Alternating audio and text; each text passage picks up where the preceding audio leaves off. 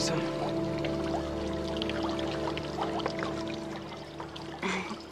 Hey, Chad. Hey. You know the prom? Well, we could go. You and me. Together, you know. That would be lovely. I'll call you. About the time and stuff. Thank you, Chad. I know it will be a wonderful evening. Yeah, whatever.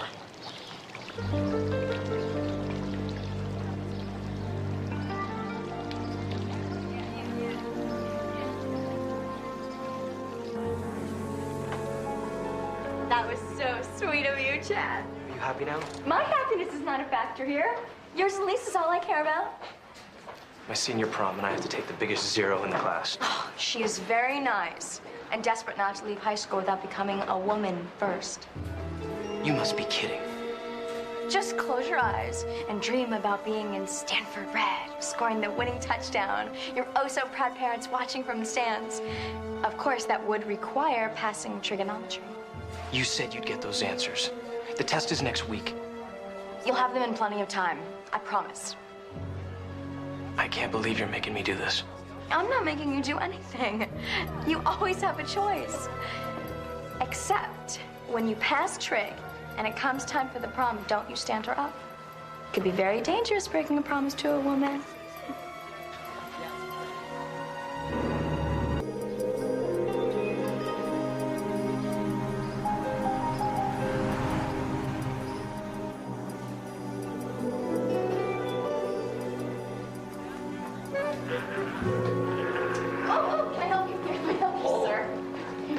I guess the answer to that is yes, you certainly can help me. Thank you. You're welcome. Oh, you got a lot of stuff here. Well, I'm teaching a module starting today. I think maybe I'm over-prepared. You must be Dr. Sloan from Community General Hospital. Yes, I am. How did you know? I'm taking your class. I'm Noel. Hi. We are so looking forward to your lectures, Doctor. Well, I just hope I can live up to Norrington Hall standards. No problem. Our students love a good intellectual debate. Debate? Oh, my 3rd grade teacher brought one of these to class. It's a nice touch. Noel? Oh, here. This is our room. I'll be in a minute. Thank you very much. I heard about you and Chad. I'm so happy for you. I can't believe it. How did you get him to ask? I think he secretly wanted to get together anyway. And then, you know, when I told him how you felt. Oh, but now what do I do? You get a new dress and then fit right in with all the other beautiful seniors. Well, how do I know it looks good on me? I've never had a dress like that. And flowers, I mean, I'm gonna have to tell Chad the color of the dress so he knows about flowers. We will find you a dress, okay? You just enjoy this, okay? And with the increased use of the blue-green algae derivative FK507, organ transplantation has reached what a lot of people believe is optimum efficacy. Any questions? I do, Dr. Sloan. Yes, and you are? Kelly De Niro. Kelly? Okay, I was wondering, isn't the real issue here vis-a-vis transplantation that of vital versus non-vital organs? Well, that has been a subject of debate. Well, for instance, the man who had his larynx transplanted recently. The argument was raised that it was an unnecessary surgery since the larynx is hardly vital. Well, you know, if I couldn't talk, I think I would find it vital. But, I mean, it hardly meets the same critical care criteria as, say, a kidney or a liver. And is it worth the time and expense to maintain computerized waiting lists or even do the procedure? Eric Fincher, Doctor? Yes. You're actually making a strong argument in favor of cloning body parts. Cloning? That seems presumptuous as a logical conclusion. Not really. An individual's crushed or diseased larynx could conceivably be cloned to provide a perfectly matched replacement. We might even see the day when autotransplantation or autotransfusion make cadaver replacements obsolete. You know, normally these gel packs are good for muscle pain if you heat them in the microwave for 30 seconds, not 30 minutes. Hey. Some sulfadiazine and a gauze dressing. Yes, sir. Where have you been? You disappeared after lunch. Jesse, I've been reassigned. You're kidding. Who do I complain to? Nobody. I asked for the transfer. You didn't tell me you were going to do that. I didn't want to say anything until I was sure. But I like working with you. This isn't your way of trying to break up with me, is it? Of course not. I got into nursing because I want to take care of people, not just shuttle injuries in and out of the ER. Shuttle? Well, you know, this is important work. I know that. But we lose track of people when they go up to surgery or into the wards. I miss that. You miss bedpans? You know what I mean. I know what you mean. You miss knowing what happened to the patient afterwards. Exactly. I'll tell you, though, that kind of follow-through can be difficult to deal with sometimes. Meaning? Meaning that things are different in the ICU. You know, there's none of that pulse pounding, blood spurting, get me a liter of Ringer's lactate, and I mean now kind of thing. I know, but it is still critical care, and I'm really good at that. Or don't you think I can handle it? Susan, I think that you can handle anything you want. Just remember, I'm here if you need to talk. Or do other things? Bye. There is no way Allison Bradford is going to be a cheerleader. But she's so eager. She walks like a duck, has ankles like a rhinoceros, and talks like a mouse on helium. You can teach her, Shannon. You are at best. We have the finest cheerleading squad of any private school in the city. I'm not going to screw it up just because you think it would be good for Allison's self-esteem. I know. You're right. I was just making a suggestion. I was only trying to help a friend. I know you were. You help a lot of people. I just can't do this.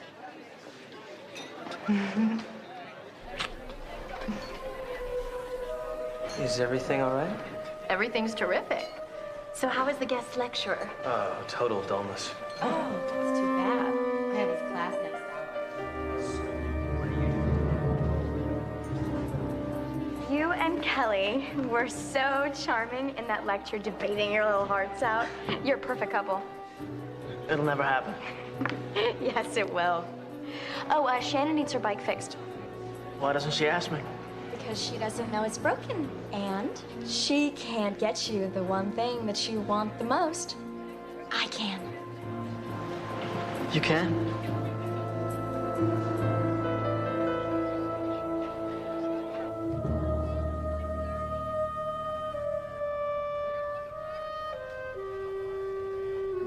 Kelly, the star of the debating team. Dr. Sloan, sorry about taking over the class that way. Oh, don't be. You did a lot better job than I did. I didn't realize the students here were so... Up on the issues? Well, I was going to say argumentative. I like that better. This is Norrington Hall. If you're not current on the issues, you die GPA-wise. You and, Eric, is that his name? Seem to be enjoying yourself today. Eric would debate his own reflection if he thought it would argue back. Sounds like you're good friends. I like Eric a lot. But, you know, there's homework and helping my parents out with the cafe and the debate team and student government. Your parents own a cafe? Not everybody has a rich father. Sit down. Put your head between your legs. Now take a very deep breath. Very slowly. Take your time. There. Okay? Oh, I'm a little embarrassed. Oh, don't be. Do you have anything to eat today? Uh-huh. Yeah. I always pack too many oatmeal cookies. No, it's okay. No, don't argue with the doctor. I'll give you another boring lecture. I know. I need to slow down and get some sleep. Mm-hmm. And I want you to come into Community General for a complete checkup. I don't have time. Sorry. You know, maybe I better take another cookie for later. Here you go. You know, Kelly, what you need to do is not skip meals. And you should arrange your schedule so you have more time to rest. And maybe schoolwork being the first priority, you shouldn't work at the cafe anymore. My parents can't afford to hire any more help. Not if they're going to put me through school. Look, thanks for the cookies, Dr. Sloan, but I know how to handle my life, and you don't.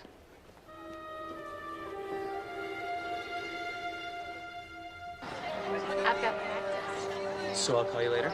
You better. Get a burger or something. Shannon will do the right thing. But tryouts are next week. If I don't make it, my life is over. Don't worry, Allison. You deserve to be a cheerleader, so you will be. You're a bigger dreamer than I am. Be patient. I promised, didn't I? and I always keep my promises. Wow, well, are you okay? Don't worry. I mean, Dr. Sloan just panicked.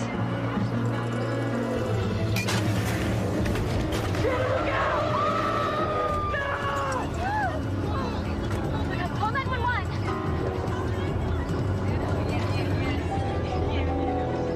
Looks like you're gonna get your tryout after all.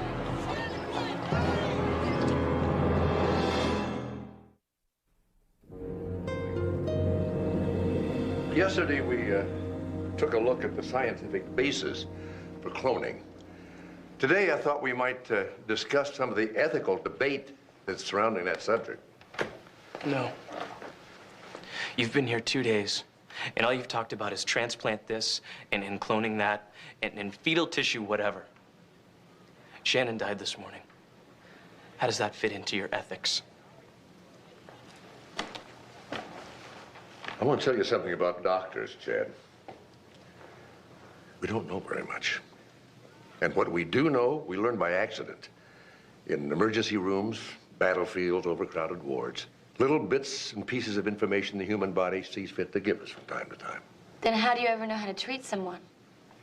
By taking those observations and really making a leap of faith that what we're seeing is true. You're talking about crossing your fingers and guessing. Real scientific. Medicine's as much of an art as it is science, Chad. And it's going to take both to give us any direction for future research and treatment. That doesn't have anything to do with Shannon. She doesn't have a future.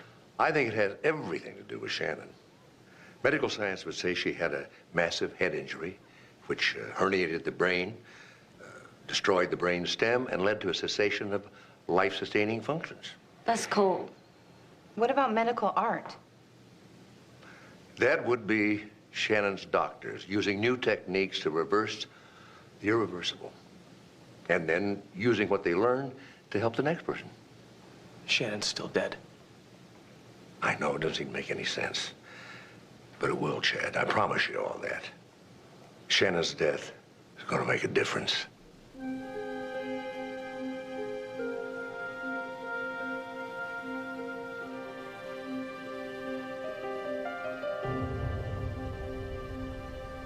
Noel, It's a sad day, isn't it, Eric? thanks to you. I didn't loosen Shannon's front wheel. He told me to. I made a suggestion. You chose to do it. Now you can choose to shed tears over Shannon Murphy or rejoice over what you're about to receive. Which do you prefer?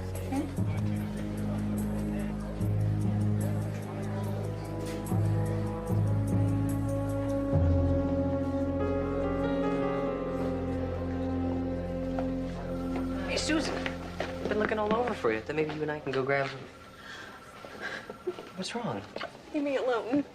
What happened? Nothing. A patient. Did you lose one? Yes, I lost one. Are you happy now, mister? Follow through can be hard. Hey, stop that. Come here.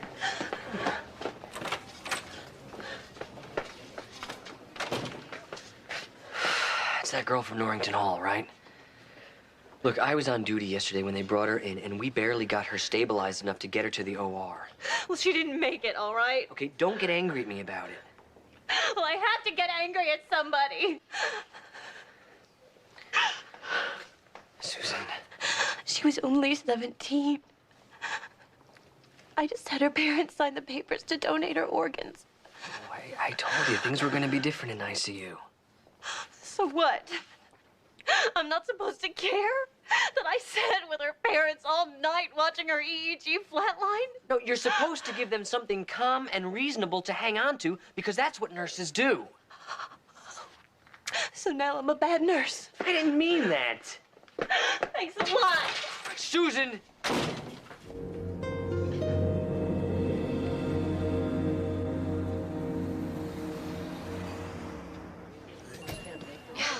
George, what are you doing looking at a menu? You've had the same thing every day since I was 3. Dr. Sloan. Hi. Hi, would you like to see a menu? No, thank you. You know, I came here to see how you're doing. And? You look fine. I like to stay busy. Well, I'd never doubted that. It's gonna be hard leaving here. I bet when you go to Berkeley, isn't it? My parents have worked hard to get me there. I'm gonna do everything I can to make them proud. Dr. Sloan, hi. Hi. Thank you for trying to help in class today. Well, I'm not sure it did much good, to tell you the truth. You never know. Kelly, we need to talk about those homework assignments you want me to pick up for you. I hope tomorrow goes as well, Doctor. Thank you, Noel. Well, I'll let you two talk. Bye. Isn't it nice to know a teacher cares for once? I really do appreciate you helping me with those assignments, Noel. But you know I didn't even ask for that. Oh, you're welcome.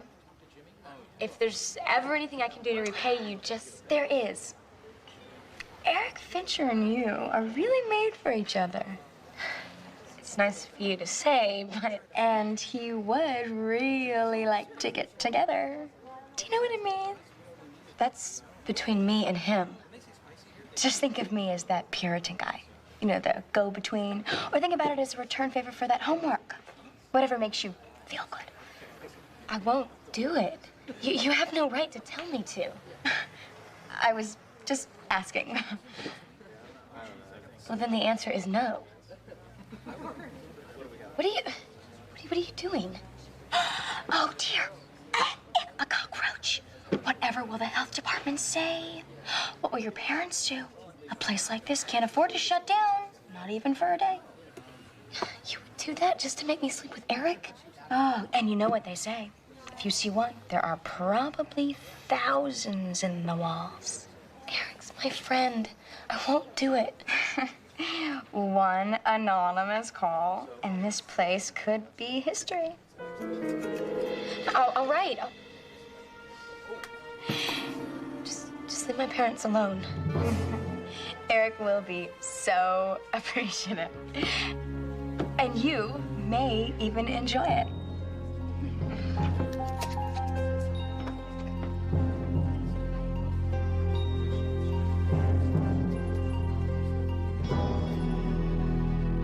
The heart is dilated and pale, consistent with ischemic heart disease and cardiomyopathy. Hey, Amanda, can I, I'm sorry, you're busy. I'm never too busy for you.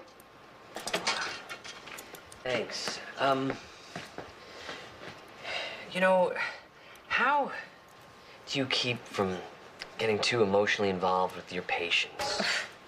Well, Jesse, all of my patients are dead, so getting emotionally involved isn't really even an option. Oh, yeah. You having trouble with a patient? Me? No, it's, Susan. Susan Hilliard? I wouldn't worry about her too much. She's one of our best ER nurses. She was until she got herself transferred to ICU. She wants to become more involved with her patients. And so she's lost sight of her objectivity. That's what I tried to point out. She didn't want to hear it. No kidding. You know how I told you I don't get involved with my patients because they're already dead? You see, actually, I care a great deal. Heart weight 15 ounces. I care enough to dig around inside of them to figure out why they died in the first place. But you don't break down every time one comes in here. Well, and neither do you in the ER. I think that we prove how much we care by how well we do our job, not by how many tears we shed. And I think Susan's lost sight of that. She's forgotten for the moment. But how do I help her remember? Jesse, you have to find a way to show her that there's something beyond her own pain. Thanks, I'll try.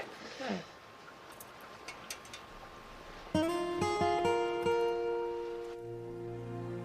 The slope is 32/79. That can't be right. The test is in 2 hours. Got 3/2. This is all wrong. Everything is all wrong since Shannon's accident. Everything's been all wrong since Noel came to Norrington. The things she makes people do. That accident, Shannon shouldn't have died. Chad's really lost without her. The quarterback and the cheerleader. What a big cliche. Except, I think it was real. Ike was so high-tech. Anything could have happened to her. I wonder if they ever, you know, got together.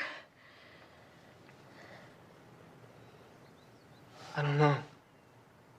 I kind of hope so. I think they cared about each other. Yeah, me too. I hope so. I can't. Kelly?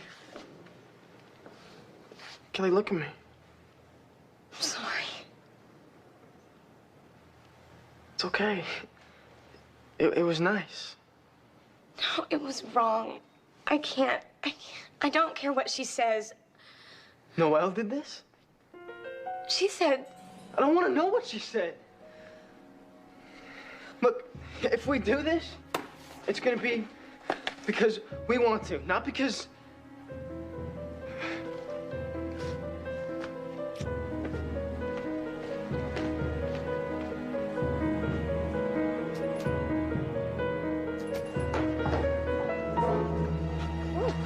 Difficult morning, Eric? How could you do that?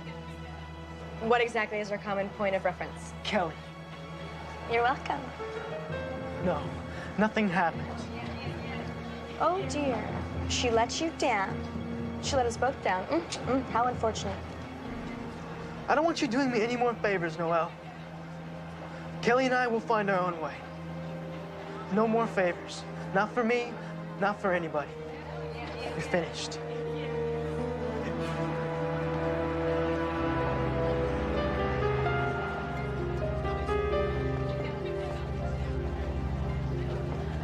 You let us all down. Eric is very unhappy, but the health department will be overjoyed. No, I don't. I'll try again. I'll get it right this time. It's all right, Kelly. It's been taken care of.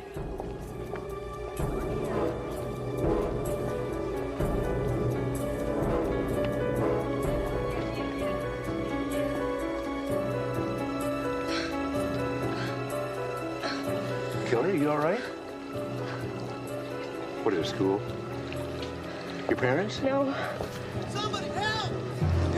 Okay, man, get up! We need help over here! No! I'm a doctor.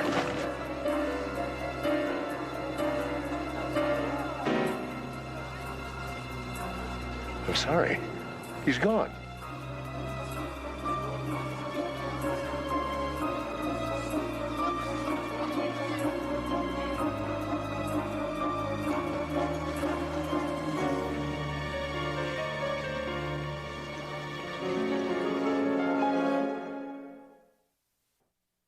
He died of respiratory arrest. No, that doesn't help us much. I know, but the mucous membranes in his gastric system show shrinkage and decay. That sounds like formaldehyde poisoning. Exactly. So I ordered a complete tox screen. We should know more in a day or two. Maybe something happened in the school chemistry lab. He wasn't taking chemistry. He was murdered. And I think Shannon Murphy was, too. Steve, could you do a background check on one of the students, Noel Landrew? You think she's responsible? What I think is, she makes me very nervous. And that makes her a murderer? Humor me. Why should I stop now? Thanks. You know, it just makes me so mad. These kids coming in here so young, all that promise wasted. I know. And 2 in 1 week. Mark, your students must think that this is a terrible nightmare.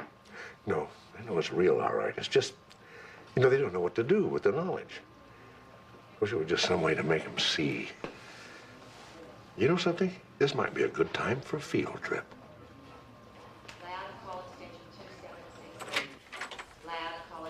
Hey, Susan. Hey, how come you haven't returned any of my pages? We are busy with patients in the ICU, or hadn't you heard? You know, let me tell you, a couple of years ago, a guy was brought into the ER. He was a young guy, about my age, and, well, he'd been in a car accident. The nurse and I, her name was Carolyn, we lost him. Then we got him back. And then we lost him, and then we got him back. And we must have worked on the guy for about an hour or so.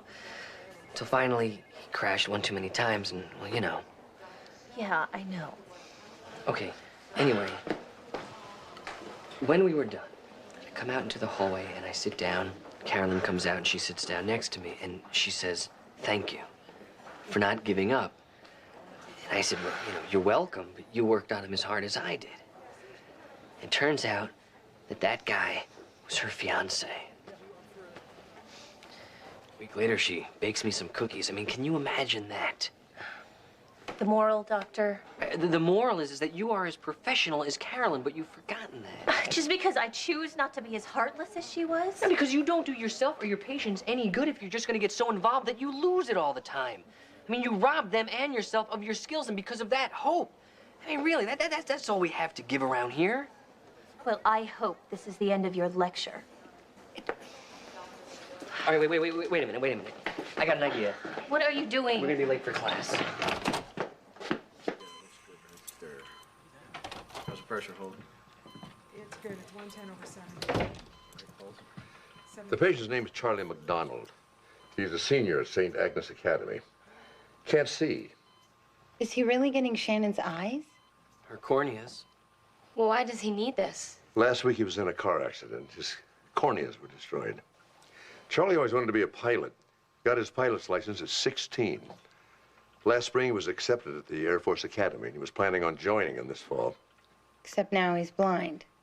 Fortunately, he turned out to be a very good candidate for a corneal transplant. So he'll be able to see again? The success rate for this procedure is very high. Good. You know, it's so good to see something wonderful come from Shannon's death. We can only hope that something just as wonderful will come from Eric's.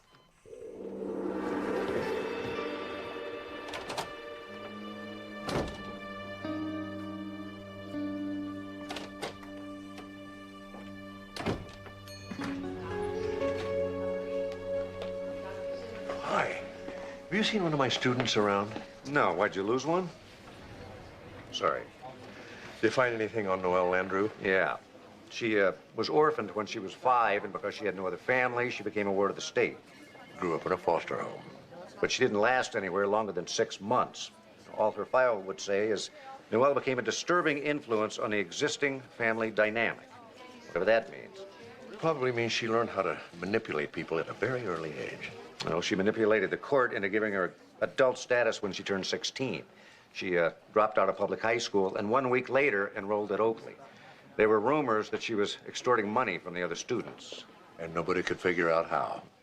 All the headmaster at Oakley would say was that it took a lot of work and a lot of counseling to put the school back together after she left. My God.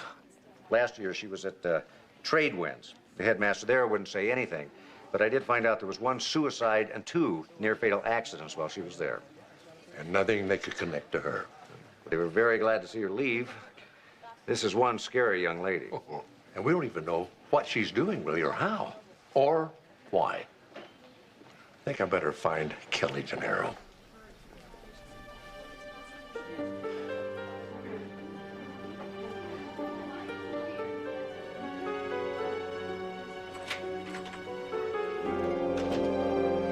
Dr. Sloan, do you think when somebody dies, that's it?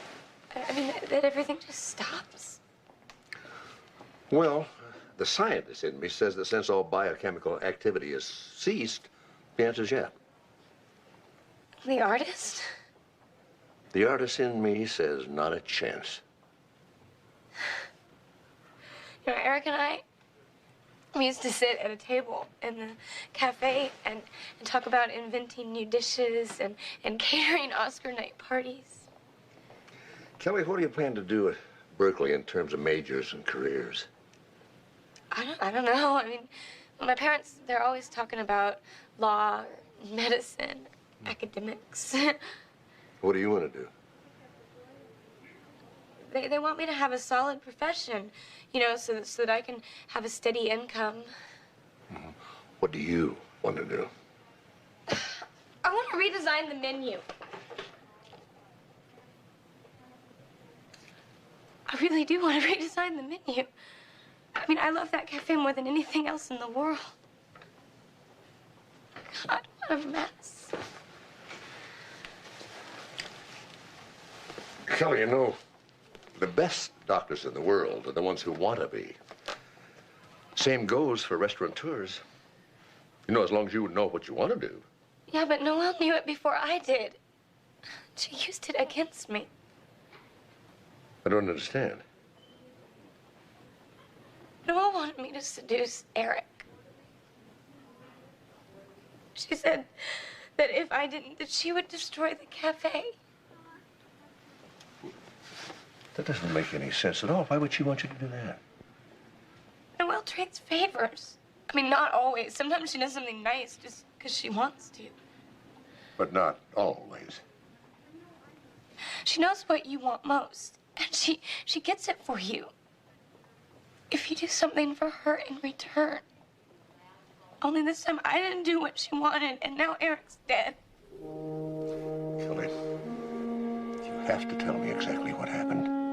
That's the only way we're going to stop Noel.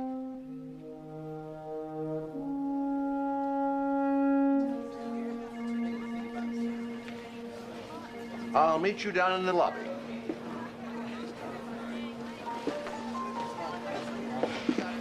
Thank you for pulling me aside, Doctor.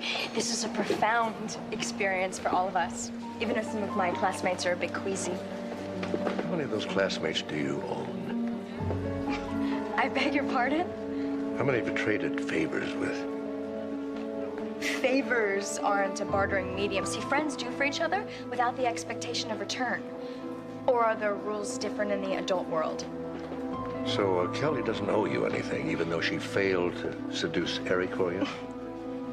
If Kelly told you that, well, then she is suffering from a lack of sleep. Between you and me, I think that she's gotten a bit delusional. You're very good, Noel. But I know what you're doing now. I think you have been working a little too hard, Doctor. You might want to consider giving up the teaching gig, you know, leave the school to the people who should be running it. I'm going to stop you, Noel. It's a promise.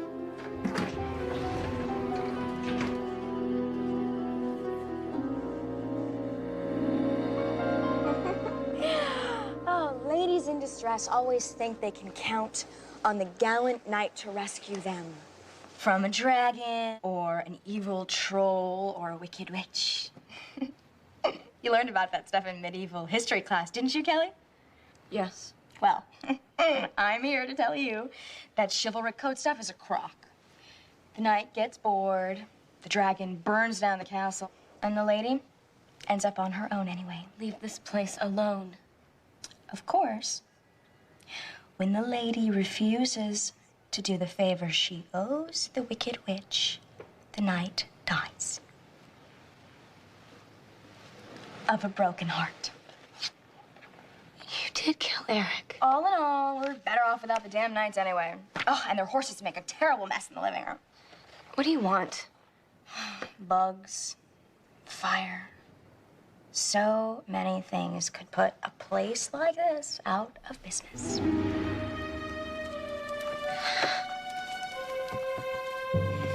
What do you want? Put a dropper full of this into Dr. Sloan's coffee. I can't. Of course you can. All you have to do is make a choice. Dr. Sloan or your family. It's not that difficult. Not even for you. There are no knights in shining armor, Kelly.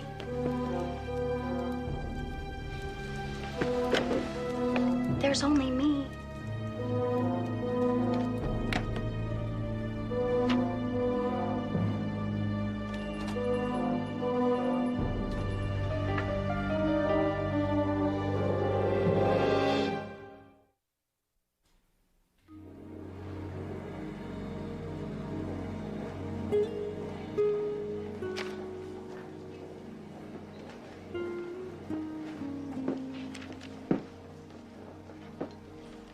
Hi.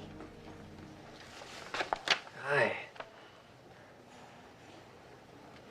I haven't seen a corneal transplant since nursing school.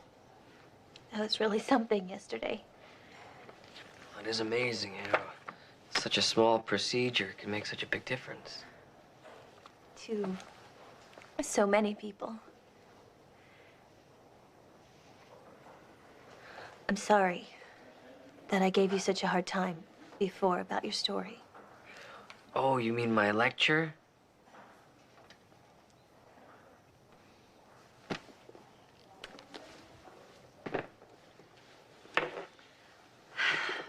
The nursing administrator's ready to kill me, but I asked to be transferred back to the ER. Are you sure? I'm not running away, if that's what you think.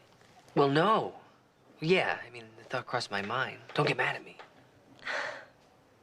How could I get mad? You reminded me that there's a difference between being detached and not caring. So you don't think that the ER is just a shuttling of people in and out? No. Besides, I kind of miss the get me a leader of ringers, and I mean now.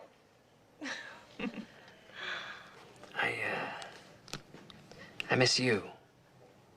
It may take a while for my transfer to come through.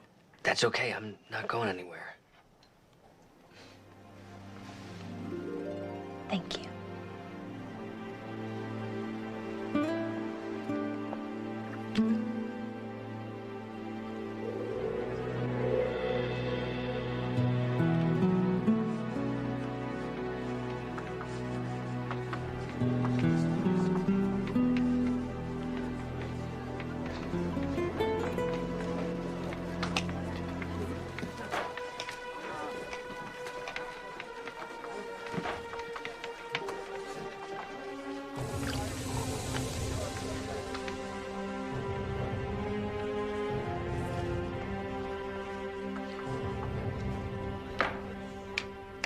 Morning, everybody.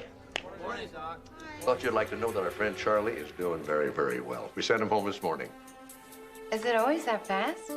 With corneal transplants, yes, it is. Very simple procedure.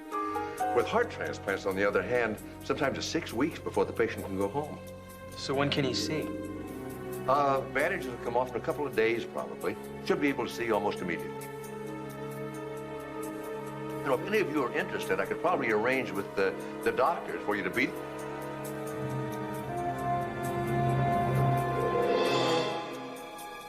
there when the...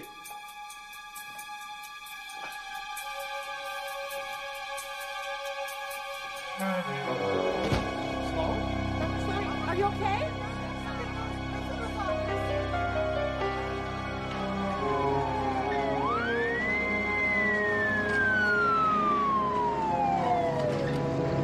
Hold it.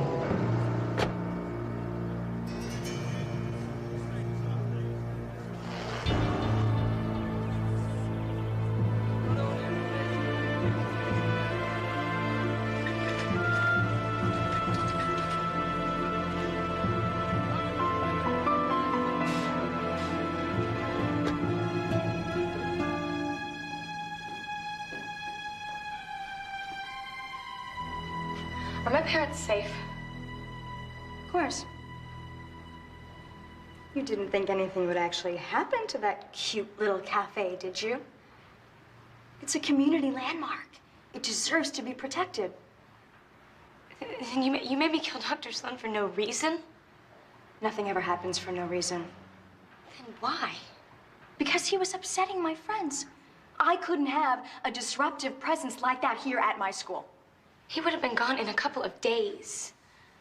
I was tired of his lectures and his little field trips, Frankenstein weirdness. What a bother. You made me kill Dr. Sloan because he was a bother to you? I didn't make you do anything. You had a choice. We always have a choice. Did Eric? Of course. Too bad he became a bother, too. You know, he actually threatened me for helping him fulfill his fondest desire. You had no right. And you disappointed Eric and me, which means that you are going to die a virgin. What a shame. What? You know, trying to think of a second favor that you could do for me in return for that homework assignment that I so graciously got for you. Unbalanced ledger sheets are so asymmetrical. What are you talking about? Your fatal accident, of course. Such terrible luck this school is having. I may have to transfer. You know, with everybody dead, this place is getting to be a real drag. Right, Kelly?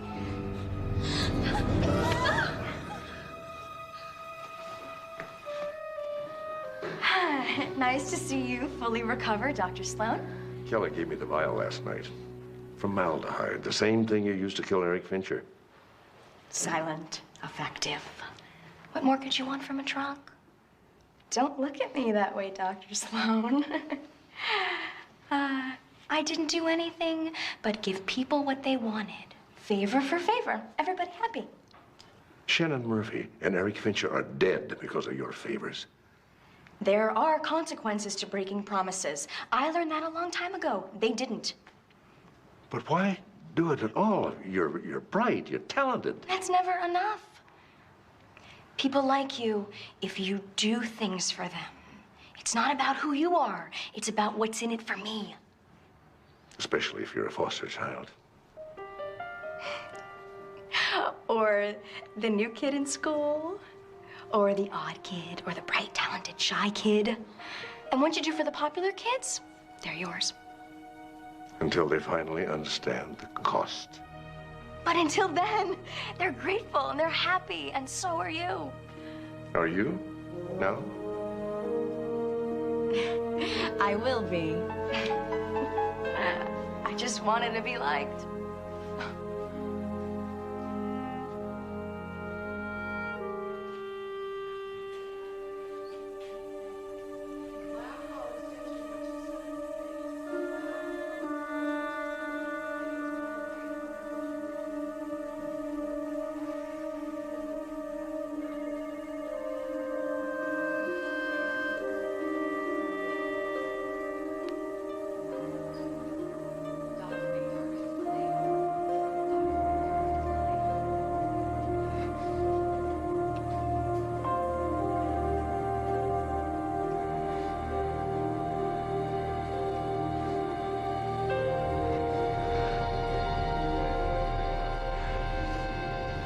You take care of her eyes, okay?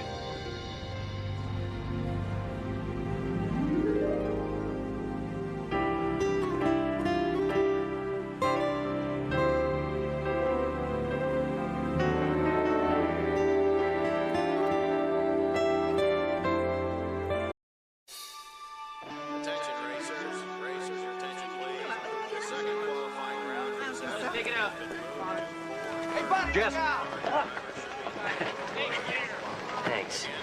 I can't believe you walked away from all this. I never made it here. Never got past midget cars and short tracks. Yeah, but you could have if you stuck with it. It was just all that excitement, big money, women, parties. It just wasn't for me, Jeff.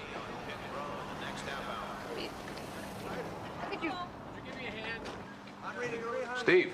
Hey, Eddie. Not like the old days, huh? No, not at all like the old days. Hey, Steve. Dad said you'd be here today. Alan? My God, I haven't seen you since... The Altatina 300. I nearly wet my pants when you won that race. Well, you were what, 7 years old? Yeah, I've never forgotten it. Alan, Eddie, this is Jesse Travis. He works at Community General with Dad. Doc. Hey, damn nice to meet you. Nice to meet you. I'm looking forward to seeing your race. Actually... Actually, Alan here's just our show driver. There's not much on the track, but he's hell on supermarket openings. This is Matt Thomas, our lead driver. Yeah, I just do publicity stuff. Yeah, Alan here reps us at all our car shows and flea markets. But maybe someday he'll get a shot at racing. Maybe. Hey, we gonna qualify today or just yak? Alan, why don't you take Steve and Jesse up to the owner's box? You anything like that guy when you raced? Only when I won. So I was a sweetheart most of the time. Next car to qualify, car 51, driven by Matt Thomas. Let's go for it. Racing out of Torrance, California.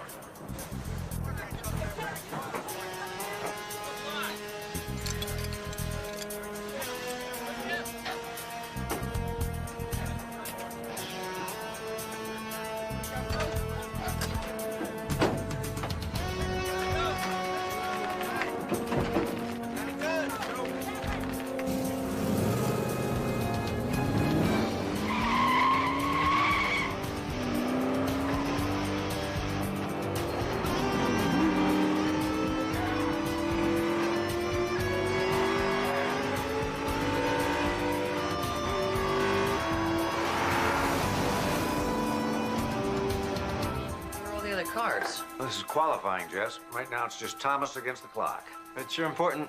They don't do well this morning, they don't have a chance on Sunday.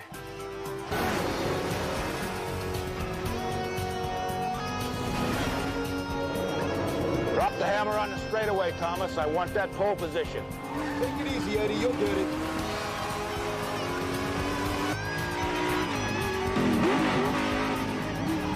She's loose in the turns.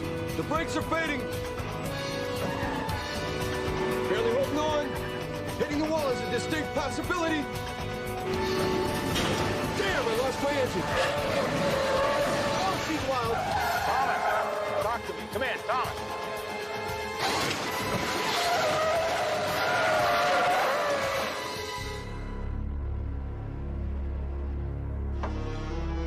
It's another reason I quit racing. Dr. Travis says there's no bone injury, just a little soft tissue damage. Your driver's going to be fine. But there is rotten luck about your engine. According to Eddie, they've had a lot of rotten luck lately. Tires, trannies, you name it, it's let us down. Could just get a break for a change. Eddie, I came as soon as I heard. How's Matt? Don't worry, Miss Egan. He's going to be fine. You know Marianne? I treated her husband a couple of years ago. Thrombophlebitis, wasn't it? Speaking of treatment, could I get an aspirin? This is your lucky day. We've got a sale on aspirin. Right this way. You know, Paul Egan and Egan Racing, I didn't make the connection. Paul loved the team, so I kept it on as a kind of memorial. However, if I'd known what I was getting myself into... Oh, I can imagine. You know, the happiest day of my life is when Steve said he gave up racing, but don't tell him I said that. Marianne, don't worry. Your driver's in very capable hands, really. Oh. Ouch! Ow! Hey. Where the hell did you get your license? One of those Caribbean diploma factories? Sorry. You know, there are no breaks, no muscle damage. I'd say your initial diagnosis of a mild sprain was right on target, Dr. Travis. Thanks. What are you, a bone specialist? I'm a pathologist. But like a coroner? Wow, what a shame. Such a pretty lady spending all her time with dead people. How about a live one tonight? I have a live one, thank you. Well, I'll say 2 years old and more energy than a... Why don't you get a babysitter? Come down to the race on Sunday as my guest. We can discuss energy. I can't drive Sunday. Yes, you can, if you're very careful.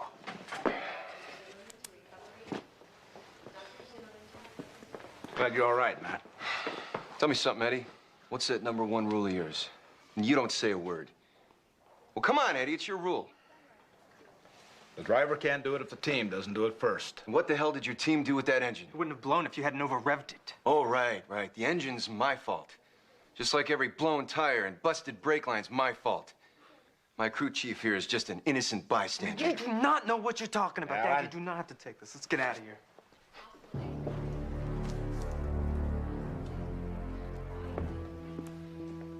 Hey, I am not the one wrecking this team. That's your new crew chief's job. You accusing Eddie of sabotaging your car? Well, if he didn't, somebody did. That engine did not blow on its own. You're imagining things. We're just having some bad luck. Come on, Mrs. Egan. Every time I get in a car, somebody's trying to bury me.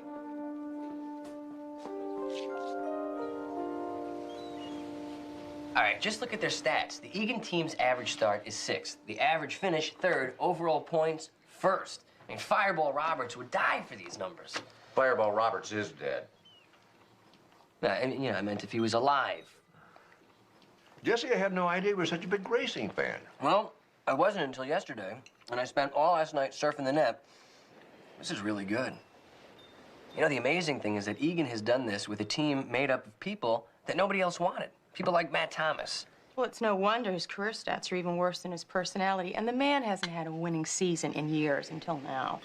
You know, I doubt Thomas would be having such a good season if he didn't have Eddie on his crew. That's right. It's Eddie Wallace's first season as crew chief, and so far he's done a phenomenal job. Not according to Matt Thomas, not lately at least. Sabotage is the way he described it. You know, I haven't been to the races since Steve retired. Might be kind of fun to see one without having to chew my nail through the whole thing. Well, maybe you guys should see it in style from the owner's booth. Hey, you don't want to come?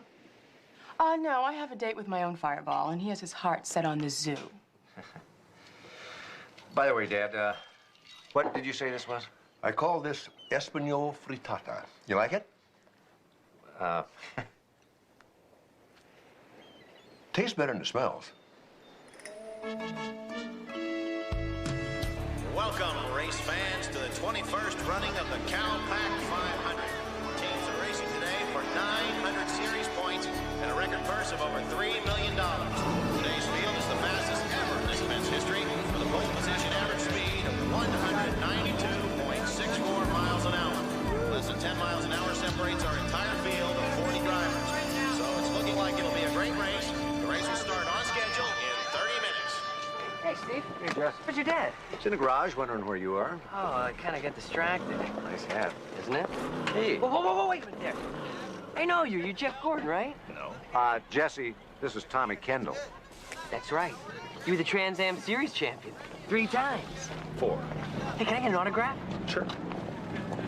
I don't have a... You got a... No. Come on over to the garage. I'll sign a photo for you and see if we can't introduce you to Jeff Gordon. Yeah. Catch up with you later. I told you gotta be the right one.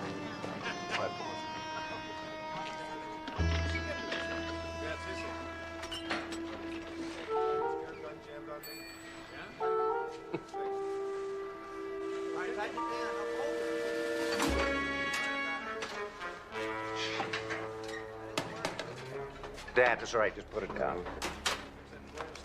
Some vehicle. Yeah, for $170,000, you can have one just like it.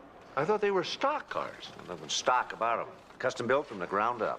Tell Alonzo I'm personally good for it. Okay. Thanks. No problem. Tough day, Eddie. Nah, not really.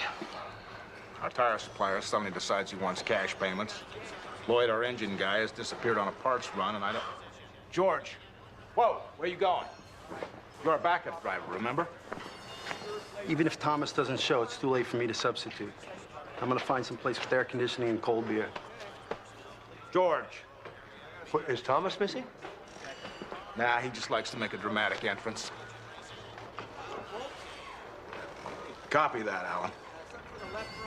Now you stay put till I say different. At least Alan's where he's supposed to be. He's up in the stand spotting for us today. Eddie? Oh, okay, all right. No, not today. Not an investment tour. Not now. Eddie, this is Monsieur Lambert and Monsieur Dupre, and they're very interested in getting involved with the team. So if you could just give us a minute or two. Yeah, I got all the time in the world.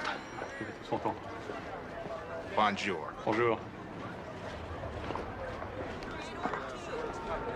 He said he liked the racing very much. He would like very much to be sponsor.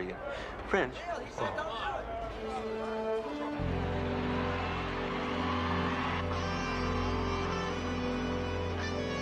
No sign of Thomas yet, Mrs. Egan. Il y a un pilote qui n'est pas arrivé, là, apparemment. Ça va commencer à poser des problèmes. Don't worry, gentlemen. He hasn't missed a race yet. You know, it's pretty exciting being up here. I don't know how I managed to talk you into giving it up. As I recall, it only took about a year, with you on one side and Eddie on the other. One of the few times in your life you ever listened to me, and I'm not so sure I was right. Oh, you were right. Hey, guys. Who wants a hat? Look at that. Hey, you meet Jeff Gordon or rob him? Oh, I met him. And I met Dale Earnhardt and Ricky Rudd, Terry Labonte. Really nice guys. Seems like they liked you, too. Oh, yeah. They even gave me an official Team Egan racing watch. It's got a little checkered flag that flashes. See? Oh. There he is. Ah, ça y est, c'est lui. Ça va commencer.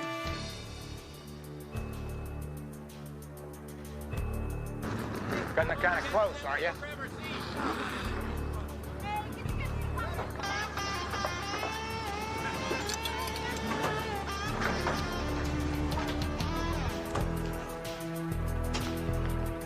Attention, race fans. Welcome to the 21st CalPac 500, where 40 great drivers are about to mix it up.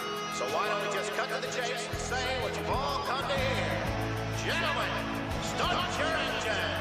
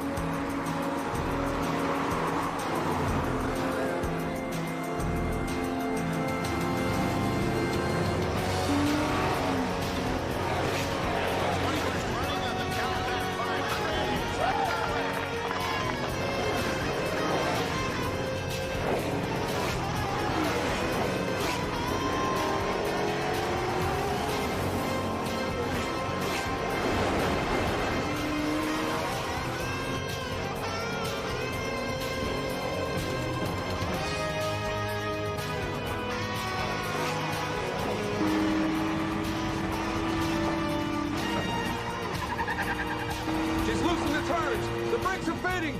Come on in the pit. We'll slap on a hot set of 4. Looks like Matt Thomas in car 51 has a problem. He's heading into pit row.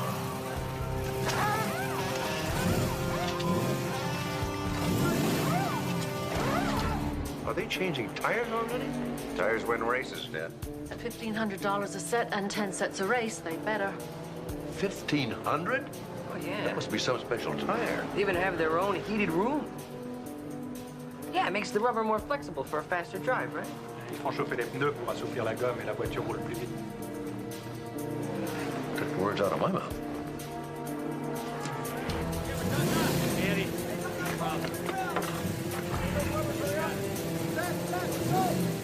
Change them all out. Check the lugs. Now, go. We're losing time here, guys. It's better than losing a tire at 200 miles an hour.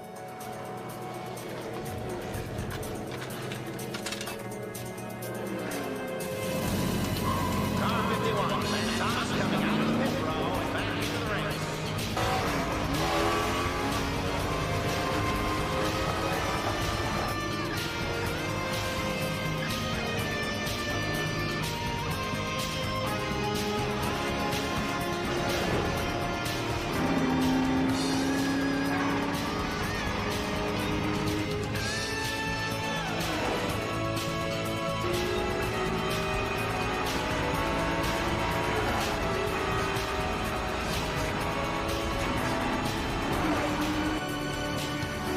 Heads up in the booth.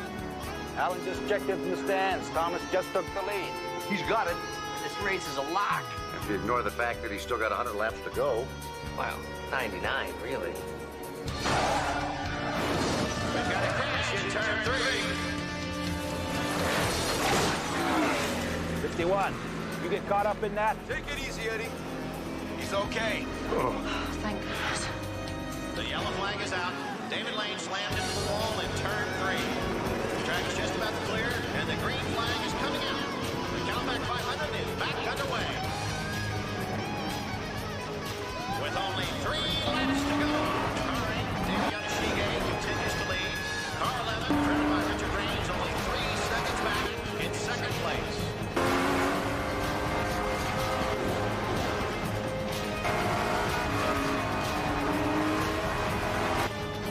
Matt Thomas passing and into second place.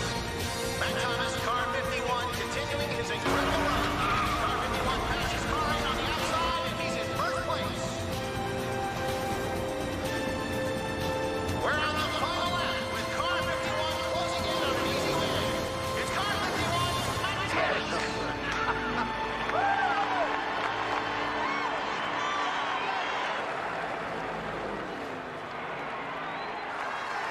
Damn!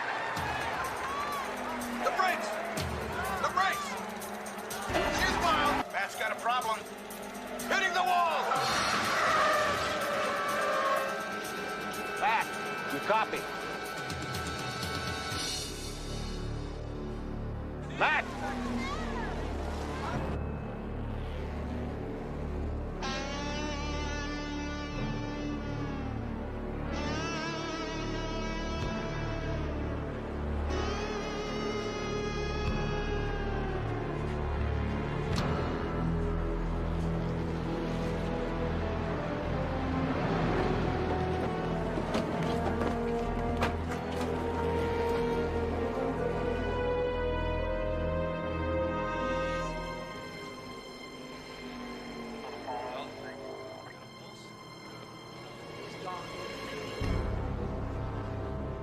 I just got the word, Mrs. Egan. Matt Thomas is dead.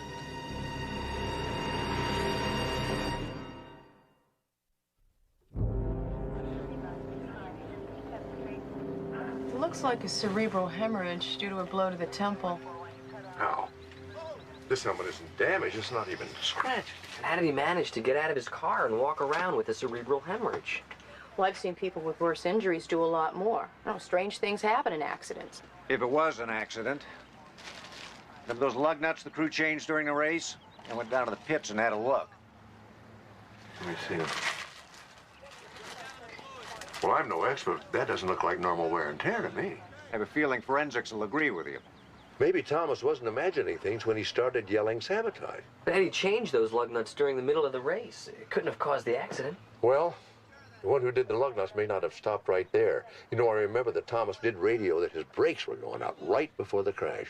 Bad brakes on a race car? That doesn't sound like an everyday occurrence. Not unless you drive for the Egan team. This is definitely beginning to look like a homicide investigation.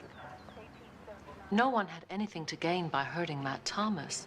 He's the one that made this season happen for us. Yeah, right. That what you think, Lloyd?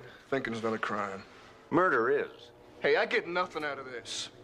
Not like Halsey. He's got a shot at being lead driver now that Thomas is gone.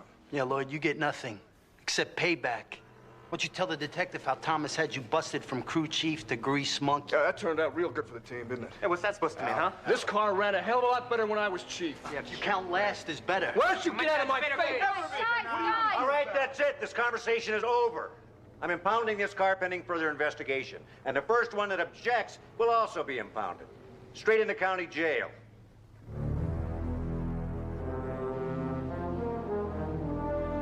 Forensics confirmed our suspicions. Someone definitely tampered with the lug nuts. Someone very determined. Yeah, when that didn't work, they went after the brakes. Forensics also says that the brakes checked out fine, along with everything else on the car.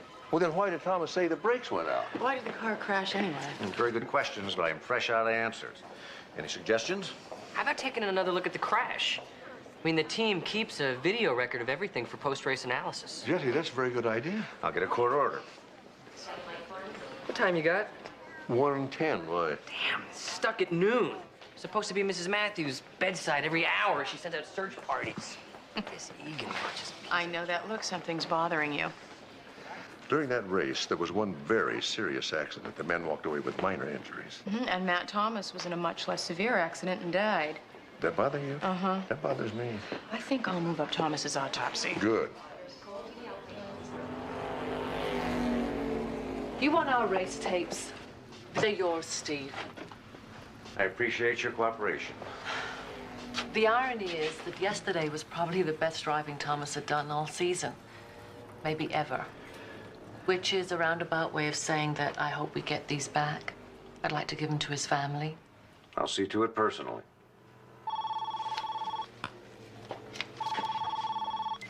Mary Ann Egan. Yes, Senor Ramirez.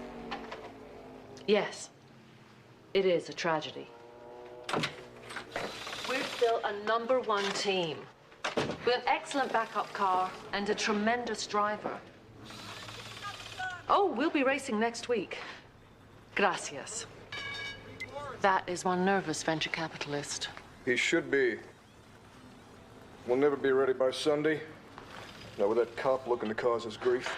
Don't listen to him, Mrs. Egan. Steve's a fair guy. He'll treat us right. I'm sure he will. In any case, it's in the team's best interest to clear this up as quickly as possible. There's nothing to clear up.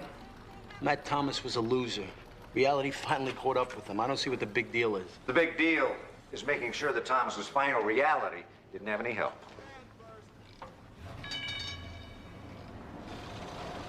Steve? How far are you gonna go with this thing? I mean, why waste time on an investigation that's going nowhere? I'm just doing my job. And my team is trying to do theirs. But you keep poking around, getting in everybody's way, they're gonna fall apart. We'll lose our sponsors. Matt Thomas lost a lot more than a sponsor, Eddie. It was an accident. The man shut it out. It happens. You've raced, you know that. So no one sabotaged his car. Nobody wanted him out of the way. Look, Steve, I've crewed on every podunk team between here and Talladega. It's taken me 20 years to make crew chief on a top-rated outfit. Don't screw this up for me, please. It's a police matter now, Eddie. I'm sorry.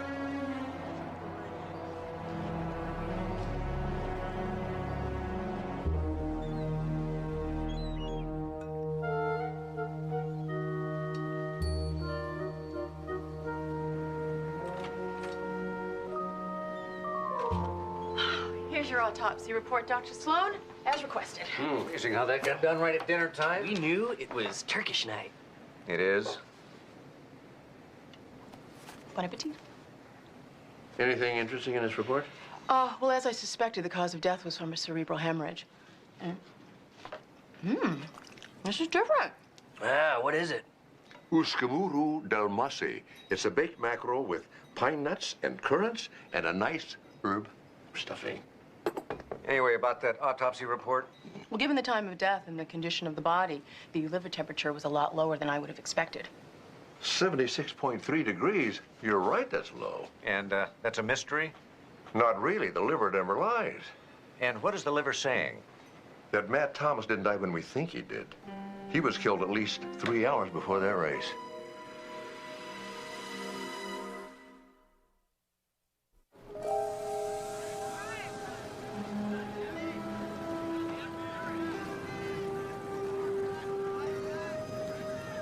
Okay.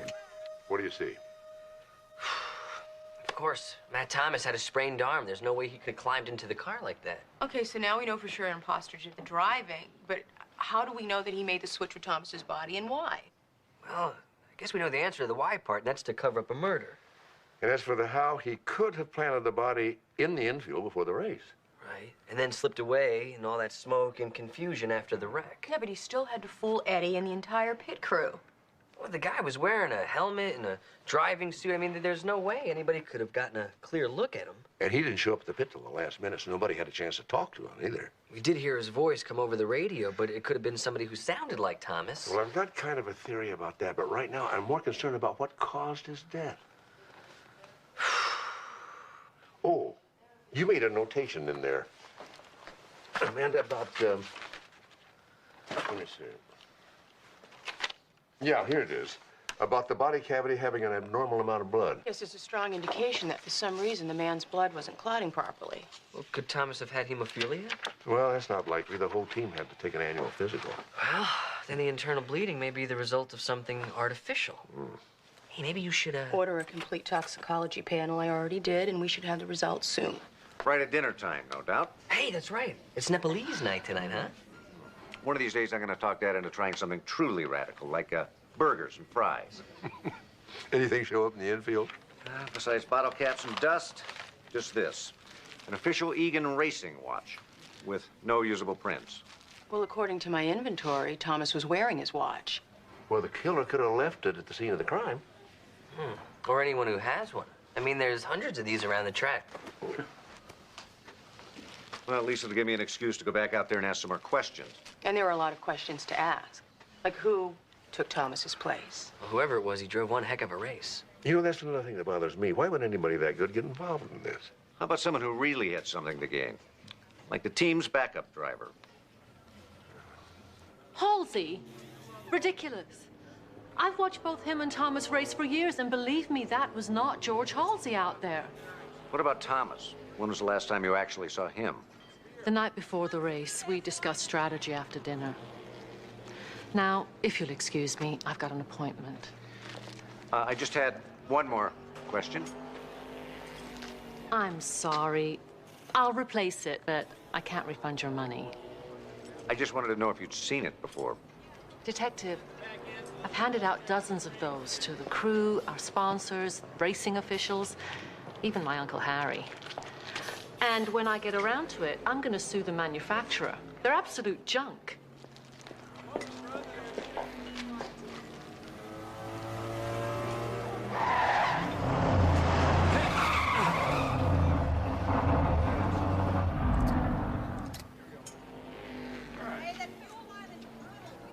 Real sorry about that, officer. Guess I'm a little rusty. Too rusty to have won yesterday's race? And what's that supposed to mean? Depends where you were during the race. Don't have time for this. Make time, Halsey. I'm investigating a possible homicide. You really think Thomas was murdered? Look, I don't want this to get around, but I was meeting with Leon Sanford. Sanford Shocks? Leon's starting a new team and wants me on as lead driver. I'll be sure to talk to Leon about that. You do that. While you're at it, you ought to check out Alan Wallace. How does Alan fit into this? If the kid knew I was leaving the team, then the only thing that stood between him and his chance to race was Matt Thomas. Your dad's completely wrong about this. That was Matt Thomas out there. The man drove that car, spun out, and died. End of story. And you were in the stands watching. Anyone see you? He was up there. Hell, I was talking to him the whole time. Well, we only got your word for that. Yeah, just like we only got your word you were on a parts run to Oxnard. What's that supposed to mean? Lloyd, Eddie, that's enough. You were a hell of a driver once, Lloyd. You got your own reason to see Matt Thomas done in out there. Matt Thomas was stupid. Not so stupid he couldn't see what a lousy crew chief you were. You smart mouth punk. Alan, back off. You too. Nice work, Steve. You got us all at each other's throats. Thanks.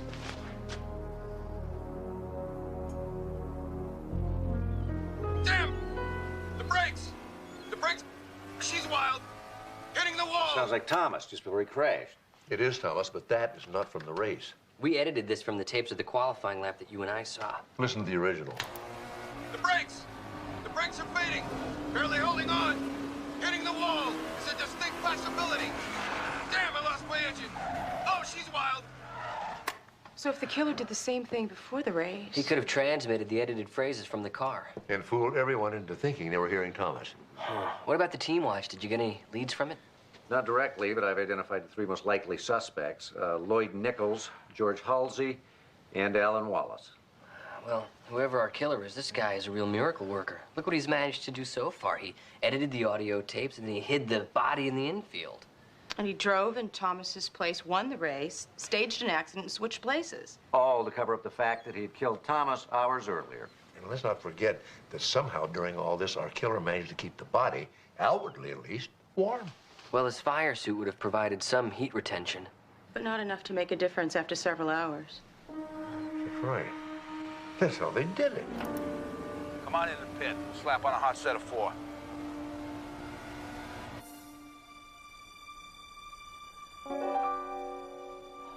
Boy, do they keep it warm in here. It's like an incubator.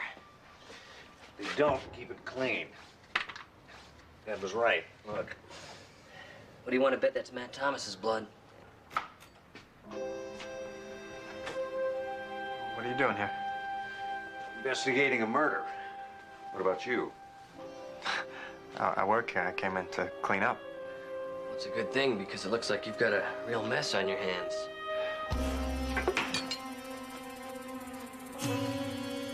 So how does it work, Alan? You bash us over the head and then hope it all goes away? Listen to him, son. It's over. Sorry.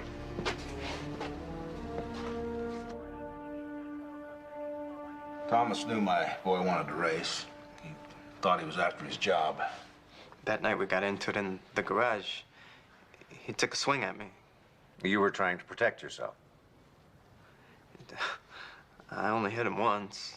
He went down And then Eddie cooked up this plan to cover it up. I thought if the truth came out, no sponsor would ever want Alan to race for them. Even if it was self-defense? With sponsors, it's all about image. I really thought we could pull it off. We figured out how to fake the radio calls, crash, everything. Everything except biology. It was Thomas's internal temperature that tripped you up. Hell, I thought it was my watch. Must have dropped it out there when we took the body out to the infield. Cheap piece of crap. Sloan. Mark, I just got the toxicology report back. Uh-huh. Oh, good work, Amanda. Thank you. Dad? Yeah. What Eddie and Alan say is true, except for one thing. Alan is not responsible for Thomas's death. But I hit him. You didn't kill him. The only thing you two are guilty of is covering it up and framing yourselves for murder. The real killer's still out there.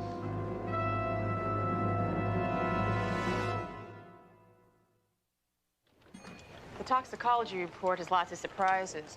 Full anticoagulation presented with a prothrombin time of 40 seconds, activity less than 10% INR of over 10. And in English, that would mean? Well, Thomas ingested a large dose of warfarin, a blood thinner.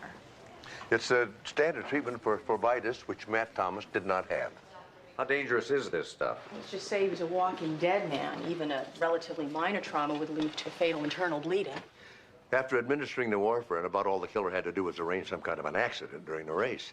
And it would look like the crash killed him. Well, that explains the sabotage lug nuts. Except the murderer wasn't anticipating that Thomas was going to get in a fight with Alan before the race began. Now, all we've got to do is figure out who had the motive, who had the opportunity, and who had the knowledge to sabotage that car and poison Thomas. Torque, 611. Oil pressure, 70 pounds.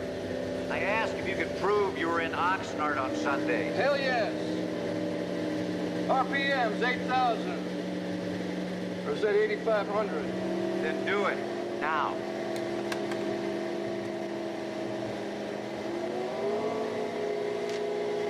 Gas, hotel, dinner, breakfast, all with a date and timestamp. Team rule. You gotta do that or you won't get reimbursed. 2 engines in 1 week. Are you trying to ruin me?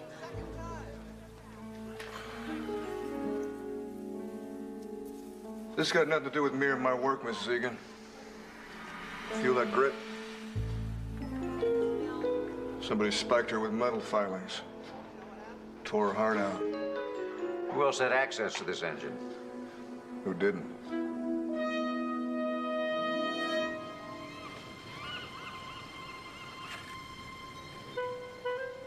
There's one thing consistent about this case.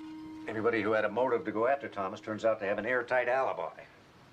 You know, that could mean that Thomas was not the target. You mean the killer was after someone else? Or something else, a whole team. That would explain the sabotage continuing like that. But that doesn't make any sense. The team was about to go bankrupt. Yeah, and why kill Thomas? Do you think the competition wanted to get rid of him that badly? I don't know the answer to any of those questions.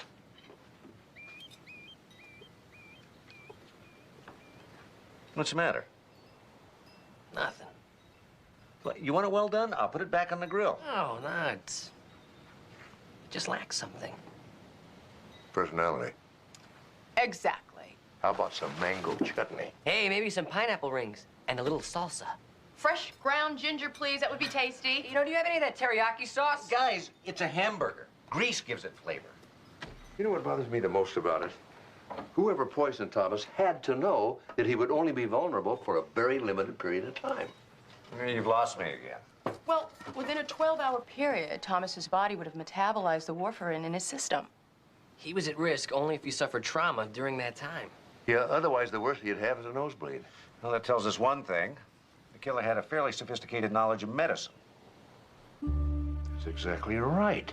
Of course. Very likely only one person could have killed Thomas. Of course, now we got to figure out the why. Come on, Lloyd, we're doing okay. Yeah, all right, hold on now, hold on. Winning last Sunday makes no difference. Still got no crew chief. Got no drivers. Hey, hell, we don't even have an engine for the damn car. I say we all try to sign on with a new team while we still can. Yeah. No! You quit now. Our season's over. Our season ended when that last engine blew. Well, I thought you two were supposed to be in jail. Steve straightened things out with the DA. It's called justifiable homicide. Self-defense. That's not all Steve did. He got a friend of his down at Glendon Motors to front us a new engine.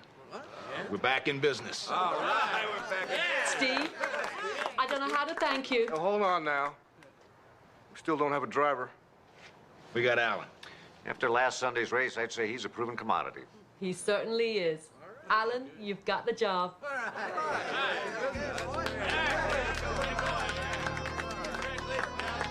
Welcome to the team, Alan.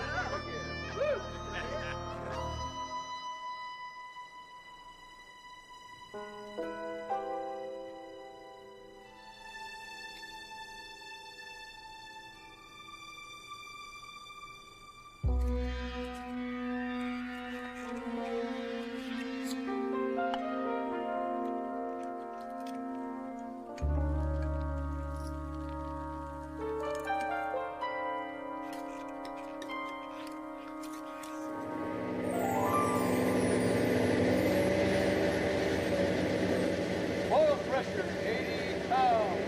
Horsepower, 700. RPM, 8,000. This baby's dynamite. If you'll excuse me, I have an appointment with some new sponsors. answers. Marianne, you don't want to leave right now. This is fascinating. We shouldn't get so close, Mark. Oh, I'm sure it's safe. It's safe, isn't it, Lloyd? 9,000. 9,500. Isn't that something? You know, the average car can maintain safely 5,000 RPMs. These precision racing engines can go 11,000, even 12,000. Isn't that right? You got it.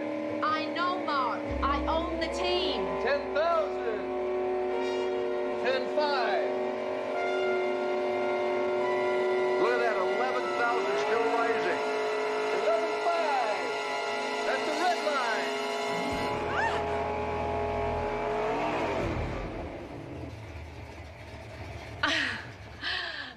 Sorry, guess I overreacted. Well, not if you were expecting the engine to blow up and pistons and rods go flying all over.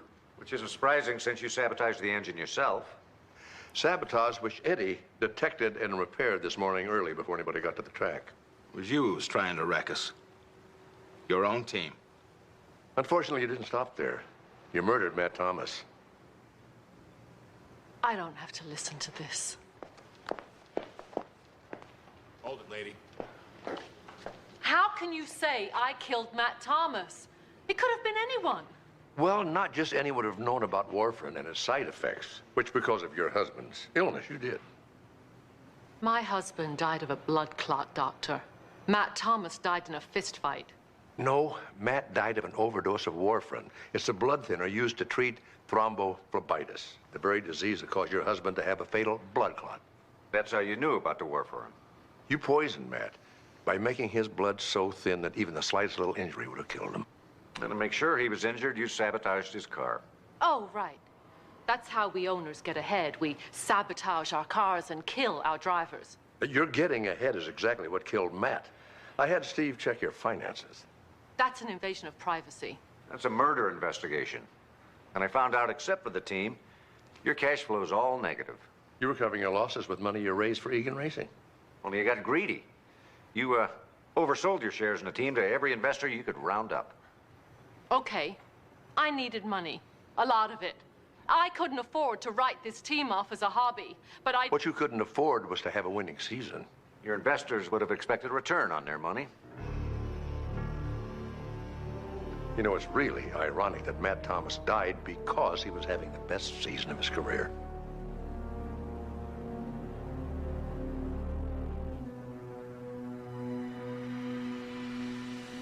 Burned out loser. Who would have thought that he would just keep winning and winning? He was destroying me.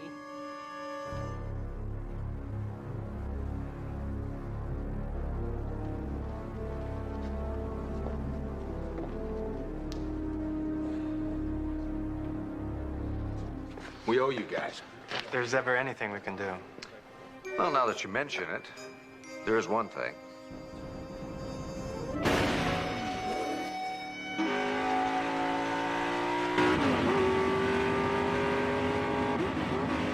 He's going really fast. Relax. You slide into those turns like a pro. All right, we're all impressed, 51. Now drop the hammer and arrow to the stripe.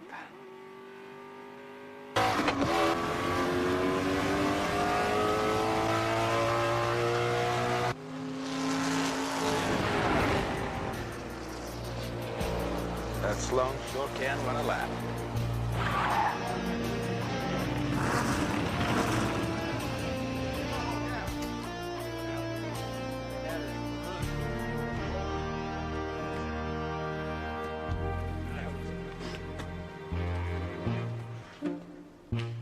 So how'd it go, Dad?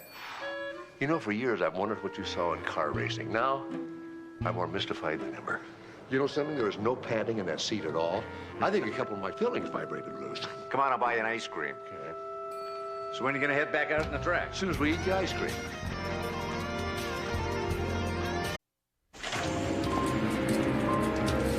What do you got, Will? 911, female, maybe 4 years old. Severe respiratory distress. Asthmatic? Don't know. She's got a hell of a fever, 105.6. Well, let's get her an exam 1. Anyone with her? Her mother should be right behind us. Okay, get an ambu bag and start the O2. Count. 1, 2, 3. Where's she? Where's Wendy? Where'd they take her? Are you her mother? What are you doing with her? Where's Wendy? Hey, listen, my name is Dr. Travis, and your daughter is right in there. She's receiving emergency breathing care, okay? I want to be with her. I know. Who's your attending physician? What? Your regular doctor. I don't know. They changed it. I think it was Grossman. Grossman? No, it was something like that. Did you call him before you came in? No, I just called 911. There's not going to be any trouble, is there? I mean, I have my insurance. See, here's the card. It's Triax Multicare Incorporated. It's through my job. I know I'm covered. Okay. Dr. Travis? Be right with you. Could I have a word with you now? Miss Pearson, you can bother me about administrative paperwork later. Right now, I have a patient in respiratory distress. You can't just go on. What? It's a 911 call, no attending physician on record. What does that have to do with anything? She's signed with an HMO. We need pre-authorization from them before we can treat the child. We can't even go beyond emergency breathing care without their approval. I am the physician in charge of the ER, right? I know, but you have to make the call. I have to call them? Stop wasting time and make the call now. I tell you what, you get them on the phone and I'll talk. Right now, a little girl needs my help.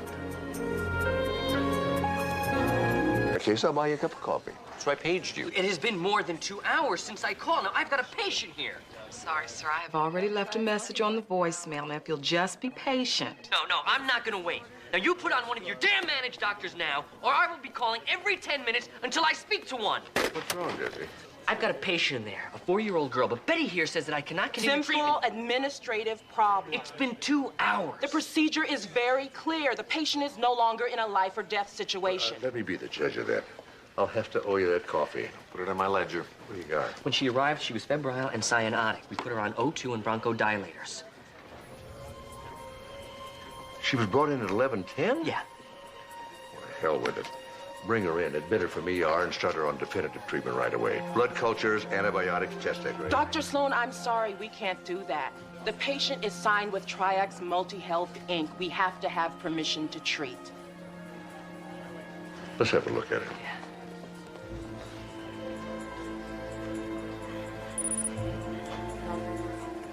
Well, her temperature's still over 103. Yeah, maybe she has a secondary infection. Could be another septic focus that's throwing her into bronchospasm. Excuse me. She's my little girl. I'm her mother. Please, doctor, do something. Do something. I've got Dr. Holbein, the MD from Triax Multi-Health, Inc. Let's see if we can clear this up.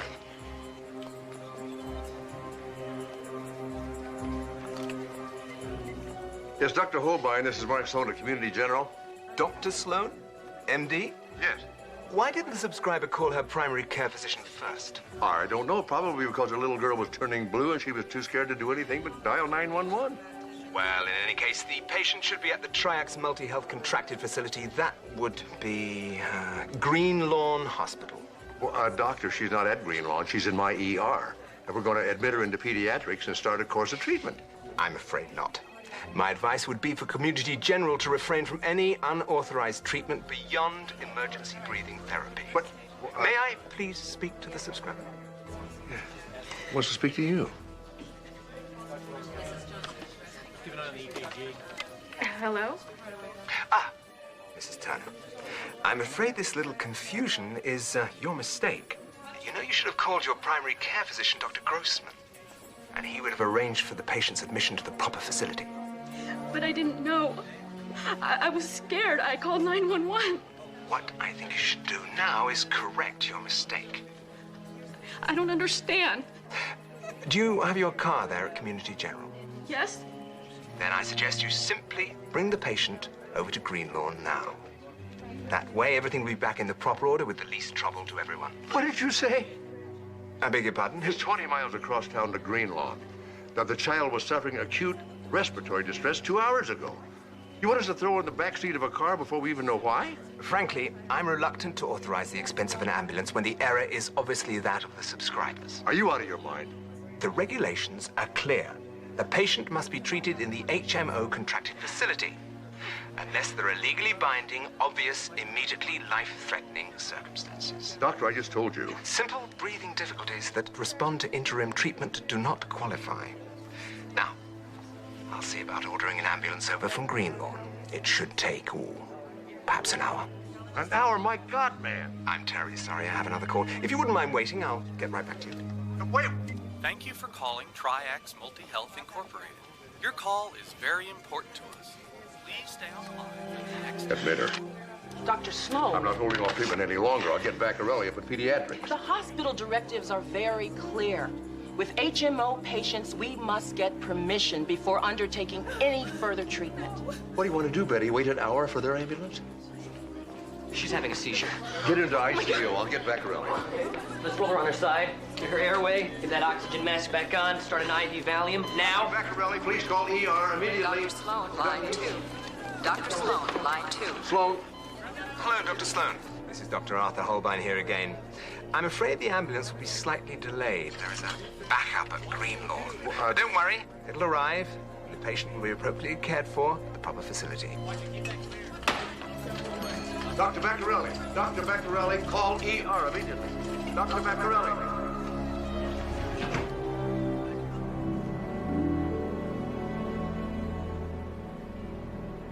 I don't know. I find that hard to believe. What exactly don't you know? Those phone calls. Betty, when I was a young intern, if you were sick, you were taken care of. If you had money, you paid, and if you didn't, you were a charity case. Well. I remember I served 3-4 years in a free clinic for the poor. Now with the docks, it was a very poor neighborhood. Mostly condos now. Do you remember how long someone had to wait to be seen in a clinic like that? I do. I grew up in a very poor family. My father was a pants presser when he could get the work. Health insurance. We couldn't afford an aspirin. I think, Dr. Sloan, your memories of those days are a bit skewed. In those days, if you were poor, you might not be treated at all. I remember my Aunt Sophie dying of pneumonia, all alone in her room. There's something to be said for today. Medicare, Medicaid, HMOs, managed care. They are a lot better than nothing.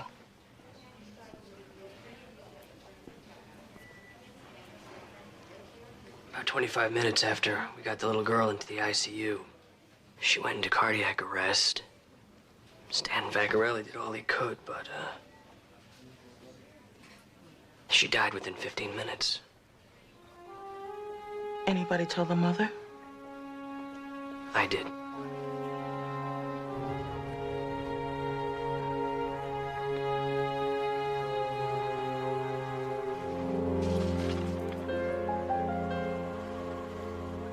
I don't believe it.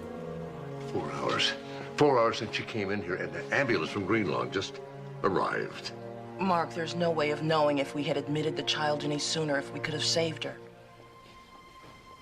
We did the right thing. We had no choice. We had to follow the protocol. Yeah. And our call was obviously very important to them. We did everything we were authorized to do. We won't have any real answers until they do the postmortem. I know we'll be vindicated. I think it was murder.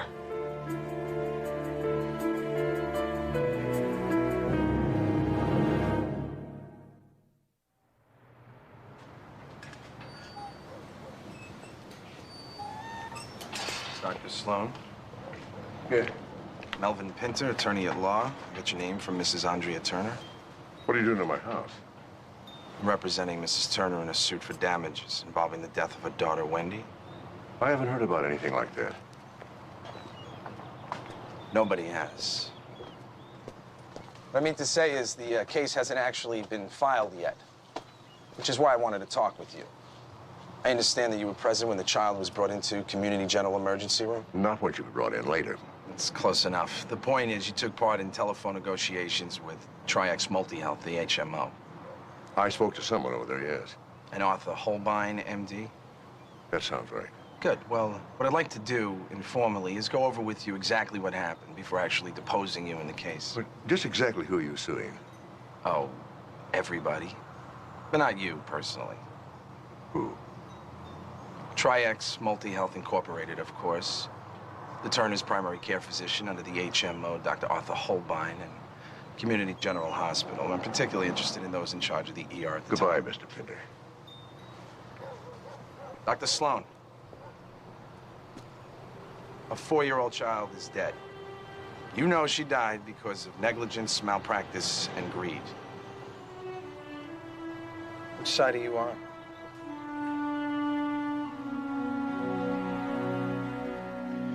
Was he killed with an 8-inch Phillips screwdriver or not? You know, he could have been killed by a long-range X-ray beam from a flying saucer, but I won't know until I can complete my autopsy, which I can't do with you hovering and pestering me. Come on, Amanda. It was sticking out of his chest. I've got a witness and I've got the weapon. What's the mystery? Amanda? I'm sorry, were you in the middle of something? No, this gentleman was just looking for a spot for his screwdriver. Don't ask. Oh. Listen, do you remember doing an autopsy on a 4-year-old girl about 3 weeks ago? Yeah, that was Wendy Turner. Right. You remember the postmortem findings? I believe that she died from cardiopulmonary arrest due to bronchospasm, and that was complicated by bacterial pneumonia. Well, I was thinking more of the time question. Do you think further treatment, say 2-3 hours earlier, would have saved her? What I mean is, was delay the cause of death? In a general way, earlier treatment is always best. I'd need to pull the file. It's tough to say what brought on the cardiac arrest. There are always variables. Yeah, okay. All right, thanks. Dr. Sloan, report to administration. Dr. Sloan, please report to administration. What was that all about? He keeps thinking about that kid's death. Tried taking him out to dinner Tuesday night. You took him out to dinner? That was a special occasion. Yeah, but he didn't eat a thing. Just kept asking himself if he could have done more to save her. I wasn't much help. Well, neither was I. Look, I can pull that file and take another look, but that's about it. So, what can I do for you, Harold? Hal. Just Hal. I think you sent for me, Hal. Yes. Well, as a matter of fact, I was just wondering. There's a bit of a rumor, you know, just a wispy sort of thing. Somebody was looking for you, certain Melvin Pinter. Hmm? Is Pinter suing Community General? I mean, directly? You didn't actually say anything to Pinter, did you? Not yet. Because, as a matter of fact, legal says there's very little chance he can sue, and as a matter of fact, it wouldn't even be a suit per se. Well, you know, a lot of these HMOs have a contractual bar in their contract against court action, so most of the time, an arbitration is the first and sometimes the only recourse. But Pinter couldn't actually win. I mean, there's so many, you know, intangibles, variables, and a kid. After all, we didn't do anything, right? Oh, that's right. We didn't do anything. We just let that child lie there in the ER. Mark, you provided emergency care and you stabilized her. After that, any delay is the HMO's fault. Nearly 4 hours went by before anything happened beyond initial inhalation therapy. Well, that's inexcusable. It's inexcusable. If anybody asks me about this in court or anyplace else, I've got to tell the truth. Of course. Just be careful. That's all. You know, we have certain interests of our own in this, right? I don't understand. The HMO doesn't own us. Why do we have to do what they say? The HMO may not own us, Mark, but HMO-approved doctors send us patients. They send us money that we badly need. I mean, look, if they continue to like us and send us cases, we can pay for what? Research projects, we can pay for experimental services, teaching, my salary, your salary. It can't be so bad that we let them tell us what to do. Mark, the old days of Norman Rockwell-type family doctors with charity clinics and even federal payments like Medicare and Medicaid. It just wasn't working. Something had to happen to control costs. What about the patients, Hal? Mark. I've been looking into this Spinter. I don't like the way he does things. Please, don't talk to him anymore. Okay?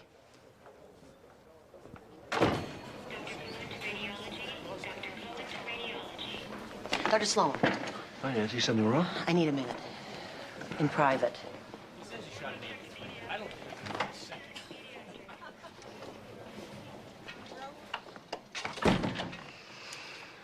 She's in her 40s. Lena Rizzoli, in room 114. She was admitted this morning for a routine removal of lipoma on her back. She was admitted for a fatty tumor removal? I thought that was all outpatient these days. Well, it would be, but this one's too deep for drive-through surgery, and it interferes with her arm movement, a lot of pain. She was admitted for 2 days. I wish you'd speak to her. Why? Well, the routine admissions blood tests came up from the lab. Now, it could be severe anemia, but when I was getting her settled, she was feeling very faint with abdominal pain. The admitting doctor came in. Well, naturally, I asked him about it. He told me to forget it. You know him? No, his name's Gould, Leonard Gould. He really snapped at me. He told me that the patient was fine and everything was under control, implied that I should know my place. Oh, I see. Mark, you know, I put in a lot of time in the outpatient cancer service. I had that lumpectomy myself 5 years ago. I remember. Is Gould still here? No.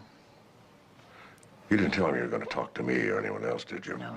You know you could get fired. It doesn't matter. The woman needs our help. You know, I wouldn't ask anybody else. Well, I wouldn't say yes to anybody else either. Well, let's see. It must have been almost a year ago. I just felt, I don't know, completely blah. Did you call a doctor then? My insurance company signed up with LifeSys Incorporated 5 years ago. That's the HMO. And you were complaining of? Ooh, I'd feel weak. Then I'd feel faint. I actually passed out a few times. I lost a lot of weight, and I had this pain in my stomach. Did you report that to the doctor? I couldn't get an appointment with Dr. Gould for almost 6 weeks. The people at the LifeSys Inc. walk-in clinic gave me pills. They said I had psychosomatic gastritis brought on by tension and depression over my recent divorce. They prescribed an antidepressant and iron supplements. Well, standard procedure. And Dr. Gould agreed. He said my anemia was improved. But I just didn't feel well. So I called people at the HMO about a specialist. But they kept sending me back to my primary care physician, the gatekeeper. Yes, that's how they call Dr. Gould, the gatekeeper. So these problems continued, huh? I asked him if I shouldn't have some other tests. I don't know what they call them. MRIs, CAT scans. But he said they were unnecessary. So for 6 months, I was on iron supplements and Prozac. And now this thing on my back, the lipoma, grew and really hurt. And that's what I'm here for. I see. Miss Rizzoli, have you ever had a mammogram? As a matter of fact, I asked about that as well. But Dr. Gould said it was HMO policy that it was unnecessary for a woman under the age of 45.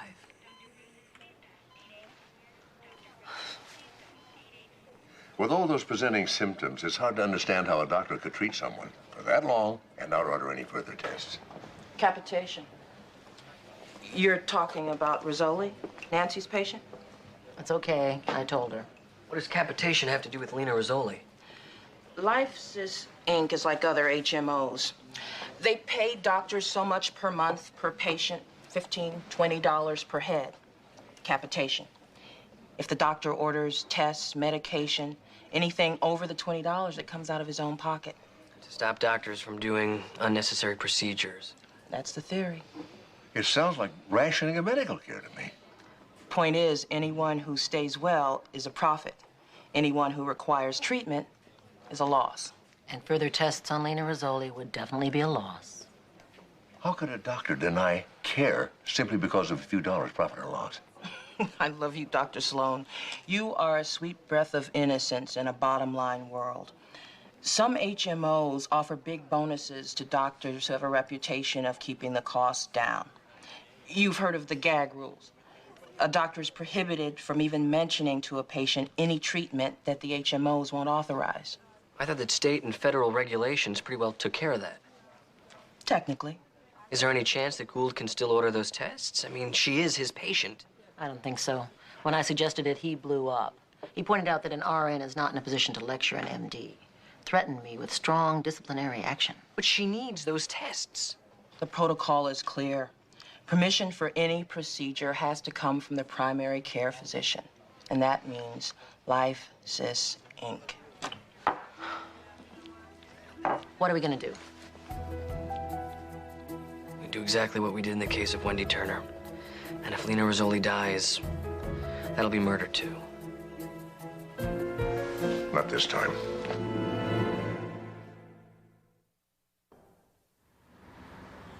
I want to know who's responsible for this. I am. Do you realize what you've done? There is no excuse for this kind of unauthorized activity. You're going to get Community General in deep, deep trouble. We've already heard from the legal department at LifeSys Inc. You have opened us to all kinds of charges of financial irresponsibility. Why did you do this? Because I'm a doctor, Hal. I swear by Apollo and Aesculapius, first do no harm, the Hippocratic Oath. You remember that? Don't patronize me, Mark. If you were anybody else, I would have you fired. I demand you get Sloan in here right now. Already done, Doctor. You may be chief of internal medicine, Sloan, but you've overstepped your authority. Ordering tests on my patient? Tests you should have ordered yourself. I don't have to admit my patients here, you know. I can always take them to another HMO facility. Well, you are the gatekeeper after all. Oh, so that's what this is all about, huh? You think this is about HMO procedure, do you? Well, you're wrong. This is bottom line, doctor-to-doctor medical ethics. Mrs. Rizzoli is admitted for routine minor surgery, a lipoma excision, and then you in Community General Hospital move in with the obvious motivation of running up enormous bills by a lot of unnecessary procedures. This is the grossest kind of ethical lapse. Dr. Gould, I am sure that we can settle this without any kind of... Well, you gonna let him get away with this? Because I'm not. We'll just see what the County Medical Society and the State Licensing Board will do. Got anything to say, Sloan? You tell me, what excuse can you make? What possible justification can you have? Microcytic anemia, positive occult blood in the stool.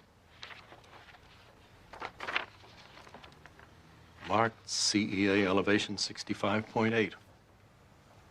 Excuse me, what the hell is going on here? The results of the test on Lena Rizzoli. The endoscopic report shows it without question. Advanced colon cancer. The pathology report in the biopsy makes it very clear the cancer has been developing for at least 8 months, widespread beyond the colon. Had the symptoms, the continuous anemia, the weakness, the unexplained weight loss, pain in the abdomen, been interpreted to call for test. When she reported it, the early stages could have been spotted, and the prognosis would have been a lot different at this point. As it is, CAT scan shows widespread metastases to the liver. We'll have to call in an oncologist. You know Malcolm McAuliffe? Good man. Probably call for cryotherapy or possible removal of the lesions. Neither one is very successful very often. Of course, chemotherapy. Excuse me, please. I think I should go downstairs and see my Mrs. Rizzoli. You think this started 8 months back? The natural history of colon cancer suggests it's been at least that long. 8 months.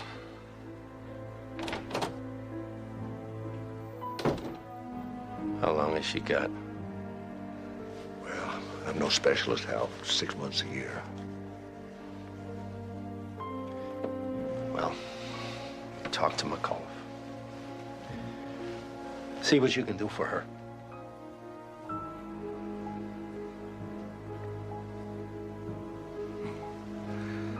Six months to a year of chemotherapy. You think LifeSys Inc.'s gonna pay for that one?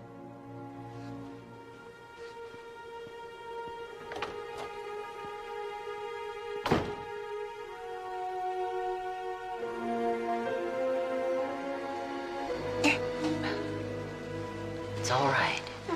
You'll be okay now. It's the chemo. There's always some nausea. 3 days. She's under pretty heavy sedation. Dr. Sloan. Yes. How you feeling? Any better? I thought it was Dr. Gould. He came to see me. I actually sort of laughed. I was thinking, where were you 8 months ago when it might have done some good? Dr. McAuliffe is doing everything that should be done. I know. Dr. Gould said he was sorry. He apologized. I didn't have the strength to feel anything particular. I told him I forgave him. Isn't that silly? Forgave him. What difference does it make?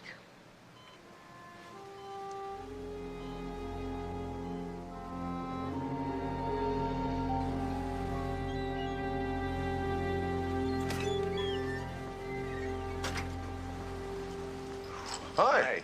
We've got some company. Dr. Leonard Gould. I didn't see a car out there. He came up from the beach about an hour ago. I think he's a little bombed. Said he wouldn't leave until you got here, so I left him in the house with his bottle. Oh. Well, you better make some coffee. High octane. All right.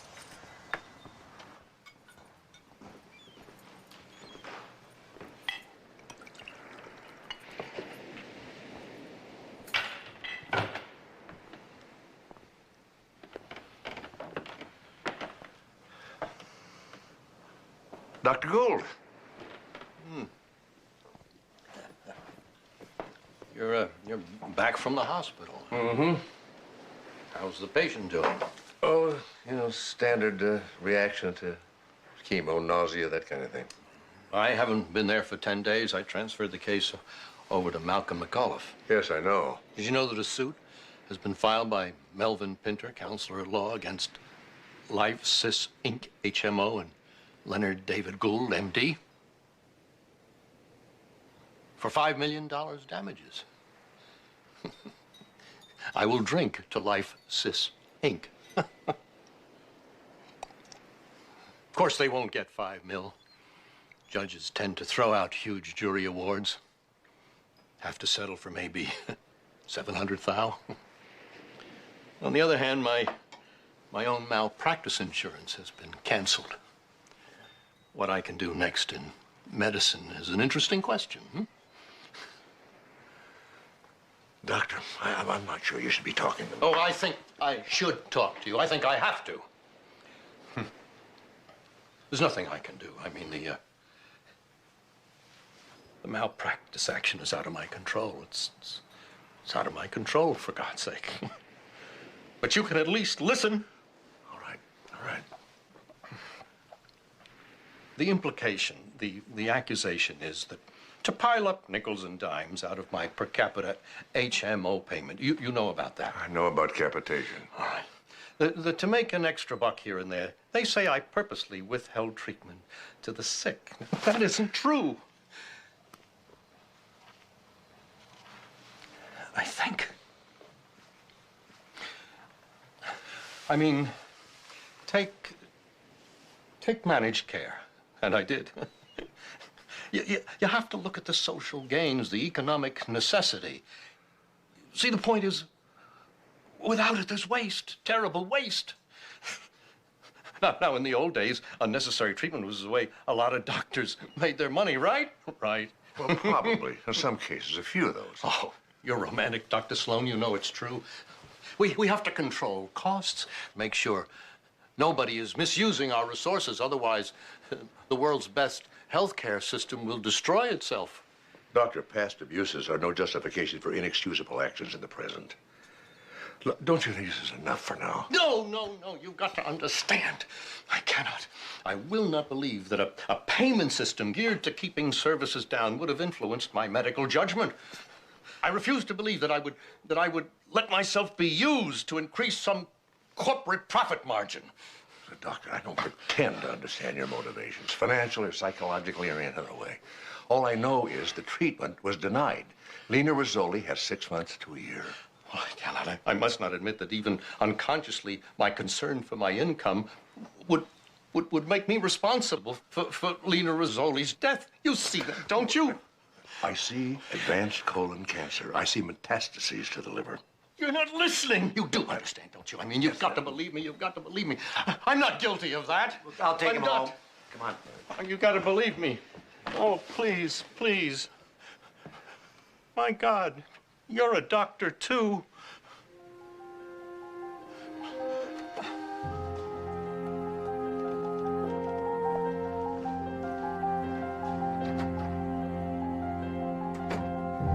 Okay, continue the Fortaz 1 gram Q8H. Charge nurse to 5th floor nurse station. Charge nurse to 5th floor nurse station. Mark. You knew you were working today. Actually, I came by to say goodbye. I've been fired. Nancy, you knew you were risking your job when you questioned Gould's diagnosis and came to me. That's only part of it. I think they also found out I'm the one that tipped off Melvin Pinter. It's a good thing they can only fire me once. Let me talk to Mr. Lomax. No, please, there's no point. In fact, they're offering me a reference and 6 months severance pay. They're buying you off. Oh, I'll let them. I don't regret what I did, but they might. I got an offer to teach in a nursing school. I like the idea of unleashing a few Nancy Rushes on the Lomaxes of this world. Oh, we're gonna miss you. I'll miss you.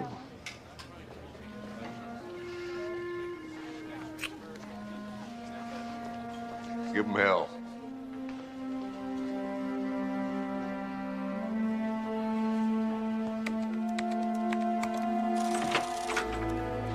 I'm sorry, Mr. Lomax. I tried to stop him.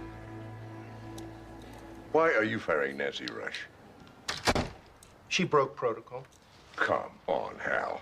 On top of which, LifeSys Inc. became aware that she was instrumental in Melvin Pinter's malpractice suit against them. They made it clear she had to go. Why? Because they wouldn't like us anymore? You know, you are not sitting in this chair, Mark. There are some very large issues involved here. For one thing, payment. On 6 months to 1 year of chemotherapy and other treatments in the Rizzoli case, probably in the neighborhood of $250,000 or more. And I'm not even sure that LifeSys will pay. Well, they won't like it even if they do. You know what the HMOs say, a quick death is a cheap death.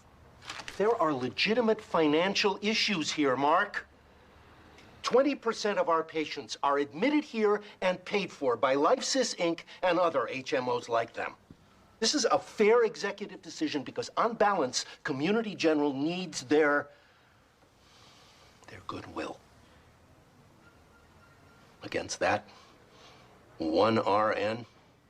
One RN who has the integrity to put the patients first. It seems to me the Community General needs her, too.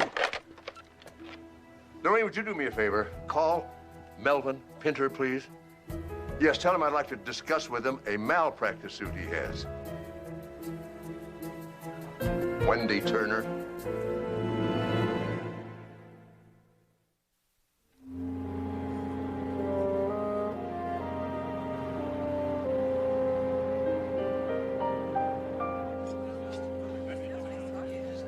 You know, they sent out to the farmer's market for the logs. No, thanks. Very fancy law firm. But this isn't yours? They won't even let me into the men's room here. Even the janitor has a degree from Harvard Law. Now, they just lend out their boardrooms for fancy arbitrations. Like today? That's right. First stage, a non-binding arbitration. You mean there's no judge? An arbitrator. Well, actually, he's a retired judge. Teaches legal ethics at UCLA Law. Don't think I'll find too friendly an ear there.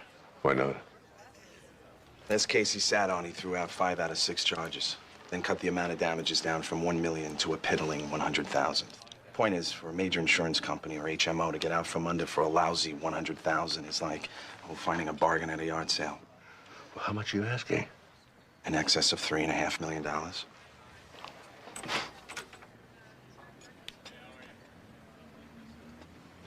Stay away from the onions.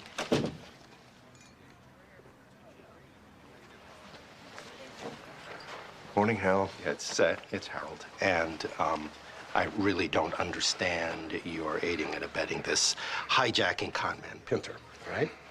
So far, I haven't noticed he's been responsible for anybody's death. Now, actually, in a way, it's not too late. For what? Well, I know you will want to consider your ongoing relationship with Community General.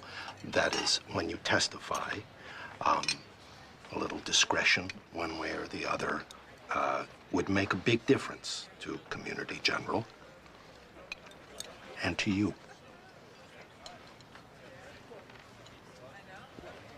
Now, Dr. Travis, I just want to get this clear.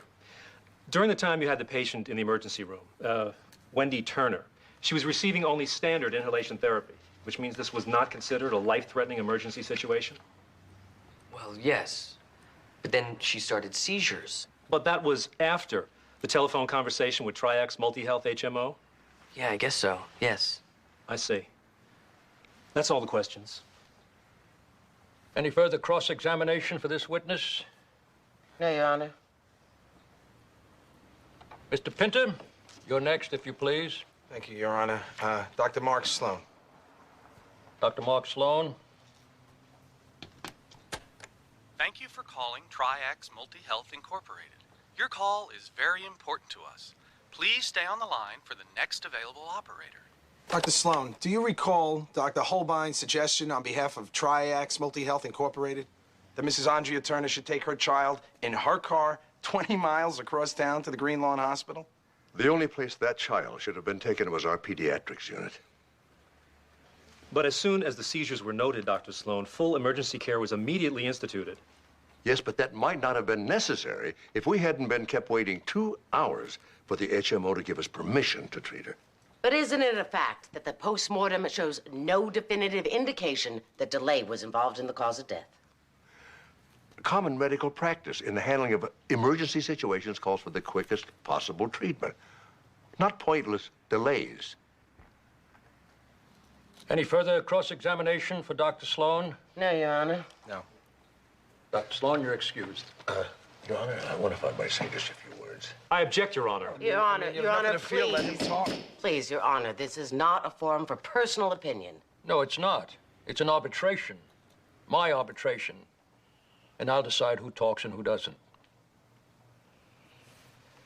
Now, Dr. Sloan, you've been sitting in that chair for the past hour, and it seems like you've been a little bit uneasy. And I, for one, would like to know why. Thank you. I'm aware that the post-mortem is indeterminate as to the precise influence of time in this child's death. Speaking from the point of view of the doctor, I only remember one thing. The clock on the ER wall. It jumped convulsively every second. Jump. Jump. Jump. I can remember the weight of the wristwatch every time I looked at it. It was 4 hours before that ambulance would arrive from Green Lawn. For that, my profession has no excuse. The key to the proper delivery of medical services has only to do with the patient's needs. The patient's needs. The profits of a corporation, the rise and fall of its stock in the market, all of the vast economic problems which have erupted out of the mountain of demands and expectations, they're all secondary to the actions of the doctor, the nurse, the clinic, the hospital, and most important to those in danger, in pain, at risk. No hospital is the equivalent of a factory or a bank or a supermarket. I'm no expert on who's legally responsible here. You're lawyers. It's your ballgame. The minutes that Dr. Travis and I spent on the telephone arguing with a computer playing elevator music, arguing business regulations as who had claim to the patient's billing and control. All that was a violation of my oath. Those minutes belonged to that little girl. Then tell me, Dr. Sloan, who is responsible for Wendy Turner's death? The HMO. Triax Multi-Health, Inc. The doctor in their office. The administrative regulations enforced at Community General Hospital. And me.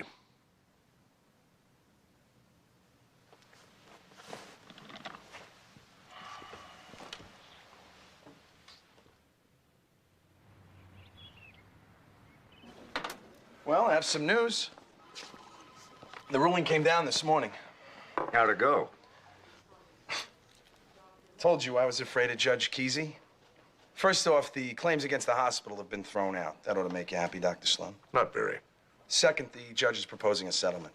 What kind? The companies, the insurance, and the HMOs have agreed to pay, but they don't have to accept any blame for any wrongdoing. They're guilty of nothing. Exactly how much is this settlement? $200,000. How does Mrs. Turner feel about it? She's not very happy. Not because of the money. I mean, that doesn't really matter to her. But Triax Multi-Health Incorporated gets off without acknowledging their guilt in Wendy's death. So you think they won? Is that it? In a way. Remember what I told you?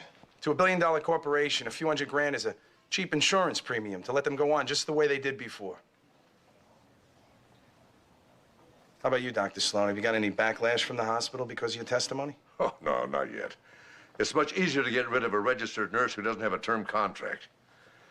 Although Lomax has stopped asking me to call him Hal. You all right, Dad?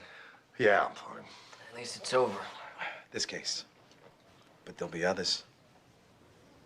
Lena Rizzoli. Oh, now that one should be easy. Of course, I'll probably have to subpoena you, Dr. Sloan. But at least the hospital's in the clear. That's great for the lawyers and the hospitals. But what about the people who practice medicine? I mean, what's the point of becoming a doctor if I can't be a doctor? If some corporation is going to tell me who I can treat and how to treat them? Jesse, there's only one rule that applies to what we do, and it hasn't changed in the last 2,000 years, no matter how much the practice of medicine has. First, do no harm. Even though they're not making it easy for us.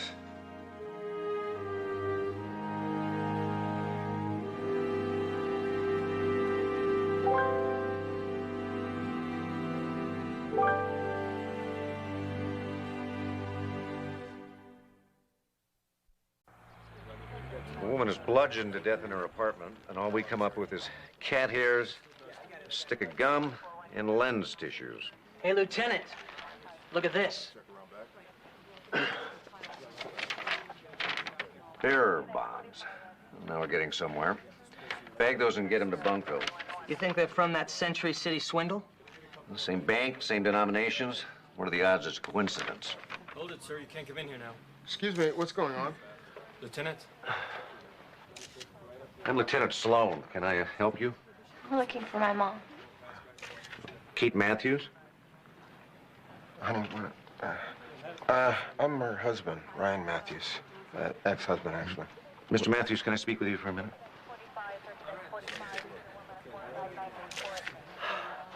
I'm sorry, Mr. Matthews, but I'm afraid your wife was murdered last night.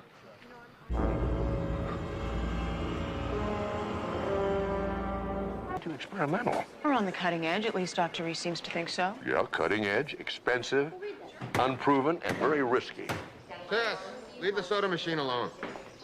This is Ryan Matthews and his daughter Tess. They're here to identify Kate Matthews. Well, the only vending machine that seems to work is in the doctor's lounge, right, Mark? Yeah, I was just going down there. I'll show Tess where it is. Sure.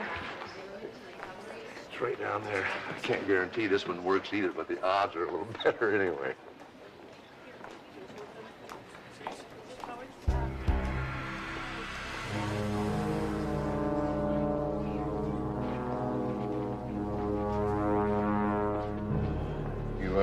Sure you're ready for this? Let's get it over with. Mr. Matthews, I need to caution you on one thing. I know. There's been a lot of damage. It's liable to shock you.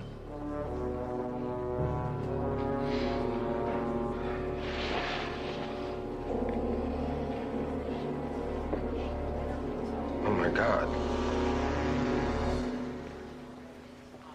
Oh, that's okay. I've got my own money. Well, I just thought I'd... You know, if you want to flip for it. Why don't we make it interesting? Double or nothing. Loser buys winner a soda and a candy bar. Tails. Okay, so I'm buying you a soda and a candy bar. I'll give you another chance. Let's flip for a soda, a candy bar, and a bag of chips. If you don't mind, I think I'll quit while I'm behind. Thank you.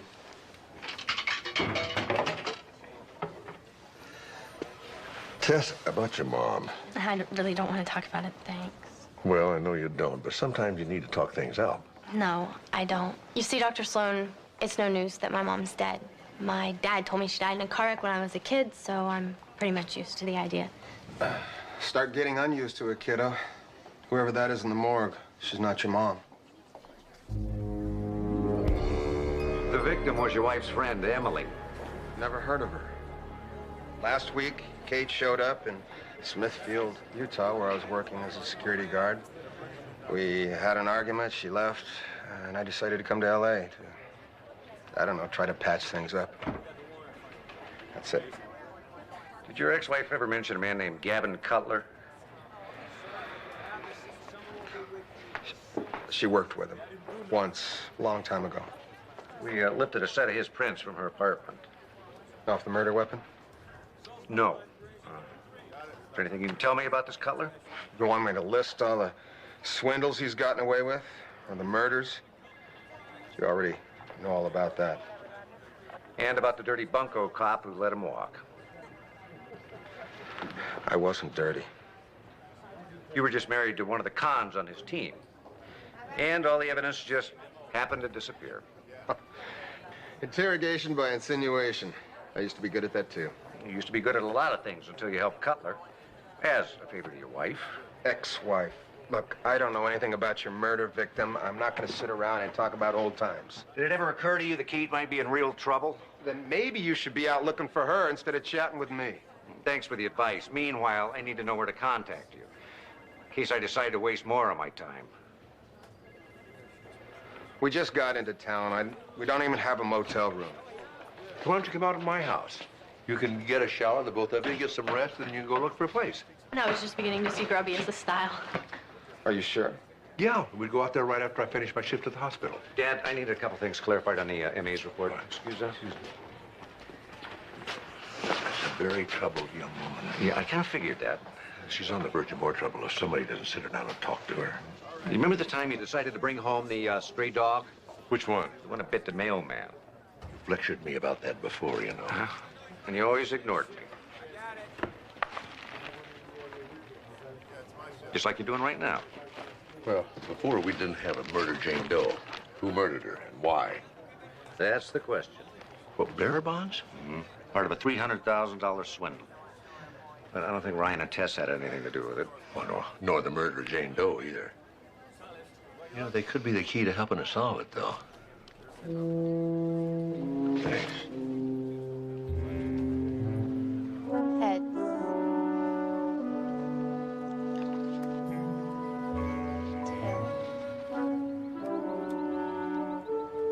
Tess leave you alone long enough to get some work done?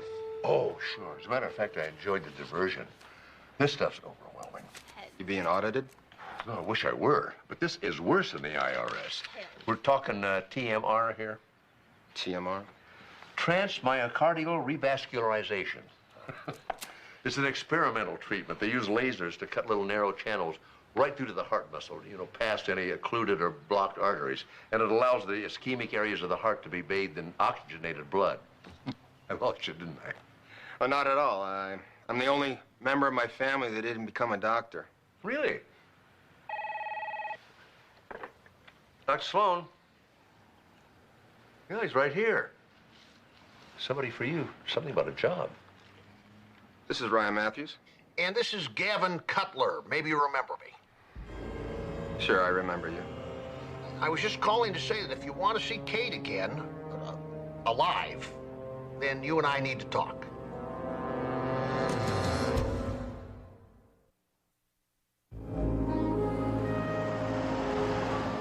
Well, if it isn't the master of the long con. You put on a little weight, detective.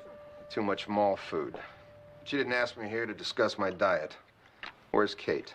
Lost somewhere with $300,000 in bearer bonds that belonged to us. Bearer bonds?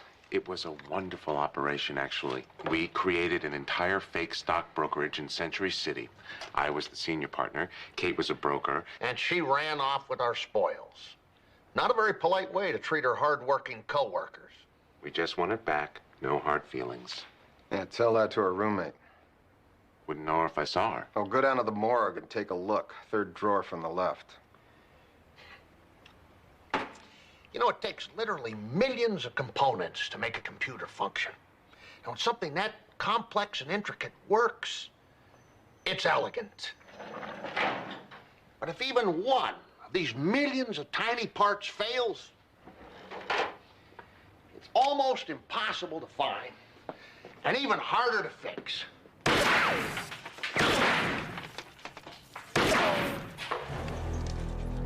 Sometimes it's just not worth it.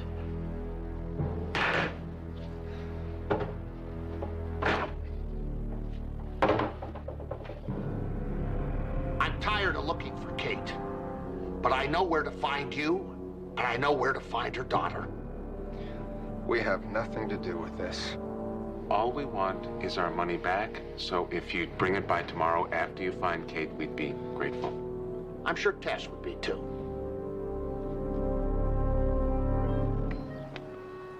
Heads. You can tell whether it's head or tails without even looking. Well, actually, my mom taught me how to do that when I was little.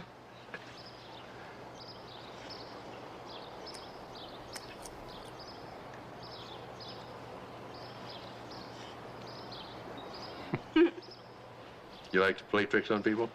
Everybody always tricks others. Can't trust anyone anyway, so if you're smart, you'll fool them before they fool you. You think the world's really that way, Tess? You just tricked me, didn't you? Come on, Tess, let's go. Did you find Mom? No, but I did find us a place to stay, and it's not expensive. Mark, thanks so much for your help. You're welcome.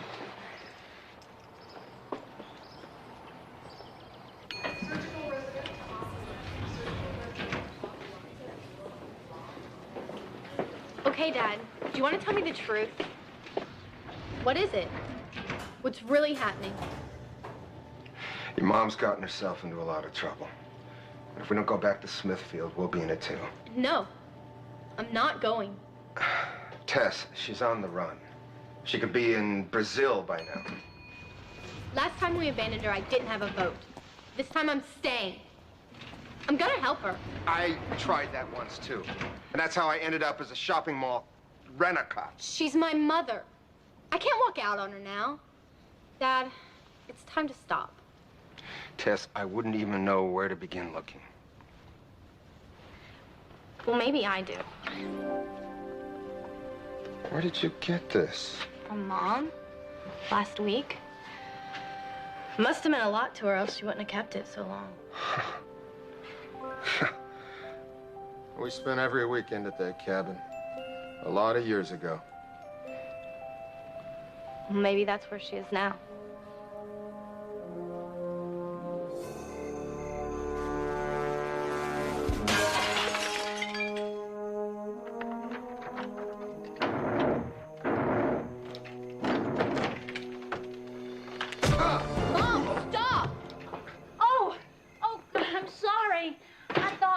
I know what you thought.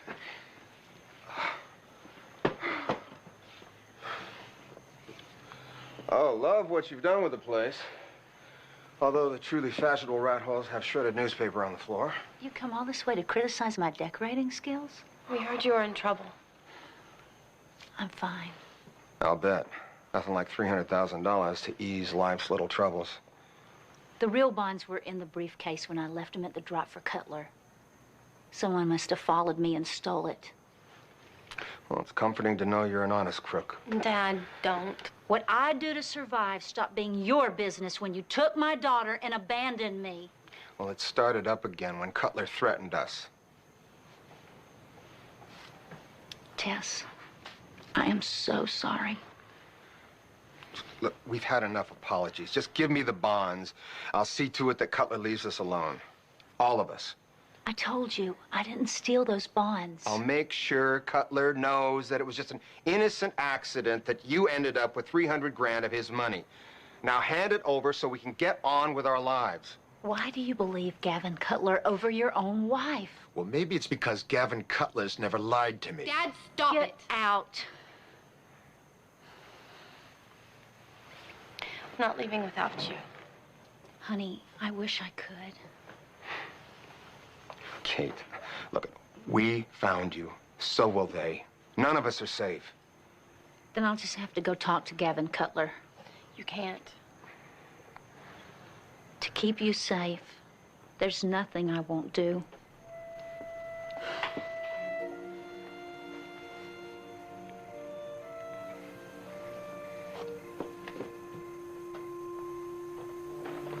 Aren't you gonna stop her? Dad. You take care of my daughter. I always have.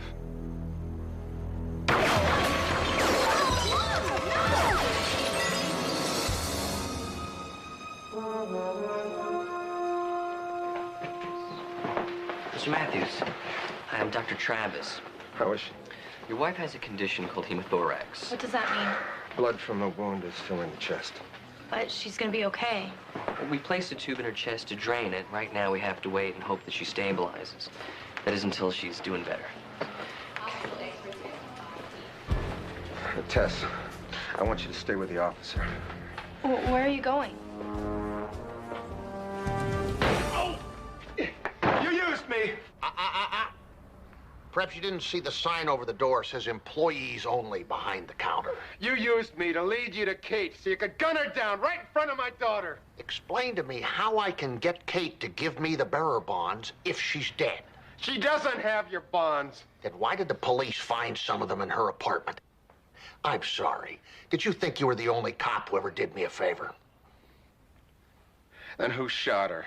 Don't know, don't care. Just want my money. I don't have 300 grand. Sell your daughter into white slavery. Auction off your wife's organs. Get a paper route. There are lots of ways. Okay.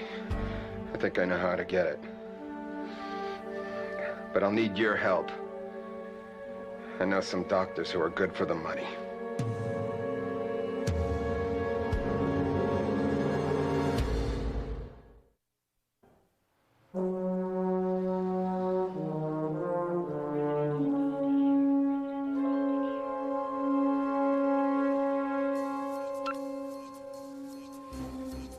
No, I already talked to the people at the Bay Area Clinic. And they said they've already maxed out their R&D budget for this year, but next year's a definite maybe. No, I know the company can't survive on maybes, Mr. Ward, and it shouldn't have to. You guys make a terrific product. Yes, I really do believe that, sir. All right. New job. Right about the same time my wife gets shot. Some timing, huh? Well, congratulations on your job. Who's the lucky employer? Oh, Kendine Medical Technologies. I'm their newest sales rep. I don't think I've ever heard of them. Well, they're fairly new, based in Sacramento. And would you believe it? Our main thing is one of those heart laser systems Mark was talking about. TMR? Yeah. Thanks to Mark, I knew enough to talk my way into a job. Just haven't been able to talk anybody into buying one. Well, TMR is still experimental as well as expensive. Yeah, and the only system around that can save patients with severe angina when standard bypass won't do the job. Straight out of the brochure. Well, you sold me. Now all you have to do is convince the acquisitions committee. Hey, I'd be happy if I could just set up a presentation. Then maybe I could hold on to this job long enough to make a sale somewhere. Well, setting up a presentation shouldn't be all that difficult. Maybe I can help you lay down the groundwork.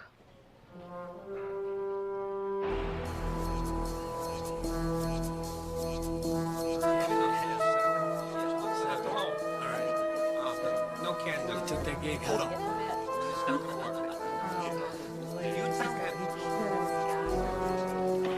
Next. Name's Morris Wheaton, formerly Dr. Morris Wheaton. I work with Ted McGill out of Dallas.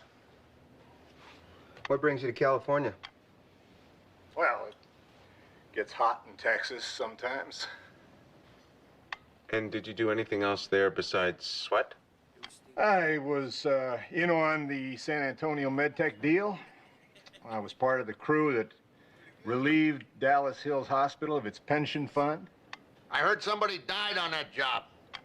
Yeah, bad planning. You know, McGill, you know that happens. Are you up to date medically? Do you know about TMR? I may be defrocked, but I am current. Transmyocardial revascularization, an alternative treatment which utilizes a CO2-based laser. That's fine. Just show up and make sure you look like a rich heart surgeon. Next. Oh, no. Send him home. We don't need him. Back when I was working bunco, young Jake here ratted out all his pals on a 10 and 10 deal. It's nice having the inside track, isn't it? Jake, we've got nothing for you today. Thank you. Next, please. I'm Patrick Norton. Have you ever worked a long con? No, but I've done a lot of pigeon drops. Used to deal 3-card money in New York. You ever shilled on a health scam? Oh, lots of auto injuries. Practically invented the swoop and squat. How long you been smoking? 3rd grade. This guy's perfect. Okay, you gonna be all right. You tell me here, Mr. Norton. Oh, it's just like last time, Doc. Feels like I got a semi parked on my chest. You've had this before? Angina, same pain in my jaw, and my arm. I called my doctor. He's gonna send the paperwork over. Okay, good. Well, right now, why don't we see if we can't make you a little more comfortable? Right, coming through.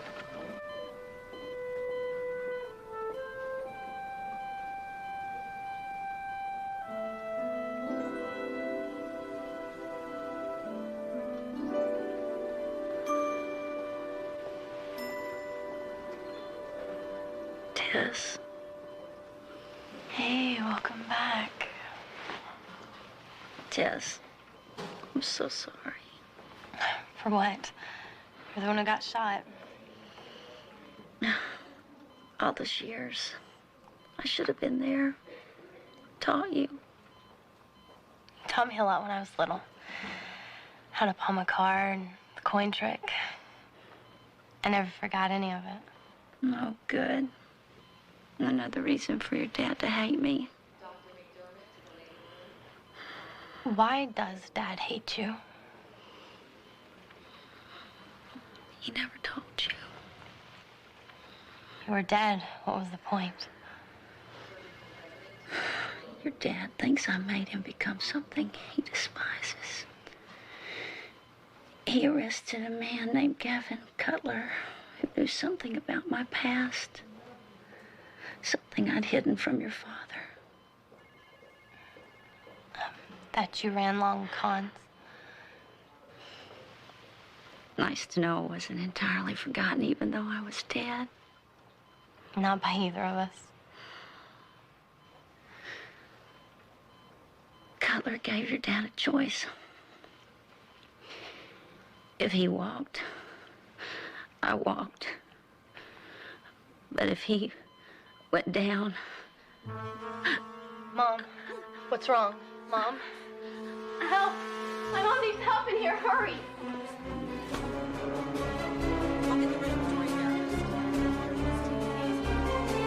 Let's get the oxygen.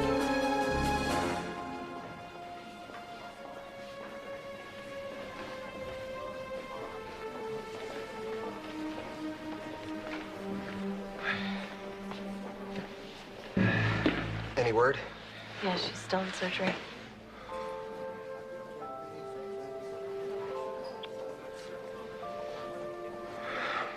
Tess, I have to go. I have a meeting and... That's right. Forgot how much you cared about her.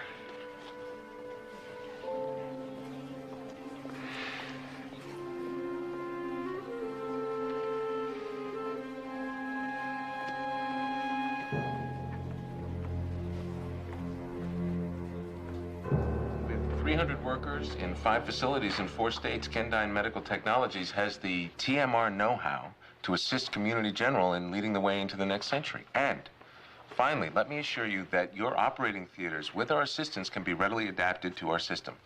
Well, that's a relief. I was afraid we'd have to demolish them and start over. Hardly.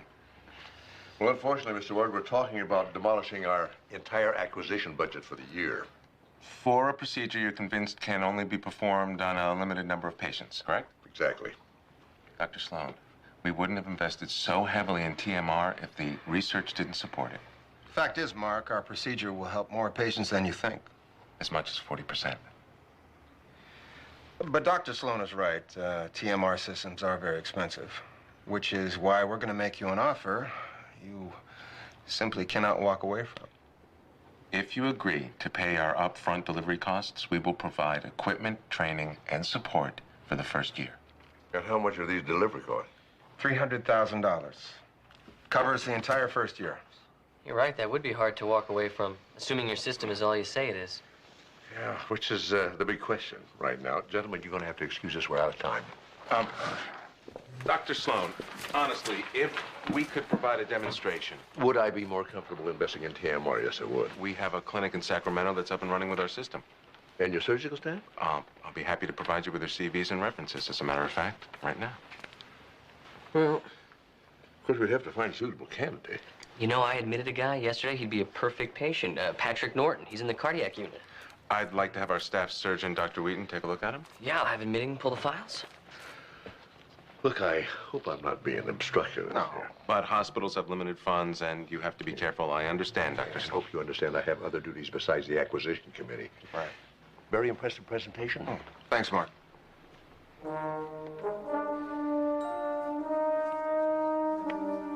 Heads.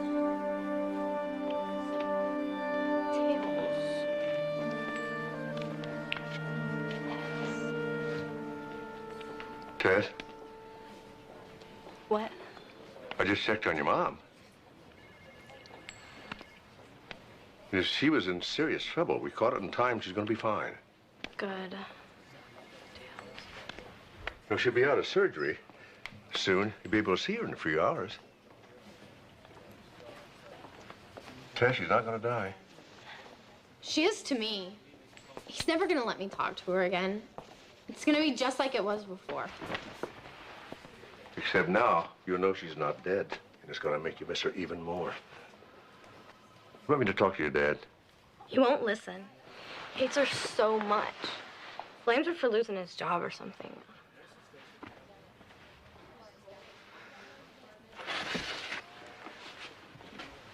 You know, 6 years ago, my daughter married a terrible man. And she wouldn't listen to anything I said. And I got angrier and angrier at her, and finally we didn't talk at all. Bet you didn't tell people she's dead. I didn't talk about her at all. For years, I just pretended she didn't exist. And then one day she came back here and made me realize how much I missed her. It's not how my dad felt when my mom showed up. Are you sure?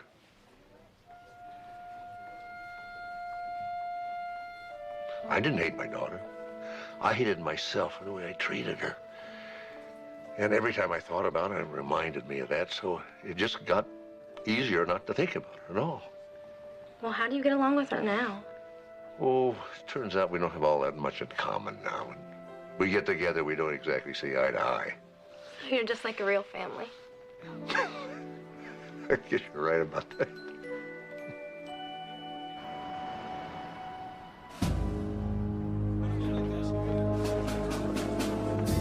Are you Lieutenant Steve Sloan? That's me. FBI, Special Agent Ilona Odell. This is Agent Polk. Please, sit down. You've been asking questions about Gavin Cutler. He's wanted for questioning concerning a murder. I want you to back off. No, what you want is your boss to talk to my boss. Until then... I was trying to steamroll you, Lieutenant. I apologize. Apology accepted. Maybe you just better tell me what this is about. Well, I know Cutler is setting up a con on the west side here. The kind of fancy high-tech job he specializes in. Then if you have what you need to arrest him... Frankly, I've been after him for 2 years, and I don't even have enough for a warrant. My only shot is to try and take him down right in the middle of a job. You're afraid if I keep investigating, Cutler will shut down his con and disappear. And I will have spent the last 2 years of my life for nothing. All right, I'll hold off for 24 hours. But when you bring Cutler in... Well, you can talk to him all you want. Deal.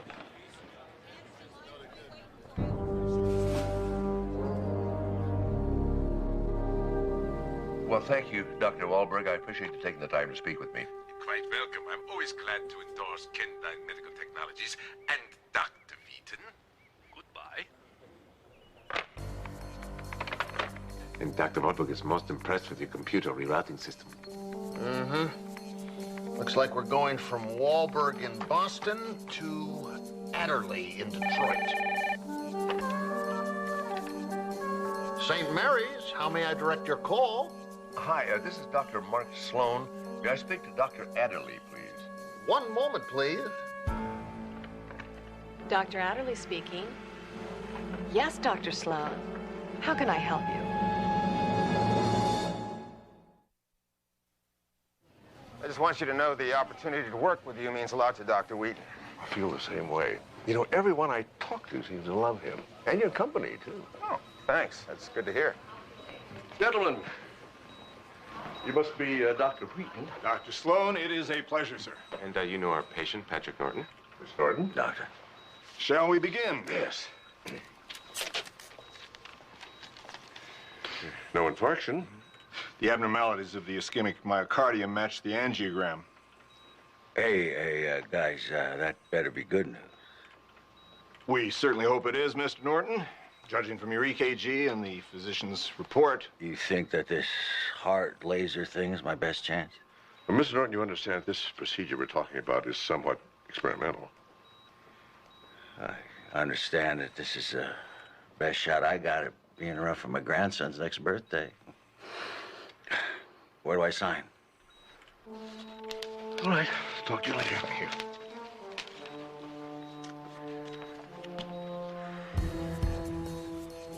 If I didn't know you guys had rigged that thing, I'd be one scared puppy about now. Mr. Norton has signed all the necessary paperwork so that the procedure can be performed at our clinic in Sacramento. Which also means Community General is completely off the hook, liability-wise. Well, our concern goes beyond legal liability, Ryan. Yeah, we're talking about Mr. Norton's life here. Exactly. And that life has to be saved, which is why he must undergo TMR immediately. Dr. Wheaton will accompany him on the air ambulance tonight. Aren't we rushing things just a bit?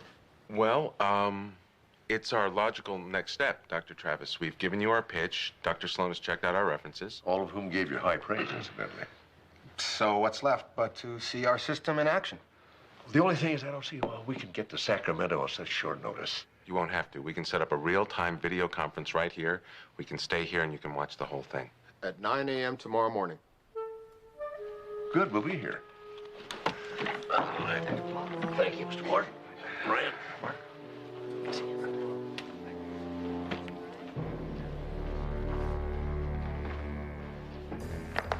Want to go celebrate? You sound pretty positive. I know, when I've solved the scam. Scam. Don't let this become a problem. That man. You're helping him rip off Dr. Sloan and his friends? Tess, why don't you go find out how your mom's doing? I want to know what you're doing. Well, unfortunately, I don't want to talk about it right Well, now. I wonder why. For 5 years, all I've heard is lectures about what a bad person Mom is because she conned people. Now you're doing the same thing. Only Mom never ripped off her friends. Do you know who that man was? Some thug. He works for Gavin Cutler. The guy Mom used to work for? Yes. Now you're working for him? Yes. So what, he offers better health benefits than the department store? Cutler thinks your mom owes him something. If he doesn't get it, bad things are gonna happen. To Mom. And to me, and maybe even to you. I'm gonna prevent that from happening, no matter what it takes. Tessie, I know what I'm doing is wrong. It's the only way I can prevent something much worse. I don't know if you can understand that. It's what I have to do. I think I understand. We're stuck in the middle of something, and there's no way out without doing something terrible. Exactly. Just like Mom was.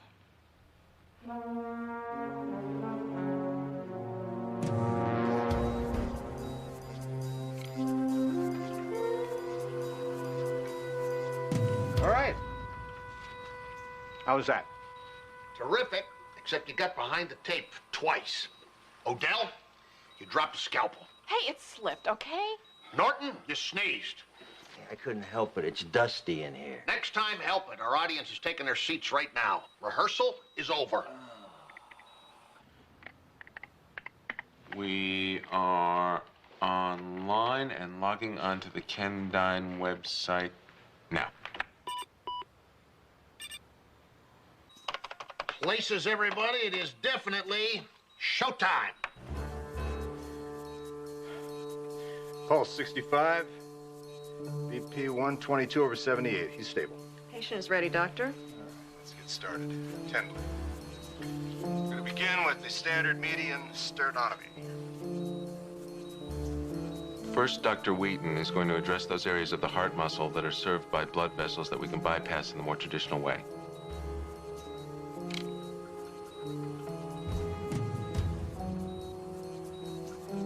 Now for the pre-recorded portion of our evening. Must have a little online static here. Okay. All right. Aorta's cross-clamp. We're on bypass. Your team, that's good work.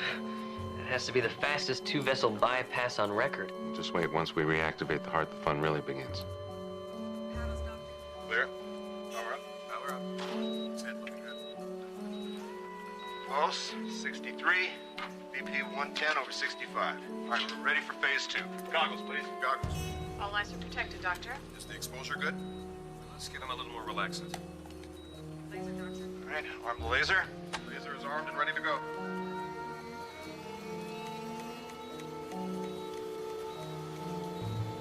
Wow. It's looking good, doctor. Very nice. How many channels will the doctor cut? Altogether, 30 channels through the heart muscle itself. He knows precisely how many channels he'll make before the operation begins? I believe Dr. Wheaton said it can vary. Isn't that right, Mr. Ward? Oh, sure. Nobody knows exactly. Pulse is 63, BP. More static? Hold your positions. We're offline. There's some kind of a power surge. Hold your positions. Okay, okay. Lasering the last 3 channels. Not much bleeding. All right, we're done, folks. Close him. Get ready to close. It's amazing. He did exactly 30 applications with the laser. Gentlemen, can we meet again? How about 8:30 tomorrow morning?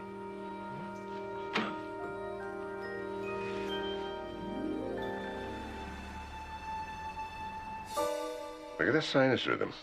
Amazing improvement. Almost as amazing as paperwork involved with every little detail in this hospital. Well, there is still one bit of paperwork. Yes, one little item here. The board has authorized me to present you with this cashier's check for $300,000. Thanks to you, gentlemen, the hospital is finally getting a TMR. Or as Dr. Travis puts it, finally stepping into the 21st century.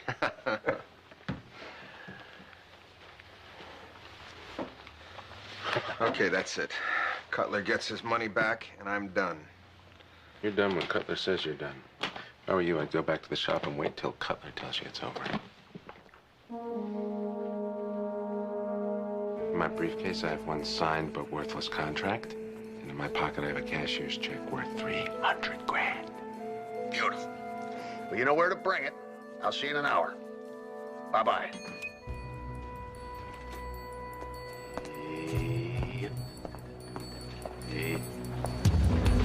Oh, okay, you can take the car. Be cool, man. Be cool. Here, you want my wallet? Fine, no problem. Oh, Rolex? No problem. That too. What? Oh, no, not that. What are you doing?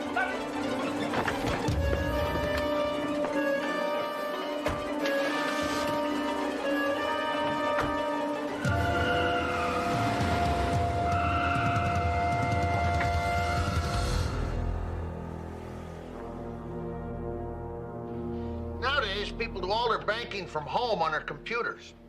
When they bring their PCs in to be repaired, they're giving their account numbers, their balances, all their credit information to guys like me. And we get to bill them for it. Don't you love technology? Eddie should have been here an hour ago. Best front man I ever worked with. He'll show up. And if he doesn't, eventually I'll find him and kill him, and you'll owe me $600,000. Thanks for easing my mind. No problem. Ryan was getting worried about you. I think he thought you ran off with our payday. Must have confused me with his ex-wife. Well. We're all finished here? Kate owes you nothing. But you do. Excuse me? We're out of pocket for the cash, the locations, the software. We've incurred substantial losses.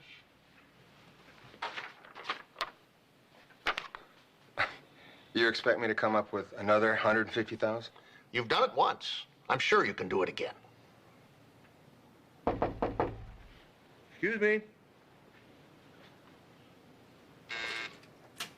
Hello. I paid $300,000 for a TMR program. I'd like a refund. I can just take my money and be on my way, thanks. How long did you know you were being taken, Dr. Sloan? Well, I'll tell you, Gavin, I think it was when he got a job with a company that sells TMR setups. That kind of a coincidence always bothers me. But I wasn't entirely sure till Eddie here showed up as Mr. Ward. It was those lens tissues. I don't see how a tissue could destroy an intricate long con. Well, unless you find one just like it at a murder scene. You know, Emily and Kate, neither one wore glasses. Anyone could have left a tissue. It proves nothing. If you knew it was a con, why'd you let us go through with it? Well, it was the only way I could find out who killed Emily and who stole that $300,000. Now, my guess is that Eddie was planning some of the bearer bonds to frame Kate when Emily walked in on him. Excuse me? This isn't a drawing room, and you're not Jessica Fletcher, so what's to stop us from shooting him where he's standing and us going on about our business? Well, for one thing, I'm the one holding the gun, Eddie, and for another, I'd like to know who done it. I'll shoot him afterwards. I think he's wearing a wire. He's not. I have sensors everywhere. My beepers would have gone off the second he walked in. Doctor, please, continue. I'll need a minute. Oh, you also shot Kate. Stop that. I did not. It's all right. They're with me. You recognize these gentlemen, Eddie? This is insanity. Shoot these people now, and let's get out of here with our money while we still can. See, the only way that I could prove that Eddie killed Emily was to get him to confess that he was the one that took the $300,000. And he did. I didn't admit anything. Well, not exactly in words, but by deeds. These gentlemen robbed Eddie out in the parking lot. They took his car and his wallet. And my Rolex. And his Rolex. And also this, the check from Community General. See, Eddie knew he couldn't come back here empty-handed, so what did he do? He cashed out those bearer bonds he stole from you.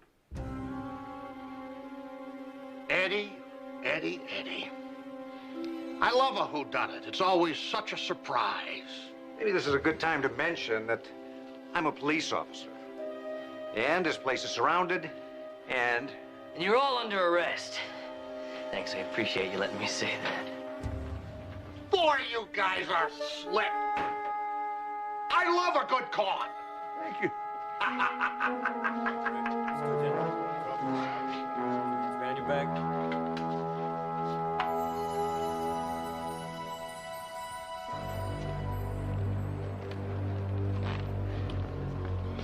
Why are we here, Sloan?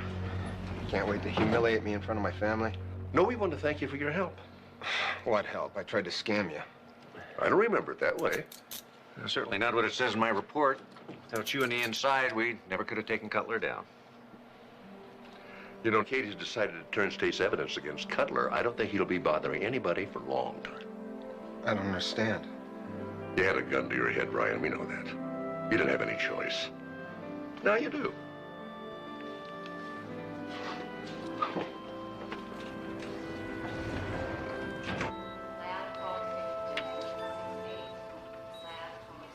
You know, if you keep improving at this rate, it's going to be hard to find an excuse to keep you here. Well, my apartment still looks like a crime scene. How's that? Works for me. I don't know if the insurance company will buy it. Besides, you can't come see me till they release you. Tess, I don't know if your dad's gonna want. Want what? We were just talking. About Mom coming to visit us. Maybe stay a while? Tess, I got a lot to do out here right now. Yeah, that's why I got you an open ticket. Use it whenever you feel ready. Round trip. We don't want to rush anything. Besides, it's just good to know you still got a way home.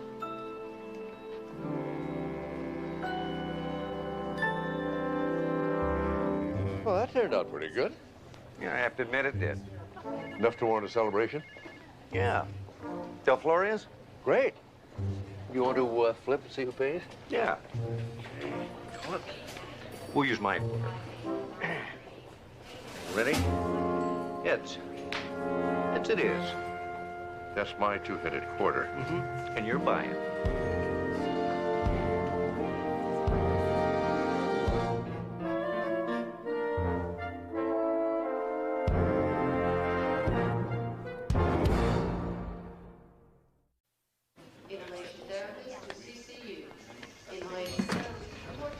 Hey, ready for lunch? Starving. What do you want to eat? I was thinking about the cafeteria. You don't want hospital food. What's wrong with the hospital? Yes, sorry. Any menus? Why would you order out when you've got a cafeteria right downstairs? You ever tried the chip beef? Well, actually, these are for caterers. You're looking at the new chairman of the Benefactors Ball, which is Jesse, just 2 weeks away. Plead temporary insanity and quit. Why? This is my one chance to show the hospital board that I'm good at things that matter to them. Jesse, your record in the ER is exemplary. You saved many, many lives. Yeah, but how much money have I raised? You're a resident. They don't expect you to raise money. Exactly. And my residency ends in less than a year. And if I have any chance of staying on as an attending, I need to impress the hospital board. And what better way than with money?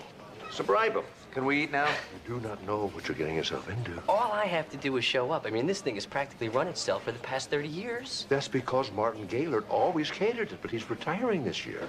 Look, I've put together some pretty good 10-keggers in college. I mean, throw in a couple $100 buckets of Captain Cluck's chicken legs and got yourself a party. Now, that's one fundraiser I'd go to. Yeah. Sorry. What do you got? Oh, a charcoal grill blew up at a party. We got smoke inhalation, minor burns, cuts and bruises. Nothing serious. It's hard to breathe now. Oh, Mrs. Taggart, I am so sorry. We'll pay for everything. Just send all the hospital bills and the repair costs to me. Oh, and you're going to be fine. And don't worry about your wedding anniversary next month. It's on us. And don't worry about your son's bar mitzvah. Our gift, our treat. Oh, I'm ruined. Oh, it's not so bad, Mr. Andrews. Everyone loved the food until they were wearing it. Accidents happen, even to the best chefs. This was no accident. Excuse me, I couldn't help notice your badge. Are you a police officer? Well, I'd like to report a crime. My charcoal grill was sabotaged. Udon noodles were flying everywhere. Somebody could have been killed. I didn't know noodles were lethal. Well, they are if they're uncooked and flying off the grill at 80 miles an hour. Could I have your name, please? William Andrews, caterer. And this is not the first time a caterer's equipment has been tampered with lately. Someone is trying to sabotage all the caterers in this town, and I have a pretty good idea who. Well, there's one caterer off my list. You know, it's just sheer luck that somebody wasn't seriously hurt. And if somebody is really sabotaging caterers, it could happen again. Oh, not at my ball. You better hope not, because next time somebody could get killed.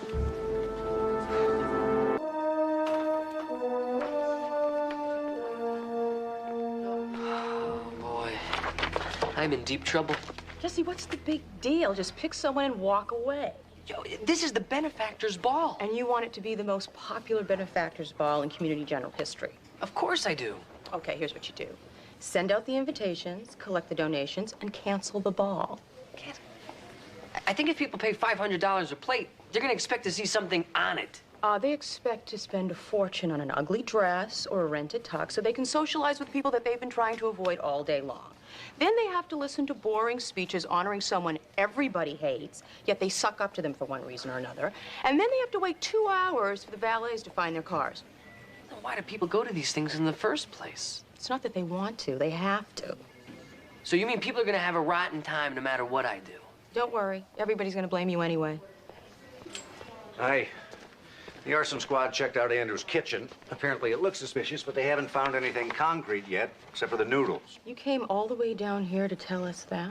Well, Jesse's in a real tough spot right now. He needs all the help he can get. Hey, thanks. Besides, it's Tuesday. Pigs in a blanket. Anybody want to join me in the cafeteria? Are you kidding? With a full 24 hours notice, I could handle 500 people.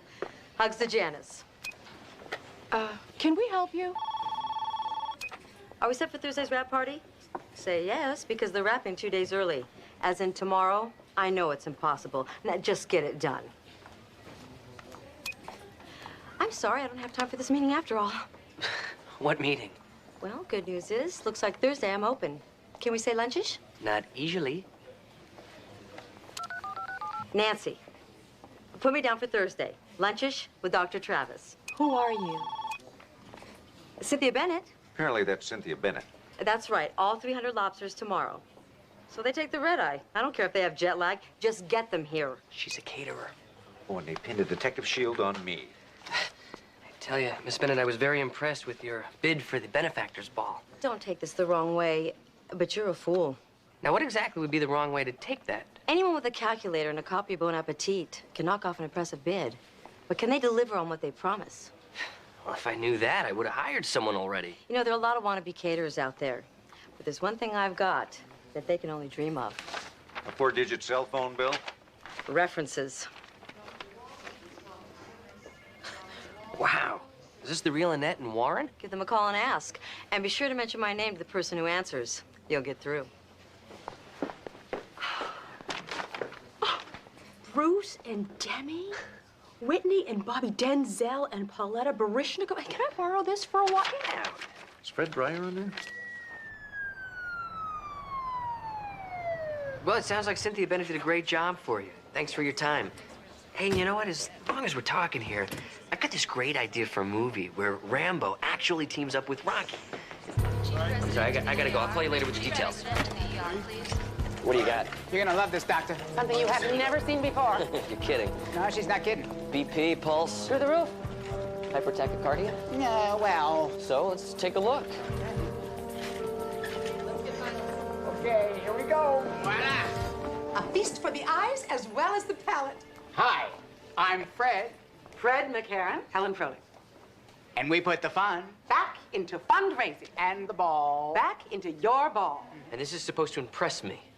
Well, not as a thing to your benefit, of course. Of course. Personally, I like to think of it as a quick introduction to our unique style. Our unique style. Oh, yes. We think that food is first, but fun is foremost. Well, you know, we have our own unique style here where we use the emergency room for actual emergencies and not sales calls. Now, get out! I'm sorry, Doc. We tried something, and, well, it just didn't work. But keep this in mind. The entire hospital will be buzzing about this for days. When you get right down to it, isn't that what you want to get with a benefit? That buzz, you know? You know where to find us. We're in the book.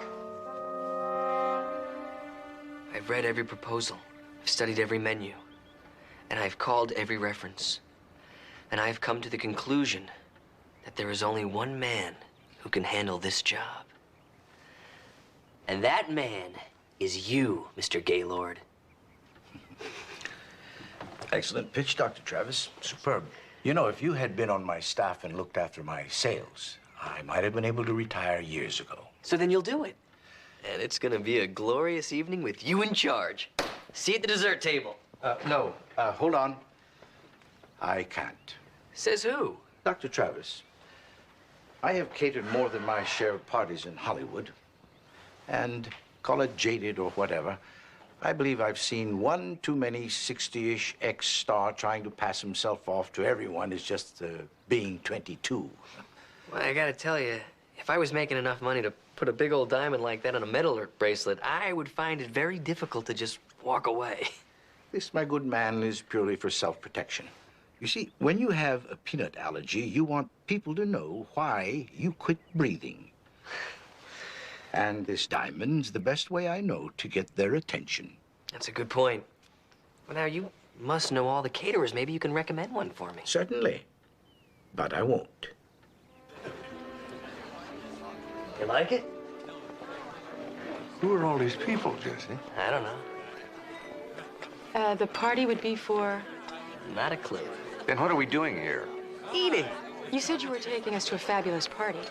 And here you are.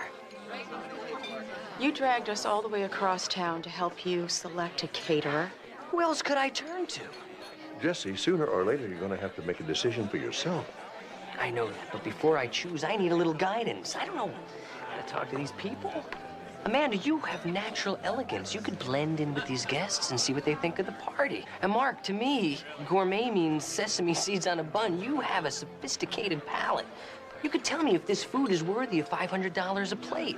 And Steve, it's a nice tie. You know, I have to admit that veal Prince Orloff looks a little better than anything I've got in the freezer. You have half an hour, but yell me. Okay. Hey, there's Cynthia Bennett. I hope you don't mind if I go chat with her for a little while. Oh, no, I'll just hang around here and wait for someone to admire my tie. Yeah. Hors d'oeuvre, sir?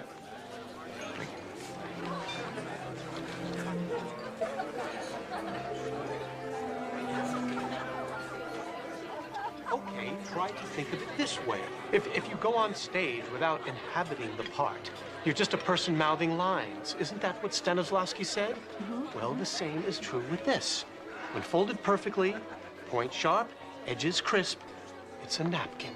Until then, it's just a balled-up piece of cloth.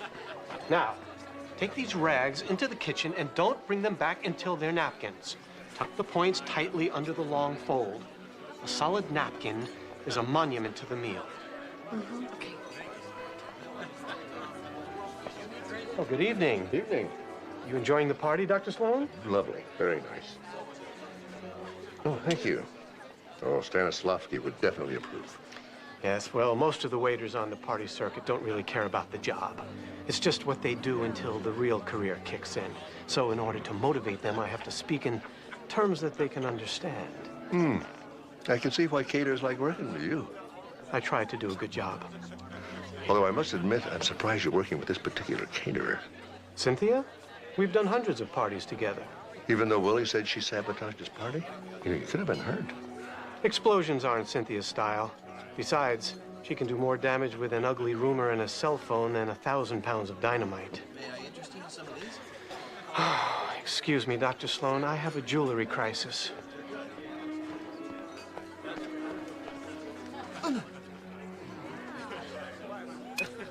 I know you're waiting for an answer, Goldie, but Kurt's birthday's the same night as the benefactor's ball.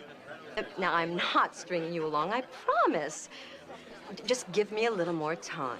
All right. Well, Dr. Travis, I'm so glad you could make it. I hope you're enjoying the party. Oh, yeah. The food looks great. The decor is beautiful. And all the guests are having a great time. Oh, I knew you were a man who could appreciate quality. Oh, it would have been fun to work with you. Oh, well. What do you mean, Noel? It would have been. What do you mean? Well, I can't keep turning away business hoping you'll choose me, not when my regular customers want me for the same night. I tell you what, don't make any plans until tomorrow. I'll have an answer for you by then. I don't know. My people are getting antsy. 9 o'clock sharp. You can wait until then. 9 o'clock. Thanks.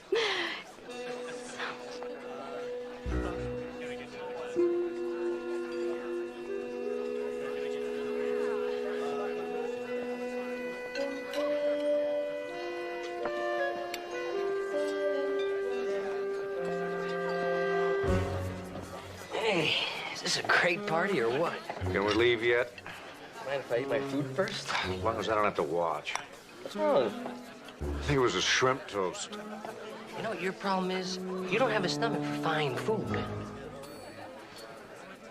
Shrimp toast? Veal Prince Orloff. No offense, Mark, but as you get older, the digestive system gets a little twitchy. You may want to stay away from the rich foods. Veal Prince Orloff? Cheese balls. Amanda, all these years in the path lab, who would have thought that you had such a tender little stomach? You know something? I don't think it's Amanda's stomach or ours.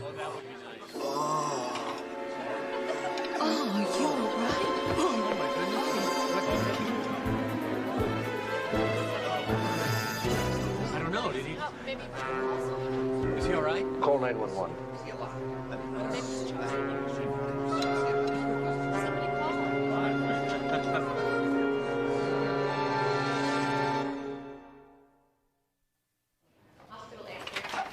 Hey, sorry I'm late. Anything come up during the autopsy? Yeah, my breakfast, thanks to you. That hasn't happened to me during an autopsy since I was in med school. Hey, well, look, I didn't cook the food last night. You didn't eat it either. Probably a good thing since the lab said it was full of salmonella. So Cliff Furlong died from food poisoning? Well, not exactly. He was taking digitalis and diuretics for a heart condition. But that combined with salmonella caused his potassium levels to drop so much so that his system shut down and he died. So this was an accident? No, the salmonella levels in his blood were way too high to be simple contamination. Somebody tampered with that food, which makes a murder. So everyone got poisoned just so someone could take out this guy? I don't think so. Mr. Furlong wasn't even supposed to be there. He was a last-minute date of one of the other guests. Well, so then technically it was an accident. Well, not if the food was deliberately tampered with. You know, I think Willie was right. Somebody sabotaged his grill. Maybe the same person that tampered with Cynthia Bennett's food. Or Willie was getting back at Cynthia for what she tried to do to him. It doesn't matter how it happened. Cynthia Bennett is not going to be catering my benefactor's ball. Hold on. Think about it. Jesse, you do that, then the sabotage paid off. You think all this sabotage is about who I pick for a caterer? Yes. Well, then I quit. Well, unfortunately, that's not going to solve the problem. It will for me. You saying this guy died for a party? Well, it's not just any party, Steve. Whoever gets the benefactor's ball replaces Martin Gaylord at the very top of the catering world. A lot of money and prestige involved. Something to kill for. I think I better have a talk with Cynthia Bennett. Right after I throw up. Well, the bad news is you're still dehydrated. The good news is you won't be having to eat our hospital food. Just give him 25 milligrams of compazine and keep the fluids going. Yes, Doc. Thanks, Flo. Mr. Horn, aside from your queasy stomach, how are you feeling? Lucky. This is the first time in 10 years as a cater waiter that I've gotten food poisoning. 10 years? Wow. I guess the career as an actor didn't quite pan out. Not all of us cater waiters are doing it to pay for acting classes or chance to slip someone a spec script. Some of us are professionals. For 9 years, I worked exclusively for Martin Gaylord. Now, would you have any idea who would want to ruin Willie Andrews and Cynthia Bennett? Fred McCarran and Helen Froelich are the obvious ones. Next to Cynthia and Willie, they're the best. And they haven't been struck yet. Wow, so you must know everybody in the catering scene, huh? If they're worth knowing, they started with Mr. Gaylord. Do you know Captain Cluck? You know, let me ask you, if you were arranging a big social event, who would you hire to cater it? Me. I mean, no offense, Mr. Horn, but you're a waiter. So was Martin Gaylord when he started out. No one is born a caterer, Dr. Travis. You do have to get your start somewhere. I realize that this is the benefactor's ball. I mean, it's hardly a place to get your start. Sorry.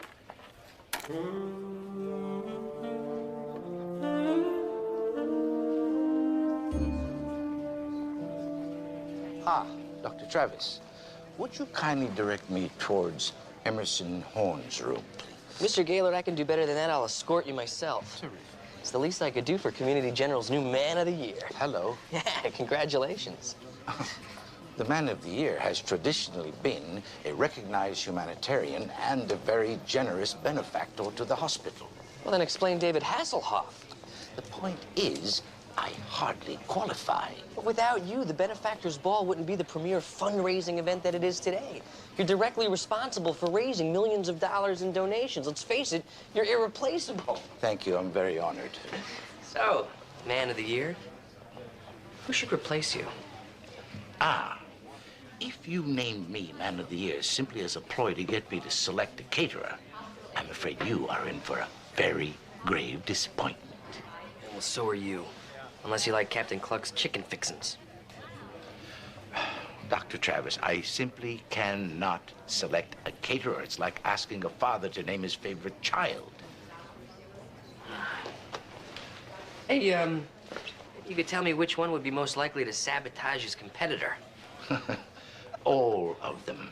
I'm afraid they all have my ambition and none of my ethics. However, they can throw a fabulous party. Good luck, Doctor. Ta-ta. Of course I understand, Ingrid. We can't afford to take chances. I've done every party she's ever been to, and now I'm not good enough to cater a bachelorette party for 35 of her supermodel friends. After last night, can you blame her? She probably didn't want her friends to spend the next day throwing up. They're supermodels, Detective. That's what they do anyway. Cynthia can't come to the phone right now. She's busy vomiting. If you'd like to leave a message. Hello, why don't you just shoot me? The thought crossed my mind at about 3 o'clock this morning. So I'm the bad guy? That's what I'm here to find out. You know anything about the explosion that ruined Willie Andrews' party? Well, of course I do. Thanks to his misfortune, I was about to get the contract for the benefactors ball. What are my chances now? If it was up to me? Well, with me and Willie Andrews out of the running, that just leaves the dastardly duo, Fred McCarran and Helen Froelich. There must be 1,000 other caterers in this town. Yes, but only 3 who trained under Martin Gaylord. Anyone else is just fast food. Hey, I was never poisoned by Burger Boy. And I smoked 6 packs a day for 12 years. Does that mean I shouldn't worry about lung cancer? Well, Fred and Helen did do it. It wasn't a very subtle plan. They stand out like a topless dancer at a funeral. So you've been to one of their events?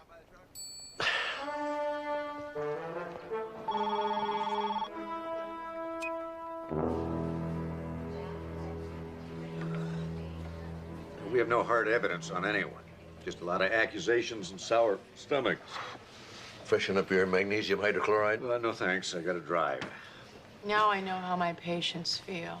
All our problems are solved. Funny, I still feel nauseous. The board's been trying to raise money for a new MRI suite, right? Right. So I got this great idea. What if I got them one? How?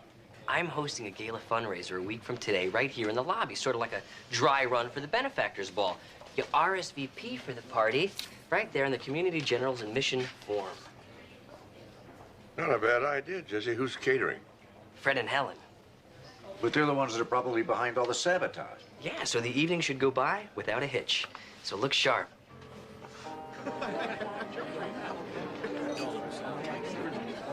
Very good. Oh, hi, Jesse. Yeah. Nice turnout. Yeah, and we're saving a bundle on overhead. No room or furniture rental, plenty of parking, and free decor. Be careful, Jesse. You're starting to sound like an administrator. Oh. Here, see, you finally wised up and went with a real chef from downstairs. What'd you go with, macaroni and cheese or the chip beef? They're both great. You know, he wasn't raised that way. He's gonna be so depressed when he lifts that lid and finds that there's lamb medallions and champagne mousse. Don't look, but see that lady following the food cart? That's Jan Curran. She's the society editor for the Los Angeles Chronicle. She's always first in line for the food. I'm last to leave the bar. If she writes about this in her column, you have arrived in society, Dr. Travis. See, Mark, I told you, there's nothing to arranging a little fundraiser. Mm-hmm. Except your caterers may be killers. So, we arrest them after the ball. I gotta hand it to you. The food is great. I love it when they put a little bacon bits in the meatloaf. No bones. Oh, my God! That's hospital food! Yeah, and it's hot, too. You better get a plate quick. We're ruined! I'm ruined. What's the problem? Well, no one's gonna pay $250 a plate for our slop. Hey, that's a bargain compared to what the hospital usually charges a patient. My arrival in society. Oh, I'm so sorry, but this is for the tubal ligation patient in room 6 there. Your meal is on the way. Just step on up and enjoy our bar, huh? Where's the good stuff? I don't know. Somebody must have hijacked the truck. What do you mean? You, stop! Stop!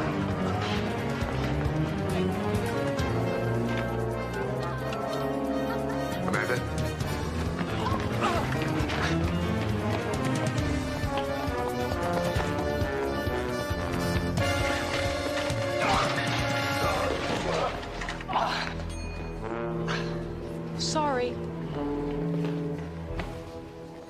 You're under arrest. You really know how to throw a party.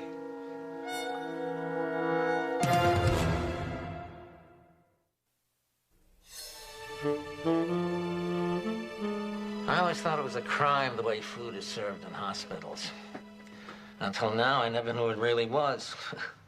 This isn't a joke, Mr. Andrews. It's exactly what it is, Lieutenant. It's just a harmless prank. It's just like what those two scoundrels pulled on me when they blew up my charcoal grill. You said Cynthia Bennett did that. Yeah, well, that's what I thought, you see, until all those people got poisoned at her party. And how do I know you didn't do that? I'm not that kind of person. You're just the kind of person that would break into their kitchen, lock the chef in a freezer. I tossed them a down jacket first. Destroyed everything they cooked, and steal their van. I returned it. Oh, yeah. That reminds me. You parked in a handicap spot. That's a $2,000 fine.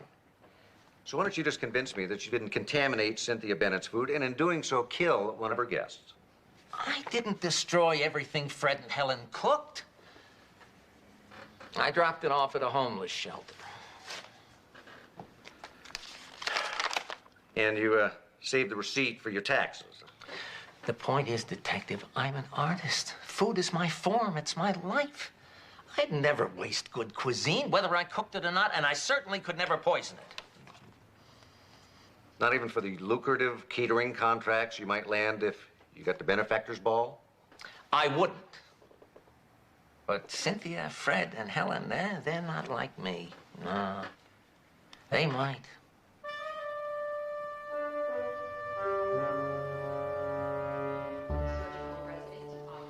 Willie was released on bail this morning.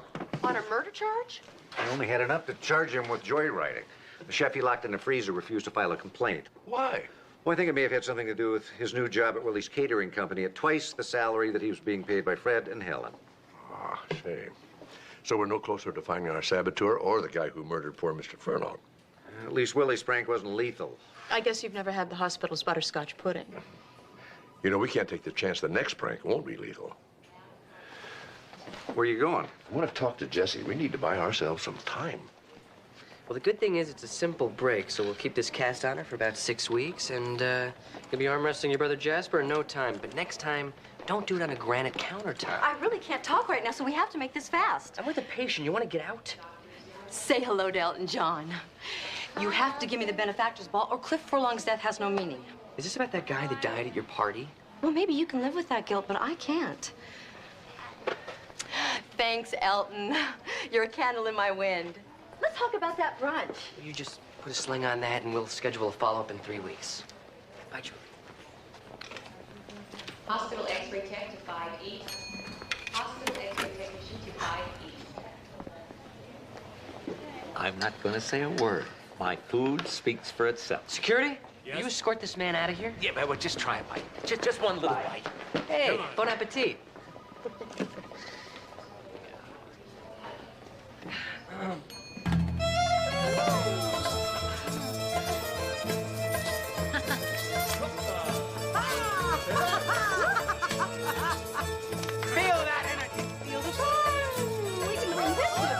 Ball. Bring in security to the treatment area right away. Thanks. Oh, I don't think he's feeling the fun. Come on, darling, come on. Goodbye to the service.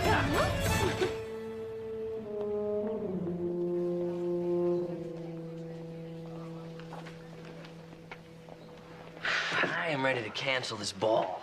Jesse, you can't cancel the ball. Those are the biggest donations of the year. We need them. But I doubt we're going to be able to unmask our saboteur by then. So what do we do? We need to put somebody in charge who's above reproach. Captain Cluck.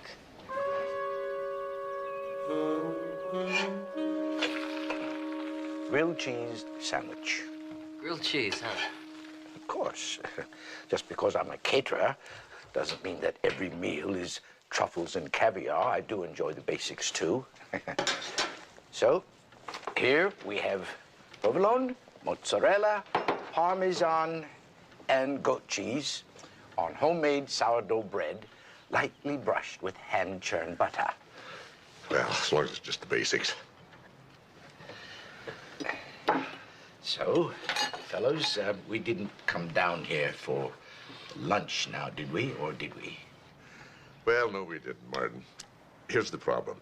All of your protégés are so eager to get that benefactor's ball account. They're sabotaging each other's parties, trying to narrow down the field.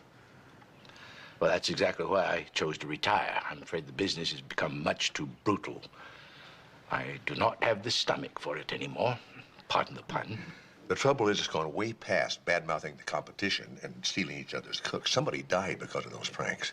We're afraid that no matter who I pick, the sore loser is gonna strike out at the ball and someone else could get hurt. So we were thinking, no one can take your place at the top if you're still there. But I do have to retire sometime, you know.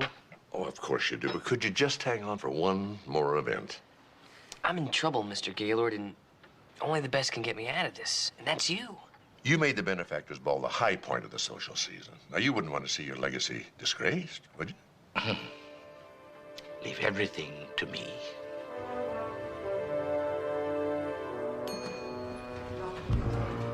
Aha! Congratulations, Doctor. You played your part very well. Oh, really? What part? The part Martin Gaylord wrote for you? Don't you see? All of our reputations are ruined. The only thing that's left for us to cater this social season is our own wakes. Madonna's plumber won't even return my calls. Hey, look, you guys did this to yourselves. The only reason Gaylord retired was because it was less humiliating than going broke. He was the dinosaur, we the Ice Age. When we quit, his business was finished. Well, Cynthia's the one with the golden Rolodex. Willie's the culinary genius. And Helen and I... We're the joy. So then Martin Gaylord was the saboteur. Yes, he's the one who blew up my charcoal grill and poisoned Cynthia's food and got us to go after each other. The competition eliminates itself, and he's the only caterer left standing. All he needed was a sucker in charge of the ball to play along.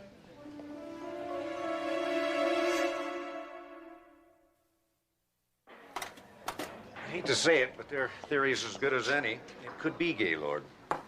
Well, it could also be any of the others, too. Yeah. Everybody's got a motive. Doesn't make my job any easier. Your job? What about my job? My future here at the hospital's at stake. What are we gonna do? I think the only thing we can do, have a party. How could you think about a ball knowing what we know or don't know? You know? Everything that's happened is centered around that ball. I think the only way we're going to find out the truth is to have the ball. Gentlemen, rent your tuxedos. This is going to be a killer.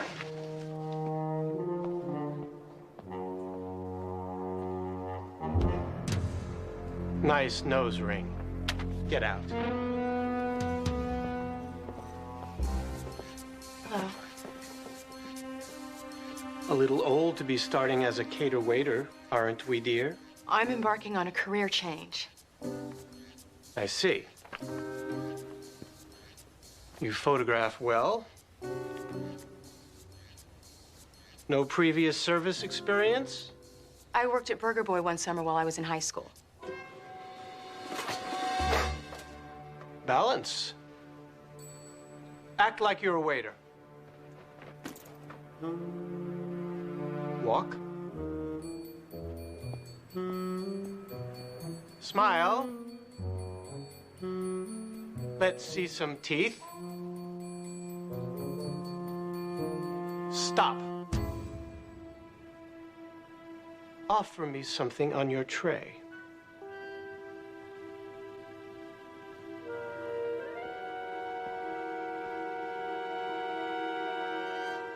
Studs only. I beg your pardon.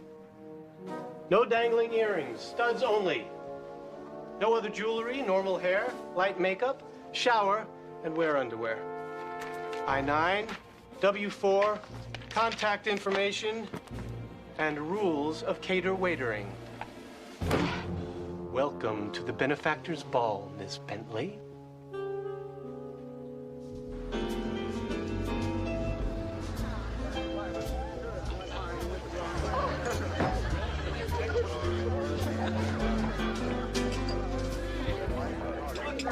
They're supposed to be in circles, not ovals.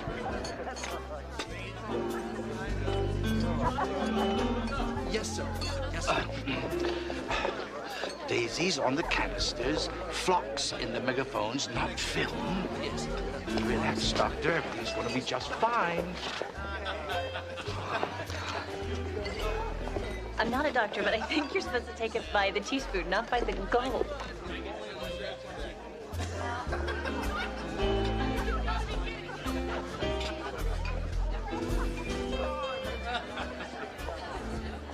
I think I'll go check on my undercover operative. Howdy, partner. Good evening, Duke. Thank you.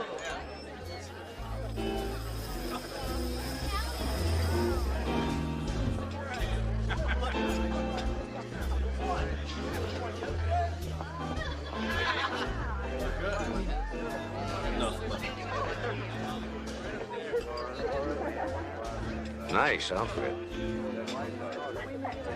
If you ever ask me to do something like this again, I expect to see you in fishnet stockings and heels as a gesture of sympathy. We're needed waiters, and I needed an extra pair of eyes. You seen anything yet? No. Well, I've got men stationed at the service entrance and at all the doors. Anybody that gets in doesn't get out. You know, that is a good look on you. Enjoy the party, sir. I love it. That is great. I know. Hello, Susan. Oh, hi, Dr. Friedgen. Nice to see you. Nice to see you, Mark. The board of directors is very impressed. Yeah, with Susan. It's not too late for them to cancel payment on their checks. You don't sound very optimistic. Well, maybe I've been to too many parties lately. Right.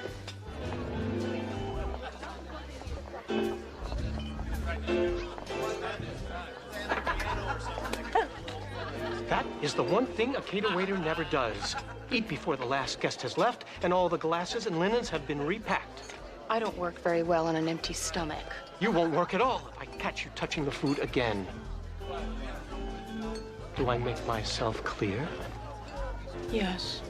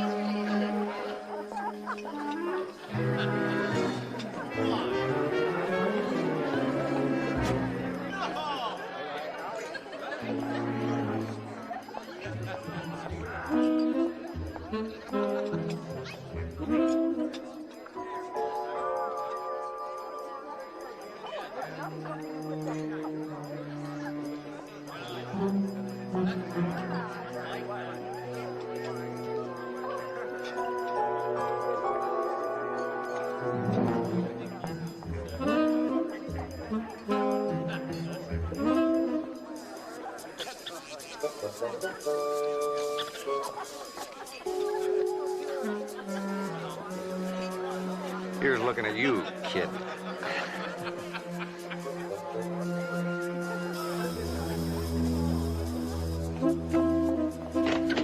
May I offer you some punch?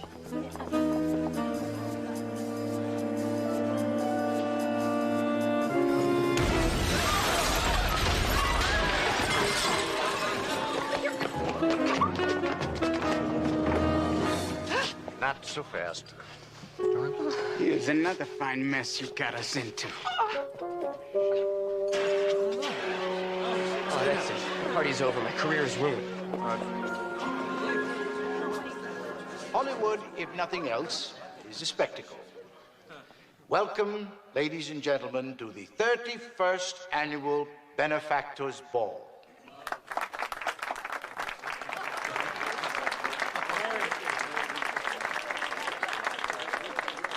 Everyone enjoys a good movie explosion, but the best special effect is the smile on a child's face. The happiness born of the good health your generous contributions to community general make possible. So, tonight, everyone, please enjoy the party. Please enjoy all the many surprises.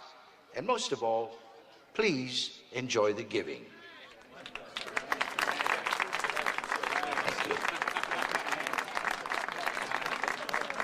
Amazing save, Martin. Oh, thank you. But that was absolutely nothing. You should have seen when the white tigers got loose at the county zoo benefit. Well, I tell you, if you weren't man of the year, I would make you man of the year. Man of the year.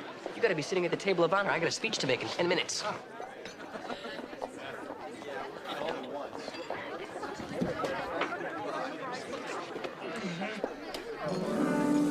Don't touch that. I know it's very pretty, but it does have to go onto one's lap eventually. Not this one, Martin. Mr. Horn. Little problem with this napkin. Well, it looks fine to me. Sharp points, firm body, tight base. Look at the other napkins on the table. Floppy points, flat bodies, loose base. This is ridiculous. I'm terribly sorry. Oh, don't be. Saved Mr. Galen's life. I don't understand. Jesse told me that you were allergic to peanuts. Yes. This napkin's covered with a thin film of peanut oil. You touch this to your lips, you could go into anaphylactic shock. You going somewhere? I'm working a party, in case you hadn't noticed. Looks to me like you're trying to flee the scene of an attempted murder. Don't be ridiculous. This was the only neat napkin on the table because it's the only napkin on the table that you folded. You know, you were right. Someone was trying to pit you against one another, but it wasn't Martin Gaylord. Was it, Mr. Horn? You're basing this laughable accusation on a folded napkin? No, you also worked at Willie's when the grill blew up, and you worked at Cynthia's when everybody got food poisoning. I work 100 parties a year. Besides, I got poisoned too, remember? Well, that is where you made your mistake. Now, what is it that every cater waiter does not do? Never eat until the last guest has left, and make sure all the linens and glasses have been repacked. That is the only way you could have been sick with the others. You ate before the guests left. Disgusting. Just to make sure that nobody suspected him of being involved in sabotage. Did you really think that I enjoyed being a waiter? No one in their right minds wants to do that their entire life. I had my dreams. To be an actor? A caterer. And I told you that, Martin. You promised to teach me, to take me into your company, and then when it was time to retire, all you said was, keep up the good work, Horn. Well, you could have gotten out on your own. How could I possibly compete against them without your help? I wanted to humiliate you, to ruin your reputations. I never thought that the salmonella would kill anybody. No one was supposed to get hurt. Up until Martin Gaylord came out of retirement, at least. Then you saw a one-time opportunity. You were going to kill him because you knew they would all be here. Who wouldn't have thought they killed him after the stunts they pulled? You'd be the only one left in business who trained under Martin Gaylord. No! Steve! I got him!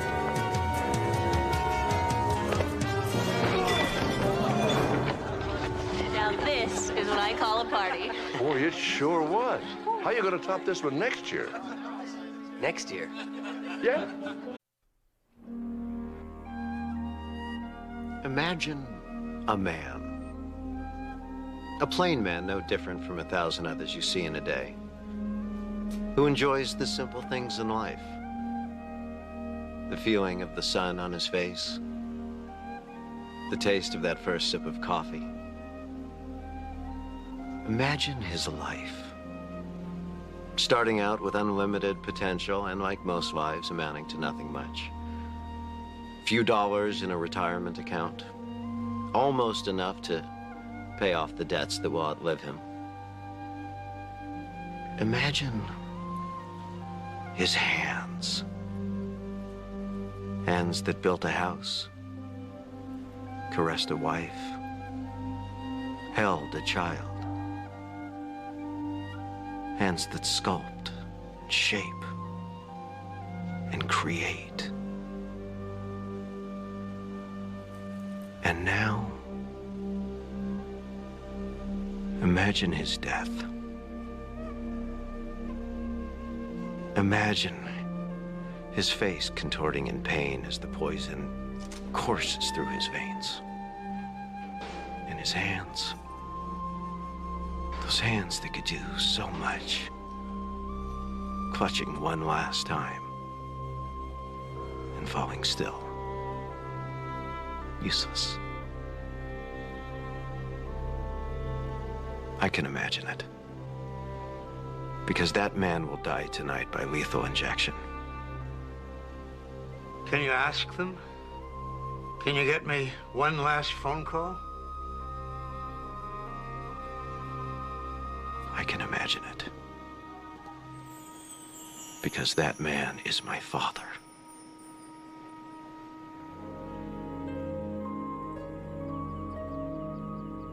You made $65,000 betting on football game? Oh, yeah. It's all fantasy money so far, but my system is good. So good that I'm thinking about going to Vegas this Sunday, and I'm happy to accept investors. I know some gamblers who went broke. They all had systems. Not like mine. Oh, well, that's good, because none of the other guys ever said that. Tell you what I do. I take a look at both of the teams, and then I study their strengths, their weaknesses. And then I analyze their game to the smallest detail. Then, I bet on the club whose mascot would beat the hell out of the other team's mascot. What? Very simple. Dr. Mark Sloan, line 5. Dr. Mark Sloan, line 5, please. I'm gonna put you down for a couple hundred, okay? Hey, hey! Dr. Mark Sloan. Yes, of course I remember you. I'm going to die tonight, Dr. Sloan. Yes, I know.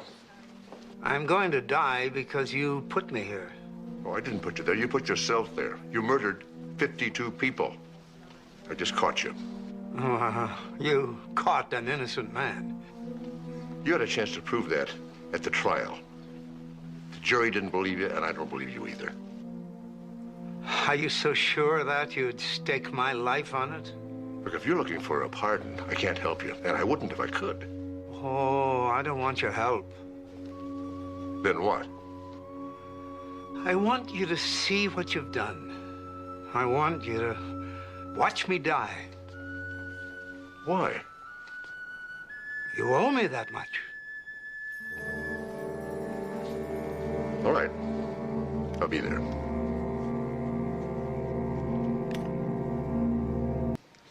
"39 bombings, 52 deaths, hundreds of injuries, millions in property damage. And you can ask me whether I think he deserves to die tonight? Some people believe that Louis Swinney isn't the son of you bomber. Some people believe JFK was killed by space aliens. I can't help them either. I'm not a psychiatrist, I'm a prosecutor. And you're up for re-election in, what, a month? And you're implying that I would execute an innocent man to further my political career? Is that something you really want to be asking me? During the trial, even you conceded you had no idea what Swinney's motive could be. No, I still don't. No one's ever been able to figure out the reason for the bombings or why he chose the targets that he did. And that doesn't make you think that you might have the wrong man. It makes me glad that he'll be dying tonight. Isn't that right, Dr. Sloan? Well, I'm not here to celebrate. Every man's death diminishes me, for I am all men. Is that it? Something like that. Well, if that's true, I'll be glad to be diminished tonight. Oh, hello, Carter. Hello. Listen, I know how hard this must be for you. If there's anything that I can do for you... My father would like to speak to you. There's a question I need you to answer before I die. I'll try. Why you? You mean, why did I help the police track you down? Burnside couldn't have won the election unless he produced a body. The police wanted to close their case. But you, Doc, what was driving you? Innocent people were dying. Oh, innocent people are always dying. Muggings, drive-bys, tainted hamburger meat. Why this set of victims over another? I did what had to be done. Oh, yeah, I see. I get it. Nothing personal. Just a feeling of civic duty. Huh? Except for your little whim, I could have spent the last 6 years of my life with my family. And how many more people would have died? I'm not the bomber.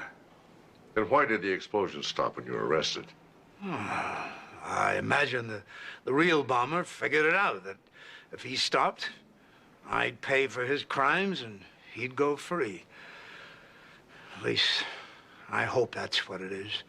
It's the only thing that gives any meaning to my death. I hope you find peace, Louis. Oh, I have, Doctor. It's you I'm praying for.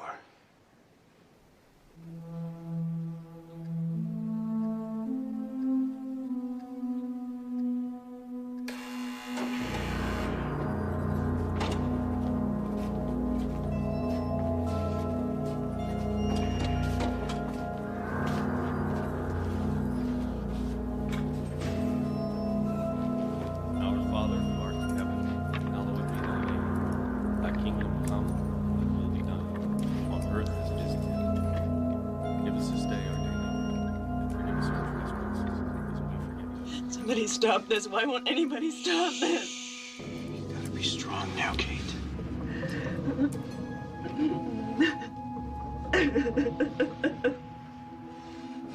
They chose to be here, Mark. To watch their father die.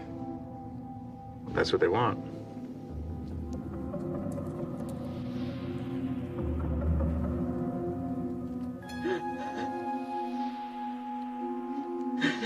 He should have thought of his kids before he started planting those bombs.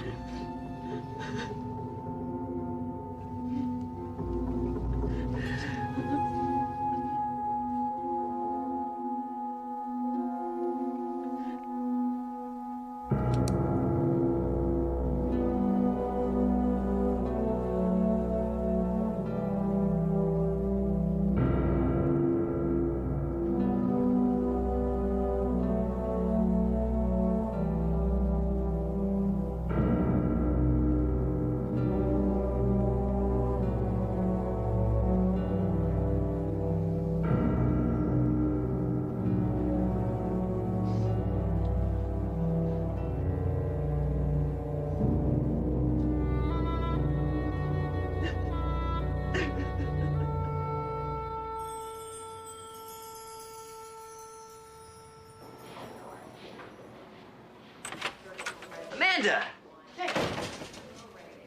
My God. You look absolutely beautiful. Jesse, I have been working on a 7-car pileup since dawn. I haven't showered, I haven't eaten, my eyes are bloodshot, I'm covered in gore, and you have the audacity to walk in here and tell me I look beautiful? And yet, your natural radiance shines through. The true measure of beauty. Nothing can obscure it. No, and goodbye. But you haven't even heard what I have to say yet. If it needs that hard of a sell, I'm not interested. Goodbye. How would you like to be financially independent? I am. How would you like to be obscenely wealthy? I am. You are? Yes, you see, my father set up a trust fund for me when I turned 18. Oh. How would you like me to be obscenely wealthy? Goodbye. Amanda. Hey, Agent Wagner. What brings you back into town? We need to talk. Alone. Oh, sure. Stay. I'm busy, and it'll have to wait. No, I just flew 7 hours from Quantico to have this discussion, and we're gonna have it now. Dr. Jesse, did you hear that? I think they're paging me. No, they're not. We're in the middle of an urgent autopsy. I cannot be interrupted. And I said all that I had to say to you on the telephone. Yeah, to my answering machine, not to me. You can't end our relationship that way.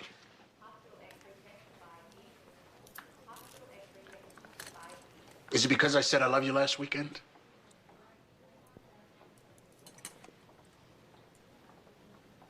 Didn't you just get paged? I don't think so. I could be wrong. Yeah.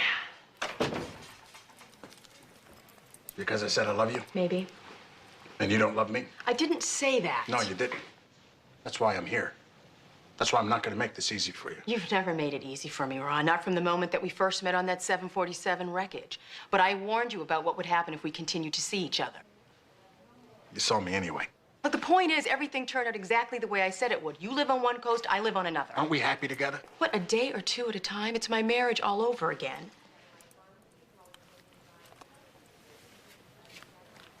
Do you think it'd be any different if I lived here? Can't you do any better than that? If you could look me in the eye and tell me that you want me out of your life, you got it, I'm gone.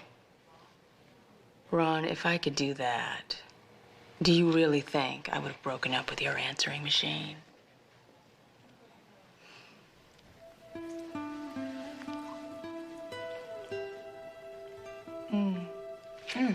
I'm sorry, I got blood on your shirt. I think I left a clean one at your house. I think you did too.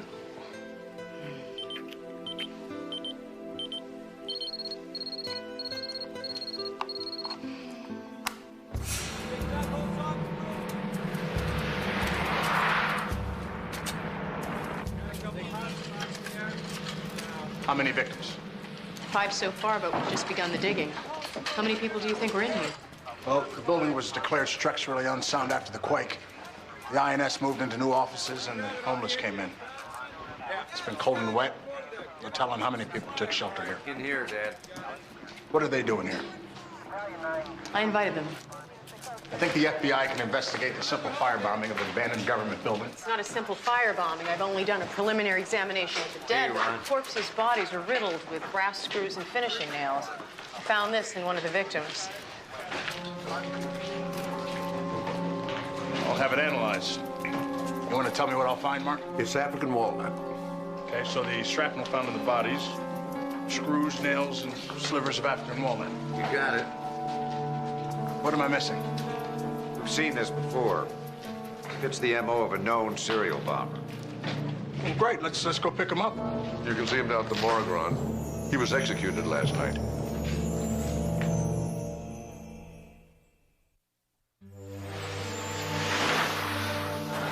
The first place he hit was the seedy joint on the Sunset Strip, the Sunnyview Motel. That's how he got his name, the Sunnyview Bomber. That's adorable. What was his pattern? We never figured that out. He did anything. A diner, a suburban home, gas station, statuary store. Even blew up a bench in MacArthur Park for him. How'd you catch him? He made all of his explosive devices using materials and tools involved in handcrafted furniture. And he encased the bombs in beautifully crafted boxes made out of African walnut. Lou Sweeney was a furniture craftsman, like his father, Reagan, and his father before him. And his daughter, Caitlin, is carrying on the tradition. Dad made the furniture connection and found Sweeney. Thanks to a toothache. I don't get it. While Mark was waiting for the dentist, he was leafing through an Architectural Digest magazine when he spotted a photograph of his study, and he recognized the detailing on one of the chairs. From there, we were just a search warrant away from a conviction. But you were never able to figure out why he was doing it. We didn't have to. We had the evidence. Found it all in his van. So we're looking at a copycat bomber here who's trying to make fools out of the police and the prosecutor and me. Well, you executed the wrong man.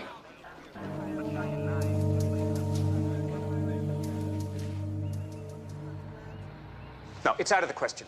We're only asking you to do it for a few days. If I bury evidence linking this bombing to Louis Sweeney, I bury my political career along with it. We don't know that they're connected. It doesn't matter if they are or not, Detective. It happened 6 hours after the Sunnyview bomber was executed. Carter Sweeney will make that connection for us on his damn radio show. Let him. We don't have to help him do it. If he finds out that we're suppressing evidence linking the two, it'll look like we're covering up the execution of an innocent man. Look, if we go public with what we have, we're going to give the copycat exactly what he wants. We're going to smear the justice system and exonerate a guilty man. Destroying you and my father in the process. Yeah. You see this, Max? See this, Max? I just got it. After Louis Sweeney was executed, my approval rating soared 20 points. It's a lead I've been able to enjoy for, what, 10 minutes now? Let the press jump to conclusions. We don't have to. By saying nothing, we buy time to investigate without the reporters dogging our every step. The fact that the Sunnyview bomber used flathead brass screws as shrapnel never came up in the trial. Only a handful of investigators knew that, and the perpetrator. Now, how are we sure that we didn't execute an innocent man today? I'm not. What we need is a chance to determine the truth. One day. One day. And then tomorrow we'll see if you get another.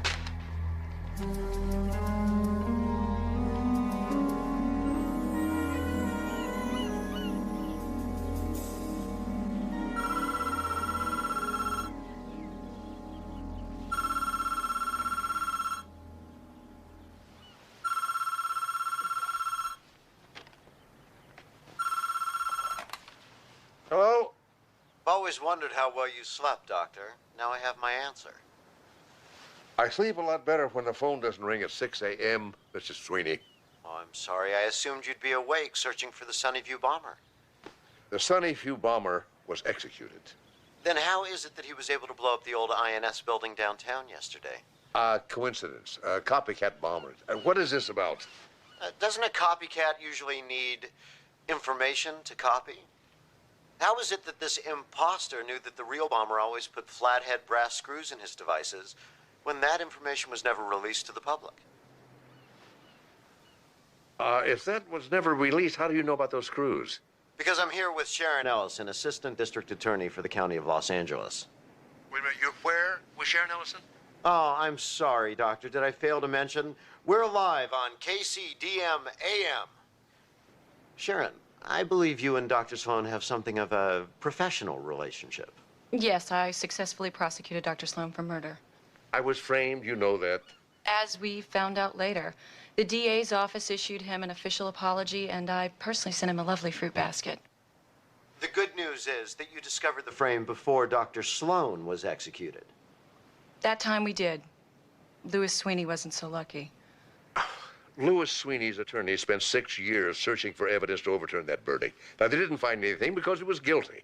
Or because it was in everybody's best interest to keep such evidence hidden. Are you suggesting that there's a cover-up in the DA's office? The case against Louis Sweeney was terribly flawed. I know because I was originally assigned to prosecute him. Well, then you know that there was a van full of evidence, don't you? Which I had reason to believe was planted, but when I took my suspicions to my superiors, they demoted me to second chair and put Neil Burnside in charge. And as I recall, it was Burnside's successful conviction of my father that led to his election as DA. Let me ask you this, Miss Ellison. If you really believe that Louis Sweeney was innocent, how could you stay silent? I was scared. I have a hard time imagining you being scared of anything. Look, Neil Burnside's enemies have a way of losing their jobs, their careers, even their reputations. I had worked so hard to get where I was. You overcame your fear just suddenly this morning, Yes, I did. When I saw the pictures of Louis Sweeney's body and realized that my inaction had allowed this to happen, I knew that I could stay silent no longer. And that's when you decided to run for Neil Burnside's job. Oh, well, that's what this is. This is a campaign commercial. Some people might call it a quest for the truth. Look, there's a copycat bomber out there, and instead of helping the police, she's using him to win a campaign. I've faced my culpability in Louis Sweeney's death, Dr. Sloan. I think it's time that you faced yours. I have done nothing wrong. My father said exactly the same thing to me, just before they took him to his death. We'll continue this right after traffic with Kate. What?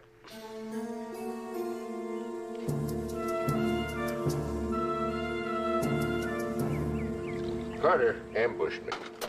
He caught me while I was half asleep and just dismantled me. All I could do was mumble. Forget it, Doctor. The show's irrelevant. What matters are the facts. And he's got them all. And Sharon Ellison to help use them against me. How did that happen anyway, Ron? Did you have an agreement with Burnside? Yeah, we do.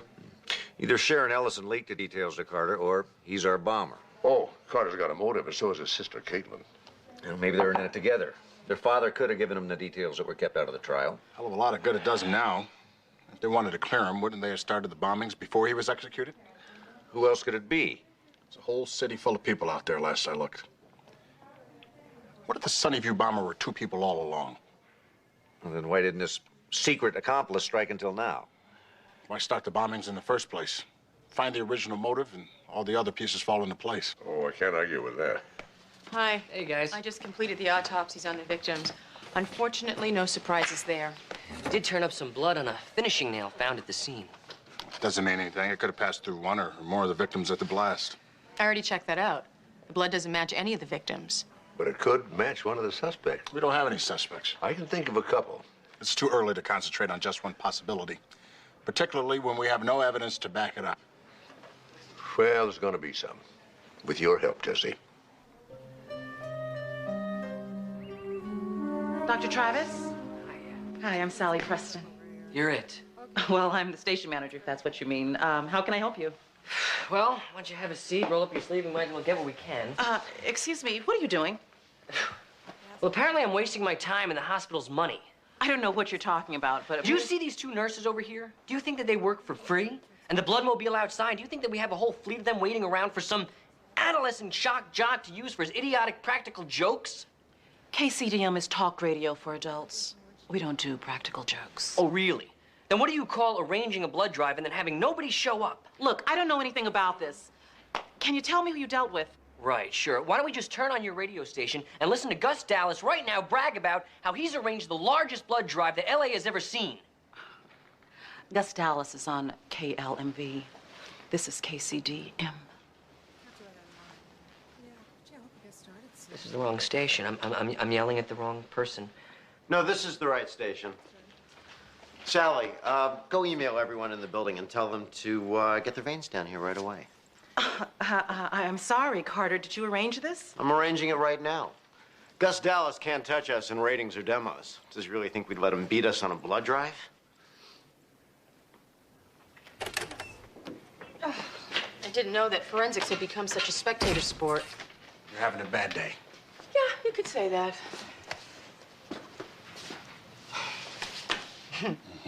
You know me well, and that feels very good. Caitlin Sweeney, she's dead? Just a dead end. Caitlin had some tests done at Community General a few years back, so I pulled her chart. But her blood doesn't match the blood on the nail. You know, I'd heard LA judges were easy, but... Judges? Yeah, you know. The guy in the black robe that granted you the warrant. Okay, look, I brought a box of chocolates to Imelda in Records, and she turned her back for 5 minutes. What if you had found a match? Anything you found afterwards would be irreparably tainted. I would have taken it to Mark, and we would have figured out something. Man, I have to warn you, these methods are not going to fly at Quantico. Fortunately, my jurisdiction doesn't extend much further than Fontana. No, it didn't when you were an associate medical examiner for the County of Los Angeles. But now that you were the newest forensic pathologist at FBI headquarters at Quantico... I'm what? Yeah, that's what I came to tell you. I slipped them a copy of your resume, and they're excited. I mean, you still have to interview, but it's just a formality. So you expect me to quit my job, leave my friends, and uproot my son? We can live together, be a family. And what if it doesn't work?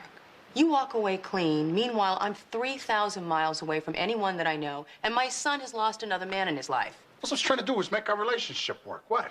For one of us, at least. You know, maybe I shouldn't have even tried. Maybe you actually like living 3,000 miles away from me. Maybe I'm beginning to.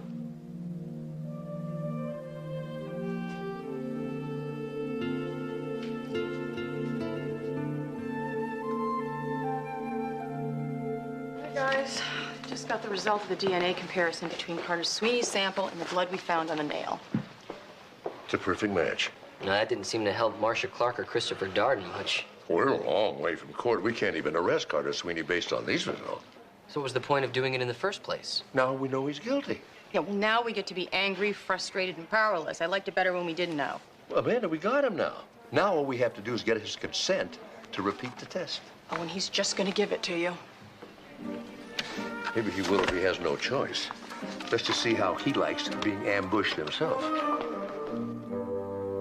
I want to thank you for agreeing to appear on my show, Doctor. It can't be an easy thing for you to do. Well, I figured I had to. Even so, you don't have to be here, facing your harshest critic on his own ground. Takes courage, and I respect you for that. Well, this isn't about me. This is about preventing any further killings. So you concede that the Sunnyview bomber is still out there? There's a bomber out there planting bombs and people are being killed, but it's not the Sunnyview bomber. That was Louis Sweeney, and he was executed for his crimes. My father maintained his innocence to his death, did he not? Yes, he did, but that doesn't make it true. But weren't you once convicted and imprisoned for murders you didn't commit? After an experience like that, how can you be certain that the same thing didn't happen to my father? Louis Sweeney was the Sunnyview bomber. The latest bombing was done by a copycat to create this controversy and to obscure the truth. Yeah, with all due respect, Doctor, your explanation sounds like a desperate attempt to avoid taking responsibility for a tragic, fatal mistake. There is no evidence to support your theory. We have a bloody nail. A nail? Finishing nail, to be exact. We found it at the scene of the crime. And what does that prove? Well, by itself, nothing. But we managed to extract a blood sample and DNA from it. Now, if we can match that to another blood sample, it's better than a fingerprint. Your fingerprint. Let's be clear, Doctor. What you're implying is that you've matched the blood on this nail to mine. Yes, I am. I don't recall giving you a sample. Do you remember rolling up your sleeve for a blood drive here at the radio station a few days ago? You were in that building. And you pricked yourself on that nail when you made the bomb. To your father's specifications, no doubt. And you are saying this bloody nail proves all that? Conclusively. You wanted to discredit me and clear your father, and you killed 5 innocent people doing it. You know, you can prove me wrong if you like, just by providing me with another blood sample. I can take it right here. I brought a kid with me. You're not wrong. It is my blood. I was in that building. And I have 5 million witnesses to prove it. Get me show 1268 about 10 minutes in and cue it up. You listen to my show much, Doctor? No. Well, that's a shame. Yeah, we're not like other talk radio shows. We get outside the studio, we investigate issues firsthand. I lived with the homeless in that building for 3 days. I did a series of live broadcasts from there about 6 months ago as an expose on slumlords. In this case, the government itself. Play the tape. There's no running water, no electricity, raw sewage streams down the corridors, and yet this is where entire families are forced to live. Forced to... Oh. What is it? What's wrong? Stepped on a nail. I'll be okay. This is what happens to me, walking through here in daylight.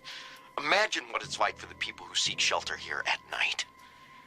My pain is small compared to what these people have to endure each and every day, and not one of them has the... It's too bad you weren't listening, Doctor. It's too bad the politicians in City Hall weren't listening either. It might have spared us all this ugly incident. This is how Mark Sloan works. This is how he twists the evidence to fit his own preconceptions. This is how he killed my father.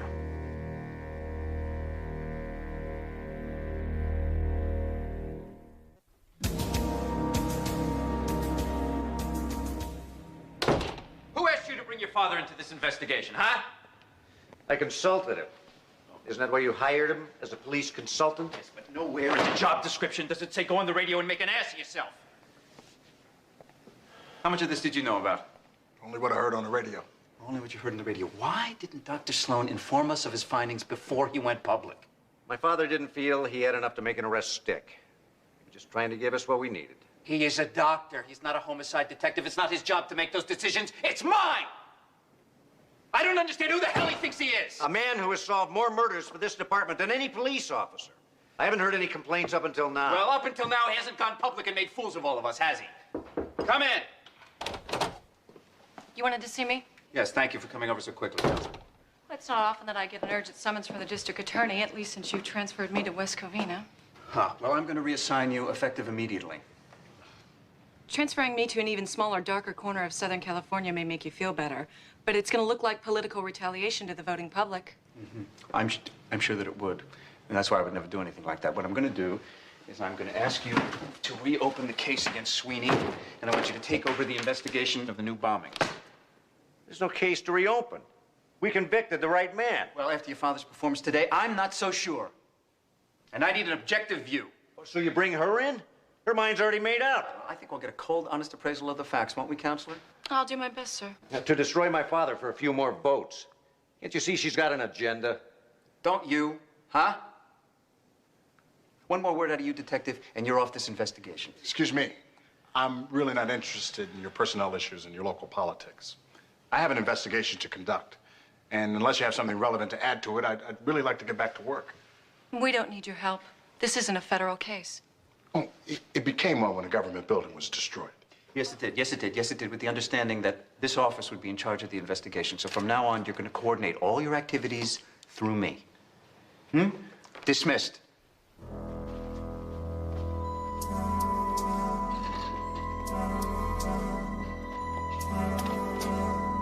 The Sunnyview bombing case is closed. The man convicted of the crime was executed. So why reopen the case now? Well, the similarities between the new bombings and the old bombings are undeniable. Re-examining the previous investigation is just simply the responsible thing to do. So this is not a repercussion of Dr. Sloan's appearance on my show this morning? Absolutely not. However, after what I've heard, I'm deeply disturbed by Dr. Sloan's methods, and I intend to take a serious look at every murder investigation he's ever been involved with. I'm disturbed, too. Which is why I filed a $150 million lawsuit against Community General Hospital, which continues to employ Dr. Sloan and allows him to use their resources, staff, and good name to further his personal agenda. Mark, don't let him get to you. Oh, he already has, Amanda, and brilliantly. Carter Sweeney went into that empty building, did a live broadcast, and deliberately stepped on that nail, knowing exactly 6 months later how I was going to use it, and he was going to turn it against me. Yeah, well, listening to him isn't going to help. It's only going to eat away at you. Come on. The man knows how I think, how I plot, how I deduce. If I'm going to beat him, I have to know the same about him. Well, maybe you should let the FBI and the LAPD work on the case Oh, because now. I fell into his trap and lost my credibility? Well, I can't back down now.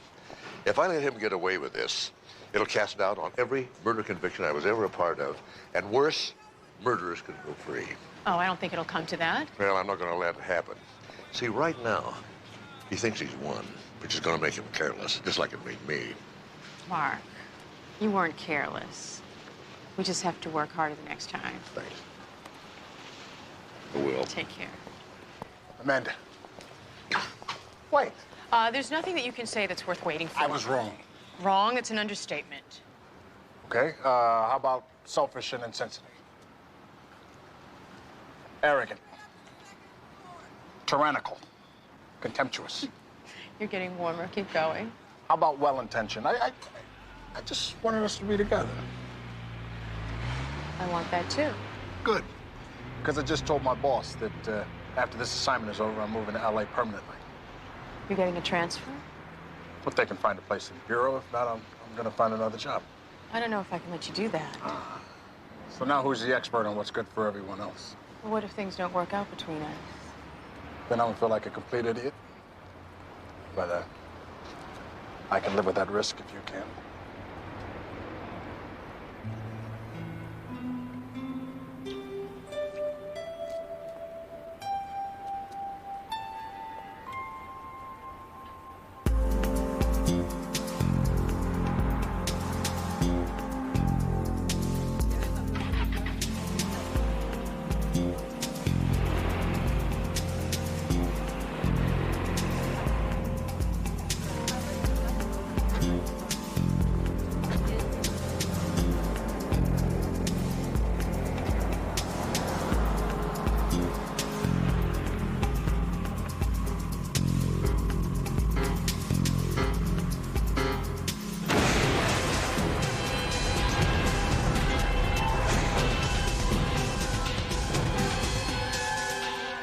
There in 15 minutes. Dr. Bentley. Miss Ellison, I'm very busy. I can't talk to you right now. Actually, you can. There's been another bombing, and I just received the call. Consider the call rescinded. Dr. Steinberg will handle the investigation. Well, you can't do this. You and I will get along much better once you realize the words "you can't" don't apply to our relationship. Now, I will be taking all of your current files on the series of explosions, as well as the original Sunnyview bombings. Will you help my marshals in retrieving them? What are you... You see, we're getting along better already. Now, the files? I have to get clearance from the coroner's office first. They'll understand when you show them the court order. Old files tend to get lost so quickly, especially when they contradict the word of old friends. Why do you hate Mark Sloan so much? Is it because he made a fool out of you when he proved his innocence? Dr. Bentley, do not mistake a professional investigation for a personal vendetta, because once you do, your actions will be based on emotion rather than intelligence. And at that point, your employment will be called into question.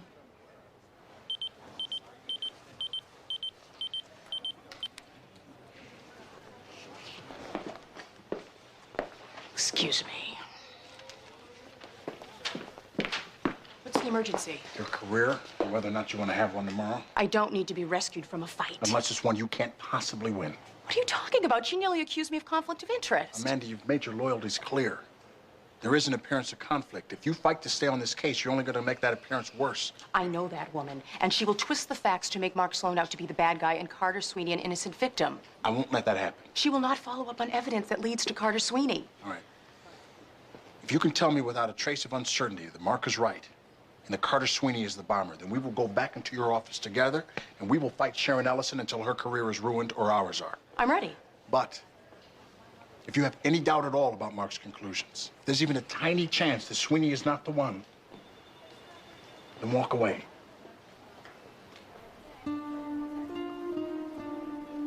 Okay. I have to go back to the bombing site. I promise I will share any information I find.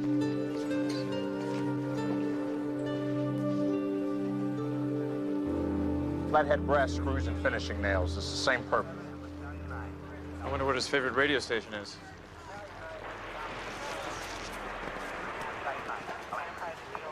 What are you doing here? What are you doing here? Just wanted to get a look around before it got too trampled on. Did any reporters see the two of you? I don't think so. We came up the back way. May I see that? Here, take this. Are you insane or are you just stupid? I admit I made a few mistakes, but Sweeney's our bomber, and I won't underestimate him. You are fired, Doctor. You can't take me off this case. I'm on it. You're no longer a consultant to this department, and if you show up at a crime scene again, I'm going to have you arrested right on the spot. Now, you get him out of here and find something to put over his head, so I don't want anybody to recognize him. You can't treat my father this way. You're off this investigation, and one more word out of you, you're off the force.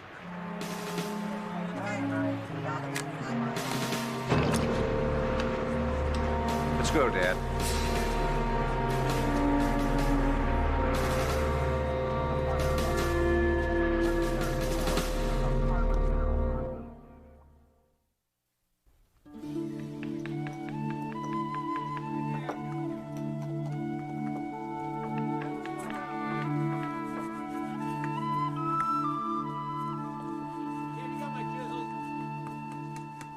Beautiful. It's my grandfather's. My father designed a few pieces, but all the big sellers are based on Regan's work. And his work methods, I guess. Carrying on the family's traditions. So's your brother, I'm afraid. My grandfather came to this country with nothing in his pockets but his hands. They were all he needed to build himself a future. Miss Sweeney, we know what your brother's doing. It's not much of a job for a man talking on the radio. That's what my father used to say. Man lives off his hands, a fool lives off his mouth. Of course, those fights are over now, thanks to you and your dad. We know that Carter Sweeney planted those bombs.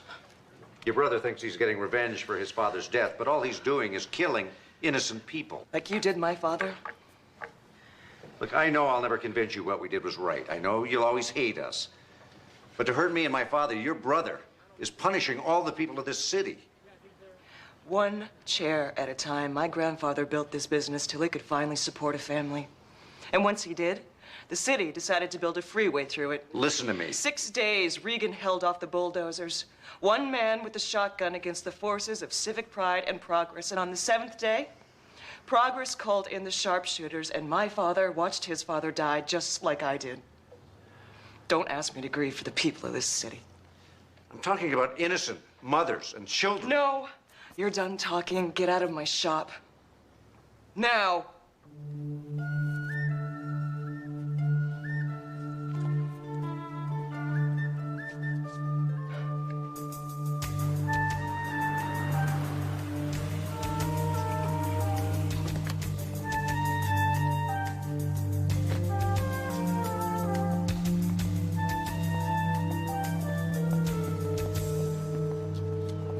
Where you going? Well, I'm thinking about Las Vegas, using my sports betting system to bankroll my career as a professional gambler. You already have a job. And if you want to keep it, you better get in there and get dressed because your shift started an hour ago. Mark, where have you been? I don't practice medicine here anymore. What do you mean? The hospital put me on disciplinary leave until they can decide whether or not to fire me. Jesse, you're the best doctor in the ER. Thanks, but it's not about that. They got 120 million other reasons. It's about taking Carter Sweeney's blood under false pretenses, or as they put it, ordering unauthorized, unnecessary, and unreimbursed medical tests. That's not your fault. It was my idea. I asked you to do that. And I should have refused to when you asked me, but I didn't. I would do the same thing if you asked me again. And see, that's why they should fire me. I'm incorrigible. I'm not going to let them do that. Look, Mark, when I'm in my penthouse suite in Vegas with a couple of showgirls under each arm, none of this will have ever mattered. You stay right here. I'm going to talk to the board of directors. Mark, wait, you don't have...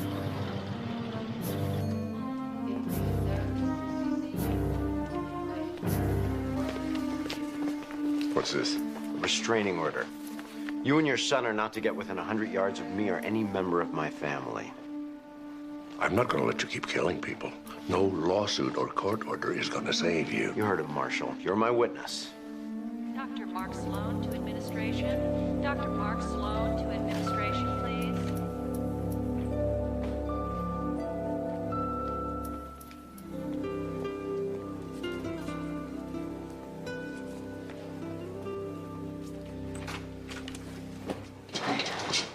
You're not supposed to be here.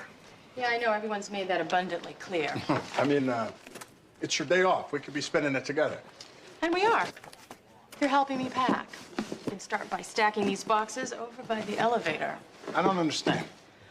Well, these are my personal files, and I'll need them in Quantico. Quantico. Yeah, the job's still available, isn't it? Yeah. Well, I'm taking it. Why aren't you smiling? I thought your life was here. It was. But the board of directors is about to suspend me, and the city's going to fire me as adjunct county medical examiner, so why should I give them the satisfaction? So you're taking the job with the FBI to spite them? Well, Ron, I could really go anywhere, but I'm choosing to go with you because I love you. Damn. Now I'm gonna have to clean out some closet space. No, you won't. I'm gonna get my own place. I thought you just said... I did. But moving in together is a step we're not ready to take. Besides, there's someone else in the equation. Oh, CJ. I don't know how to talk to kids. You'll learn. You'll learn. You're the only people I know who find the morgue romantic. Okay, what are you doing here? I heard that Carter Sweeney was going to serve my father with a restraining order. How'd you hear that? I got one, too. Hey, on the next flight to Sin City, this is your last chance to share in the fortune. We'll see you down, Doctor. This way.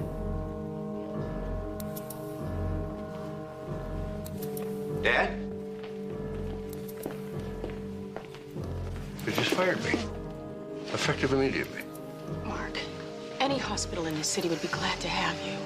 You can't practice medicine without a license. They took it away from me.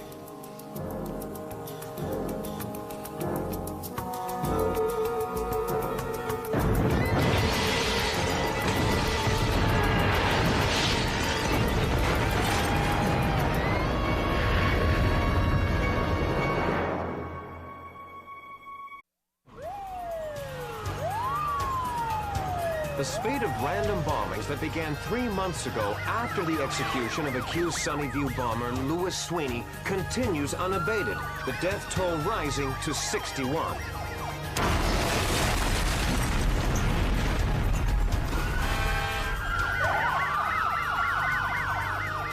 I'm moving to Kansas. They don't have mad bombers in Kansas. The justice system failed and an innocent man was executed. So why did the bomber stop while Louis Sweeney was in prison? To watch our justice system fail. You think those are explosions we're hearing? No. We're hearing the real Sunnyview bomber laughing at us. With the election just 2 weeks away, Assistant District Attorney Sharon Ellison has squeaked ahead of incumbent Neil Burnside in the hotly contested race for the district attorney's seat.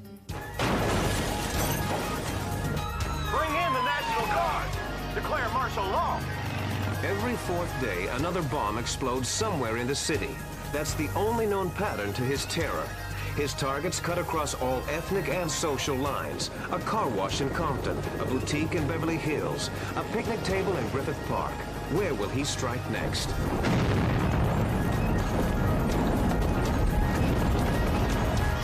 There's no bomb, okay?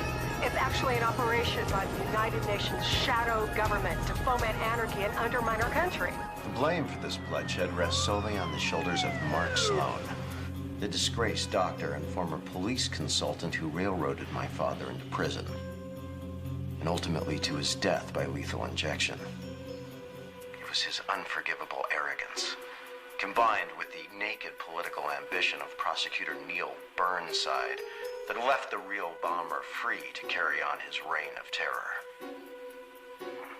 I lost my father, but this city has lost so much more. None of us can rest until the bomber and Mark Sloan pay for their heinous crimes.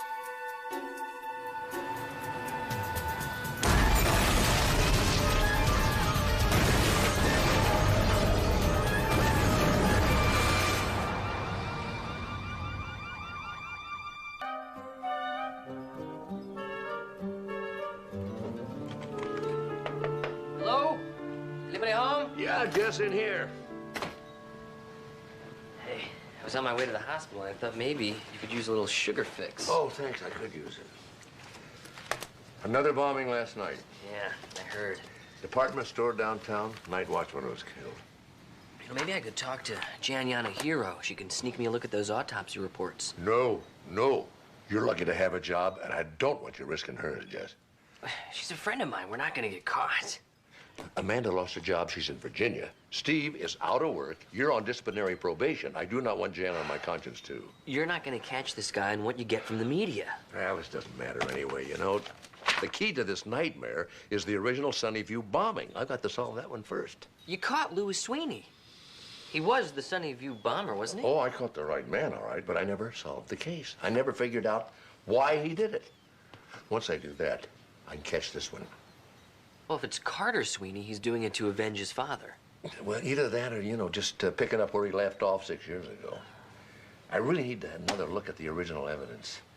That's not going to be easy. Steve can't help us, and Sharon Ellison has confiscated all of Amanda's files. How many spare keys did Amanda keep for her car? Spare keys?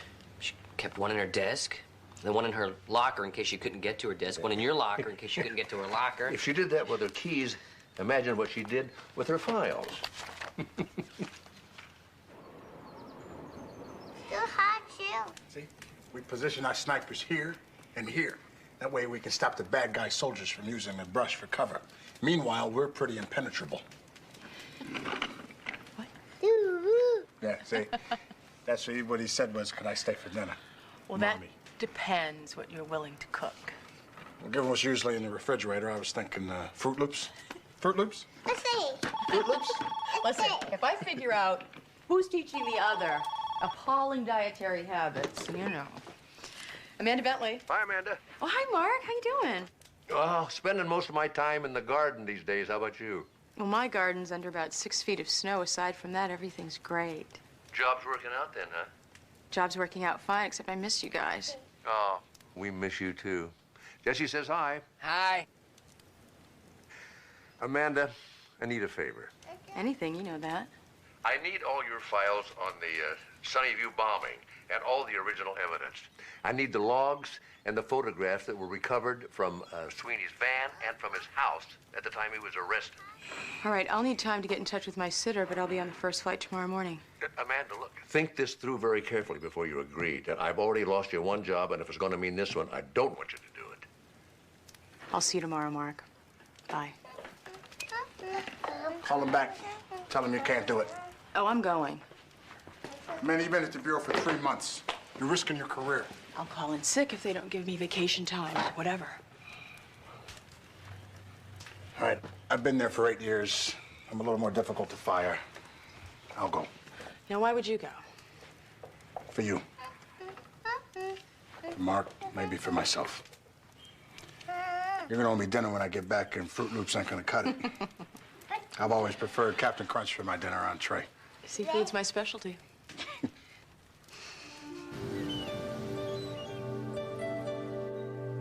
can't believe Amanda kept copies of all these files. Amanda still has her high school notebooks. Grocery list from 1987, anything else that ever passed through her hands. I got the backache to prove it. You know, the forensic evidence on both bombings, past and present, is identical, except, look at this, the original boxes had lots of little imperfections in the carving. See that? That's the charm of handmade work, makes it unique. Right. But look at the fragments of the new carvings. The same design, but almost perfect. And there's one little flaw that occurs in every fragment that we found. The curse of mass production. Whoever the new bomber is, he isn't interested in craftsmanship. Louis Sweeney carved his boxes by hand. Now, our new guy here is using power tools, and he's got either a router or a bit that's got a little nick in it. It's interesting, but it doesn't bring us any closer to discovering the pattern. There's just one day until he strikes again. What do a diner, a gas station, a couple of homes, a car dealership, a park bench, a statuary store, and a bakery have in common? They're all places in Los Angeles. Well, that's a big help. You know, it might be. I'm always doing that. What are the photos of the stuff from Sweeney's van? Right here. It's, gum wrappers, map book, Doobie Brothers tapes, sunglasses, an auto card, dynamite, blasting caps, timers, and 1,000 flathead brass screws. Stuff everybody has in their back seat. He had a Morris map, too. So do I. Yeah, me too. But I'll bet you the two you have in this one are a lot later copyright. The one Sweeney had was a much earlier edition. Where's his map? There it is. Yeah. Give me a box of pins. Are there any pins? It's in here. Come in here. Got an idea. B2, Topanga and PCH. And D5 is Griffith Park. Okay. There you have it. 2 maps full of pins. No, it's a lot more than that. Copyright on this map's 1951. The Morris brothers have had at least 20 editions since then. That makes sense. Cities change. A new subdivision can add 50 streets. Oh, yeah. 20 years ago, Palmdale out there was just desert scrub. 30 years ago, Century City didn't exist. And 40 years ago, the whole San Fernando Valley was just farmland. So the bomber's hitting what was there in 1951, and the targets are his pattern. Well, not exactly, Ron. Then I don't see the point. Well, the grids all over the map have changed. Nothing coincides anymore. That's why we didn't see it before. See what? When Louis Sweeney was a child, the city condemned the property where his dad's wood shop stood to make way for the Imperial Freeway. His dad stood the city off with a shotgun for 6 days. Then he was killed. Guess what his name was? For God's sake, Mark.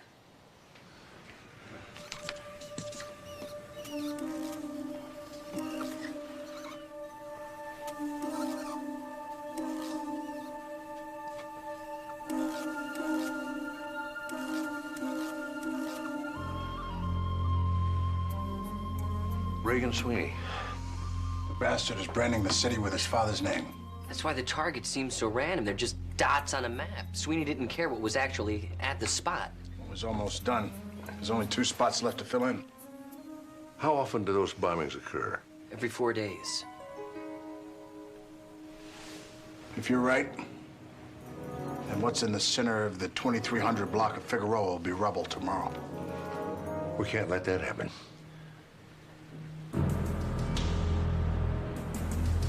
Sunnyview bomber was exacting his revenge against the city that murdered his father. The pattern was right in front of us. Connect the dots. It spells Reagan Sweeney. Connecting the dots. Why didn't I think of that? Seems so simple. It's obvious, huh? Did you make that discovery yourself? I had some help. Oh, what'd you do? You tapped into those brilliant minds at the Quantico think tank, or I know you stared at the map until your eyes became blurry and it appeared through your tears. This image, or you saw it in a bowl of alphabet soup. Mark Sloan figured it out. And I thought you were a smart man. Maybe you're just trying to destroy your career and mine. No, I'm trying to solve the case. Well, fine. Why don't you bring in psychics? Why don't you study tarot cards? Why don't you look through old Star Trek episodes for clues? Anything you want. I don't care. Just stay the hell away from Mark Sloan. He knows the case better than anyone else. We have been burned so much by his wild theories and his idiotic deductions. Sloan's theory makes sense to me. I see the pattern. And you will, too, if you open up your eyes. Well, my eyes are open. My eyes are open. You know what I see? Here, I'll show you what I see. Look at this. Oh, what's this? What is this? It is a pig. Get out an APB for Babe. You could connect the dots in a million ways. Sloan saw exactly what he wanted to see, and that's what burned us in the first place. Sir? The next target is an art gallery. It won't hurt to evacuate the building. Yeah, until the clucks at the 11 o'clock news find out why we did it. If Sloan is wrong, if he's right, we save lives. I am still in charge of this investigation, and we are not going to follow Sloan's stupid theories. End of discussion.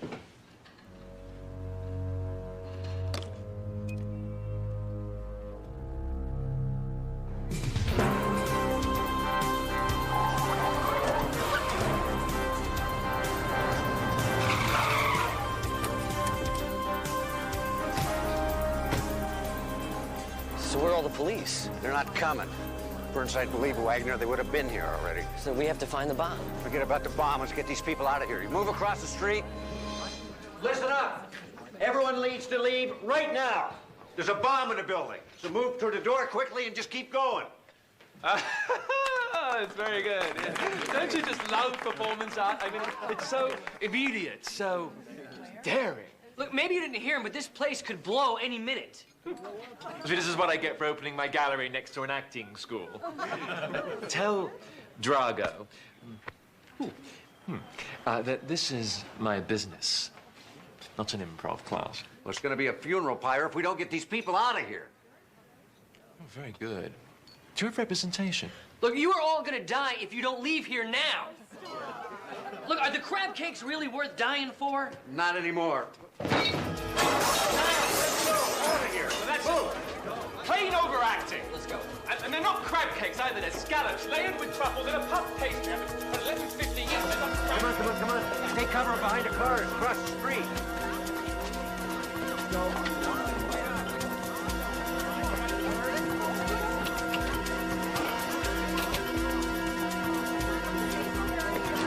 Do you have any idea what you're doing? This is Ernest Wallingren's first show in 2 years. Everybody out of there? Yeah, it's clear.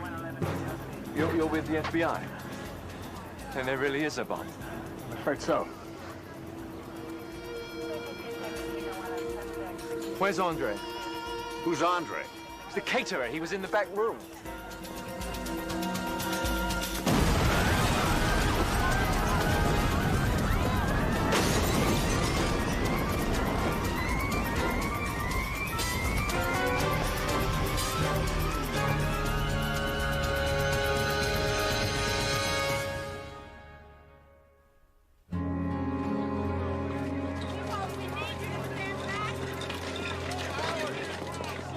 Because of your selfish political concerns, that man's dead.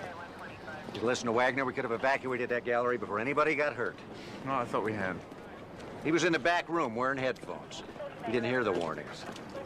I'm sorry, I don't know what to say. When you think of something, don't tell me, tell his next of kin.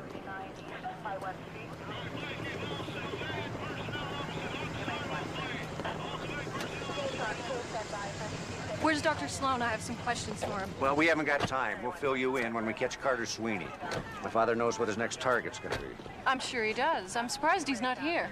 Well, after the way he was treated last time, he figured it might be counterproductive. You mean he didn't want to be seen? He picked a strange time to become bashful. Look around you, lady. My father predicted this. He saw the pattern. The fact that we're standing here having this conversation proves he was right all along. That's one explanation. Another is that he set this bomb himself as a stunt to clear his name and justify further harassment of the Sweeneys. He's not here because he's afraid to return to the scene of his crime.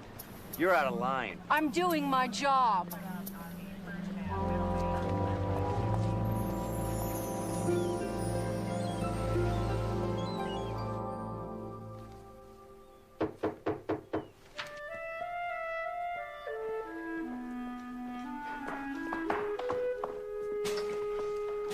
Well, Miss Ellison, right in. Gentlemen? Sir? Interesting decor, Doctor.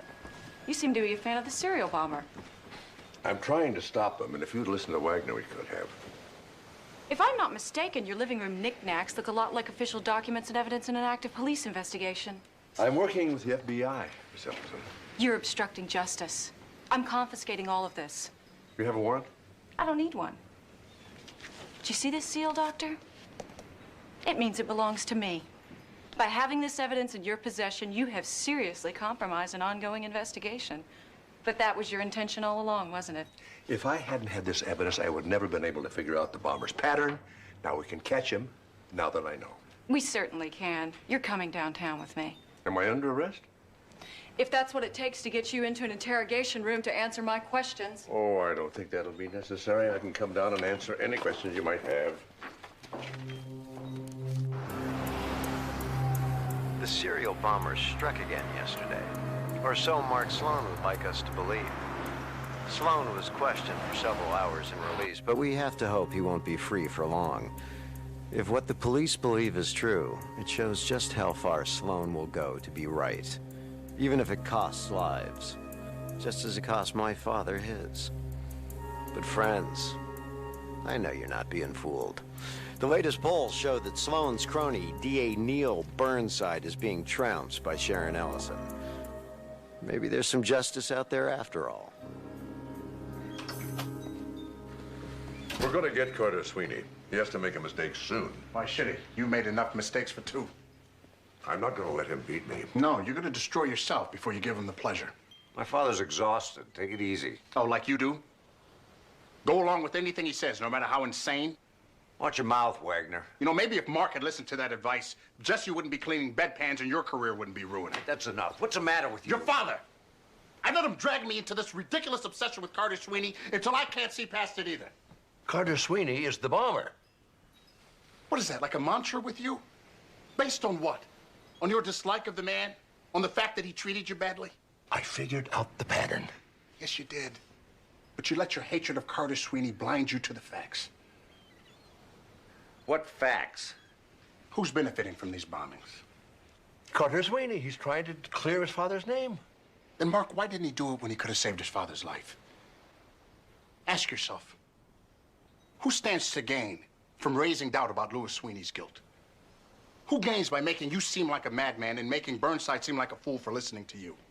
Who wins by destroying Burnside and bringing an end to the bombings? Who alone stands to benefit from the terror, the hysteria, the instability? Sharon Ellison. When Louis Sweeney was executed, Burnside's approval rating was almost 100%. Now what is it, 20? 13. And dropping. She was on Sweeney's show dozens of times. He could have told her about his father's pattern. Sounds like a woman with a motive and a plan to me. Can it be? She was using Sweeney and me the whole time. I know one way to find out. If this doesn't pan out, it's not going to be much help to my father. Even if I'm completely wrong about Sharon Ellison, this is helping your father. I'm sure he'll be thrilled to find out where the next district attorney does her hair and gets her laundry done. If he gets his mind off of Carter Sweeney for even half a day, maybe it'll give him time to get a little perspective. And if Ellison isn't a bomber, this is just a mental hygiene exercise for him. Hey, we might get lucky.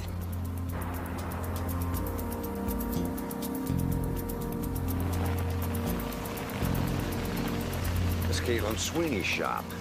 Guess we got lucky. Very lucky. I don't believe it.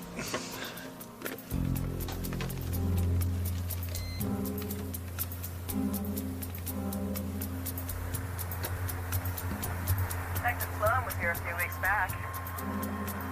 Was he ever alone in your shop? Why would he be? Caitlin, I have reason to believe that someone planted the bomb specifically to frame your brother.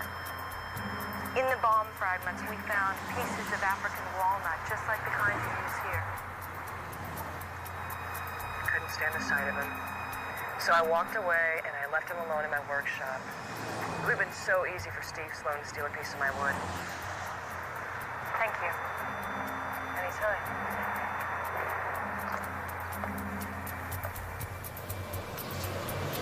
Now Ellison's out to get me, too. Well, maybe she is. Maybe she's just doing her job.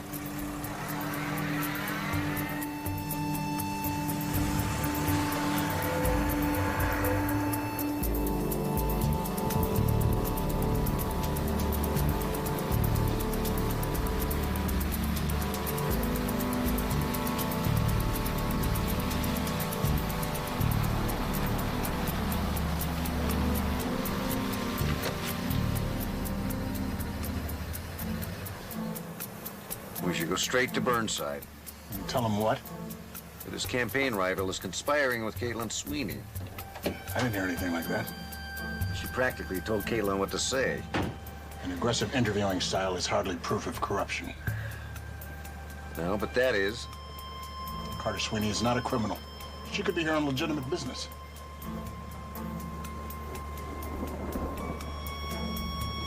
Case closed.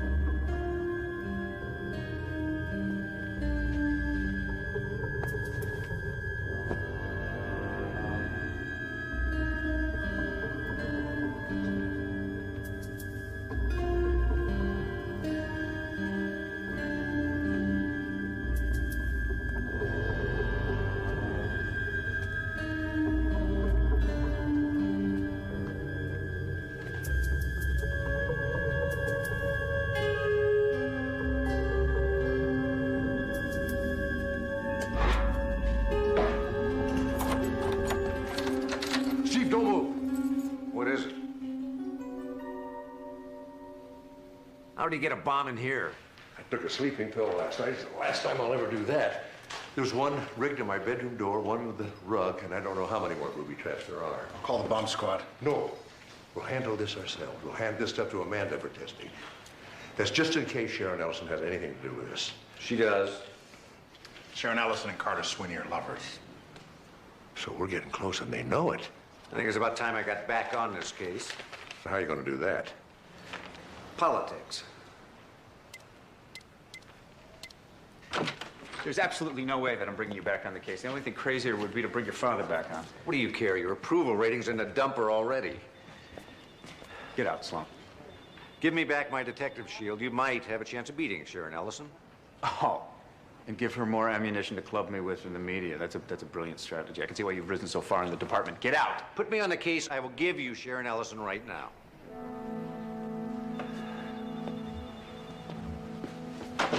You have something on Ellison? Reinstate me and find out. You have no power, you know. I can take this information and give you nothing.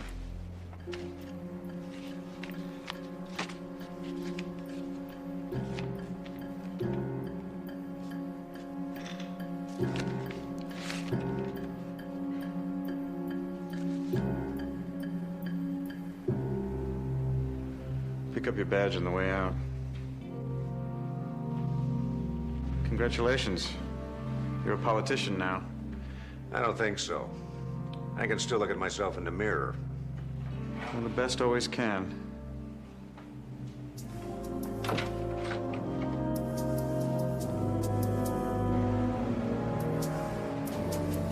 This is the next target.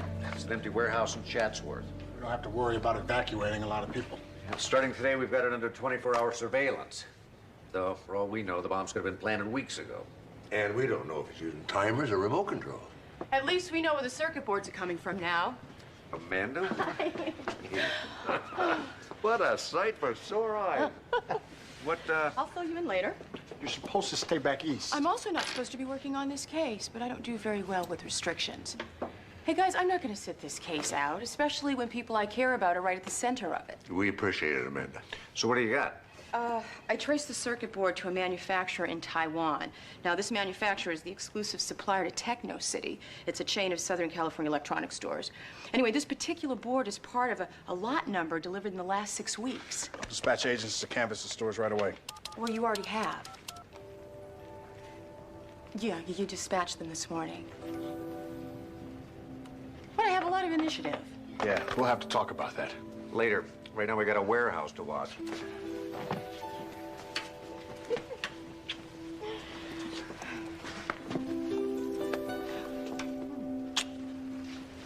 I'm glad you're here.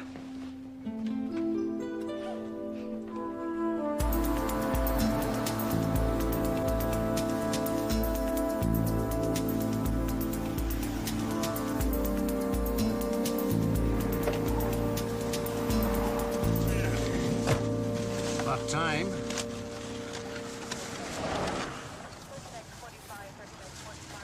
What is this? I said burritos. It's a spring roll. Chinese burrito, huh? It was closer. So what took you so long? I was getting briefed. Amanda's lead panned out. Sharon Ellison paid cash for a dozen boards at a South Pasadena Techno City 3 weeks ago. She paid cash. How do they know it was Ellison? The clerk ID'd her picture and her transactions on security camera footage. She argues she was getting her home computer fixed. There must be 1,000 people in this city that bought boards with the same lot numbers.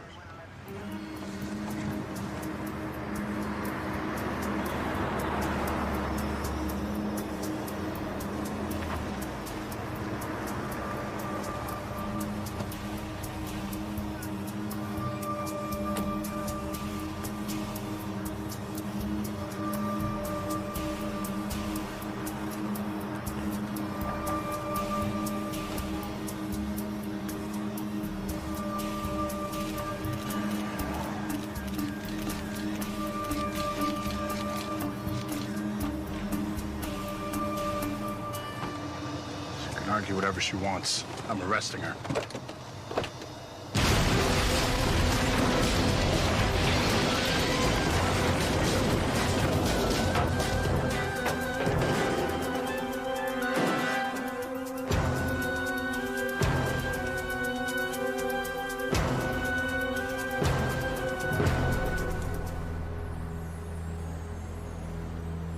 If I hadn't seen the photographs that you've been given, I wouldn't have believed it myself. But in fact, Sharon Ellison, who was a trusted colleague and a valued advisor, and dare I say it, she was a friend, is in fact this serial bomber that's held our city in a grip of terror for so long. Do you know the motive? Do you know the motive? Motive? Well, we all know that Miss Ellison was very ambitious, which I think you've all seen in the past couple of months.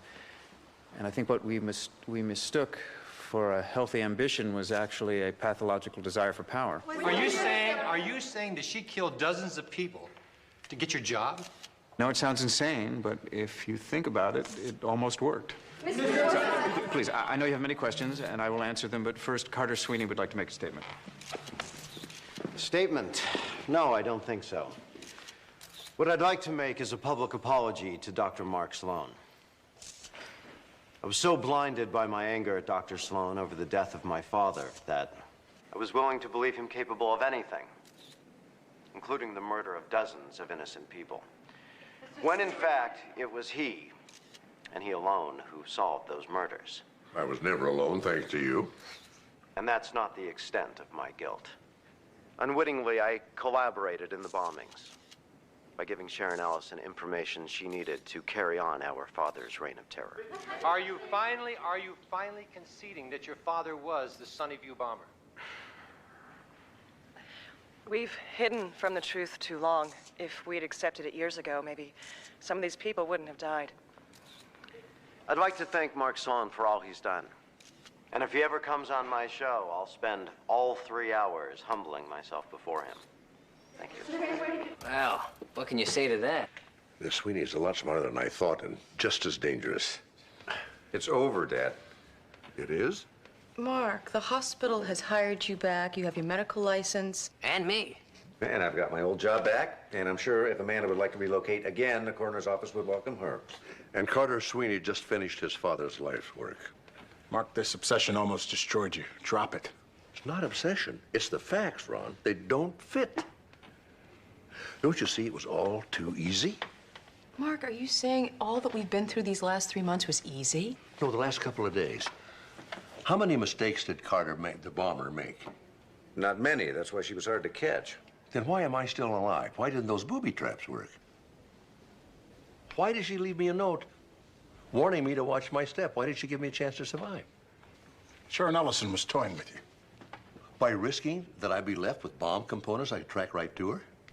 So she got a little sloppy at the end.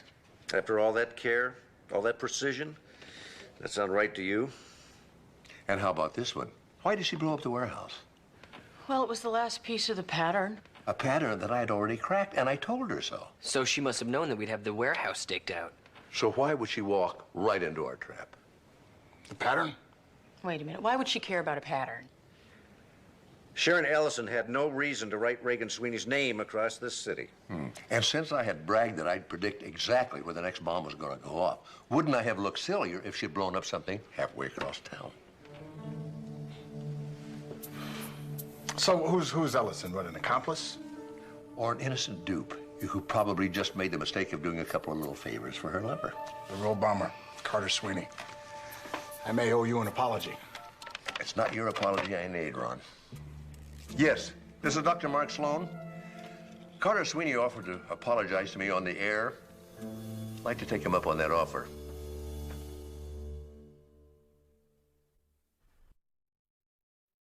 So plug up your ears till tomorrow at 2, because there's nothing worth hearing till I come back to you. And remember...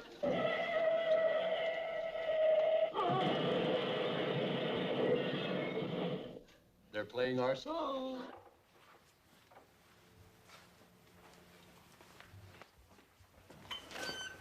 You all right, Doctor? Oh, I think maybe it's a little early in the morning for me. Oh, a cup of coffee ought to wake you up. Come on in. Okay.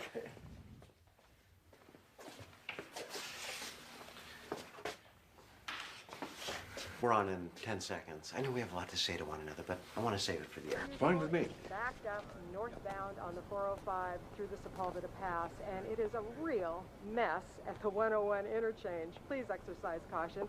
I'm Kate Kloss in the KCDM Traffic Center. Now back to the Carter Sweeney Show. Welcome, friends. What is a hero? someone willing to sacrifice himself for the good of another. Yet there is another, rarer expression of heroism, someone willing to sacrifice himself for what he believes, against any and all obstacles. I know such a hero. His name is Mark Sloan, and he's here with me today. I doubt very much I can live up to that flattering introduction, but thank you anyway. I'm the one who should thank you. Thank you for never giving up. Thank you for the strength of your convictions. Thank you for enduring my harassment these many months. You were only doing the same thing I was, just arguing for what you thought was the truth. I can't fault you for that. I fault myself. Which brings up an interesting question. When does personal conviction become destructive arrogance and unchained ego? But I don't think this was ever about ego or arrogance. I think it was about obsession. I was obsessed with blaming you for my father's execution.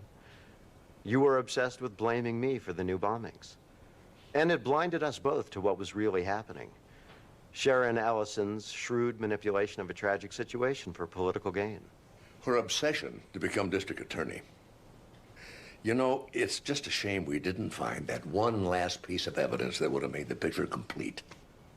No, there's no question she was the bomber, is there? Oh, no, all the evidence fit perfectly. But there was one tiny bit that, just for my own peace of mind, I wish we could have found. You know she was making the bombs. You know why she was doing it. You even caught her in action. What could possibly be missing? A tiny bit. Yes, I know it's just a small detail. What I'm asking you is... No, a bit. The kind that modern woodworkers use in their craft. You know, your father made all of his wooden boxes for his bombs by hand. Sharon Ellison used power tools. She was never the craftsman your father was. Few people...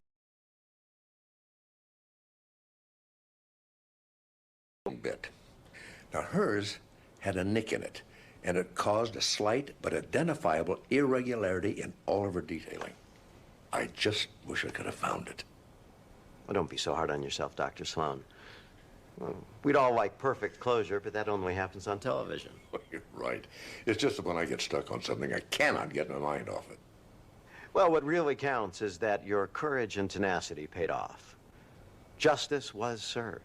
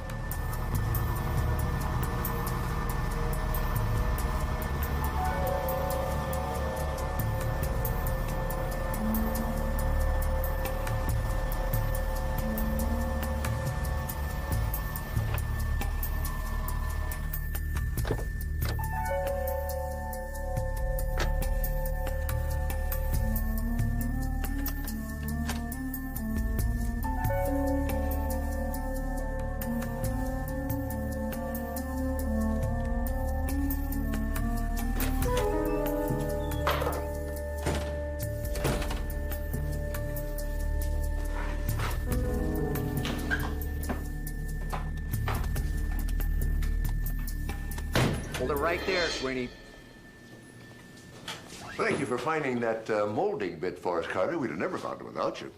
Think of all the overtime pay I've lost. You know, you could probably have carried this off if you'd just used your father's original tools. Oh, I never had the patience for that kind of work. Why didn't you resume the bombing before your father was executed? Oh, he made me promise him not to. You know, I'm the last of the men in our Sweeney clan. He didn't want to risk our family name dying with me in prison. I honored that promise until he was dead. And then you continued your father's vengeance against the city. My family's vengeance. My grandfather was a hero. So was my father. Your grandfather at least stood for his family and his home. You and your father were nothing but terrorists.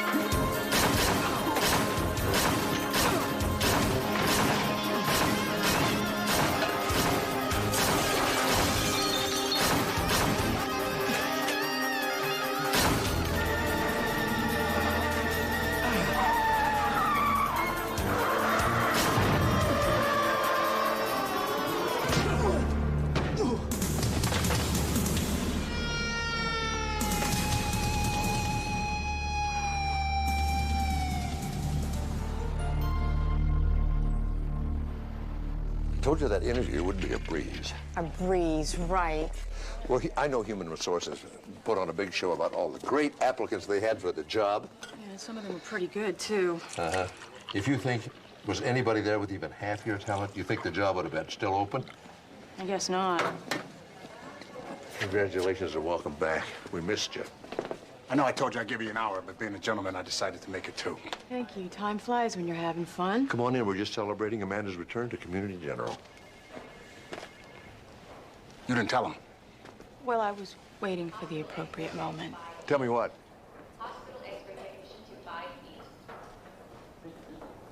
You're not coming back, are you? Mark, I found a spot in Virginia, and I really believe that's where I belong. She's been trying to tell you for days. The work's really rewarding. My house is gorgeous, and CJ's made a whole lot of new friends at the preschool. I don't want to uproot him twice in 1 year, and it's just really hard leaving you all again. I guess I didn't make it any easier, did I? I'd be hurt if you did. Hey, guys. Good news. Still no gangrene. I guess Community General was right giving Jesse his job back. He's just sucking up so he can get in on my new betting system. I never got the old one. Whatever made you think that a cardinal could beat a giant?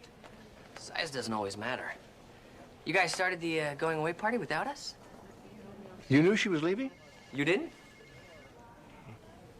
Well, some people are easier to say goodbye to than others. Mark, I was still trying to find a way to say goodbye. Excuse me. You never did like long goodbyes?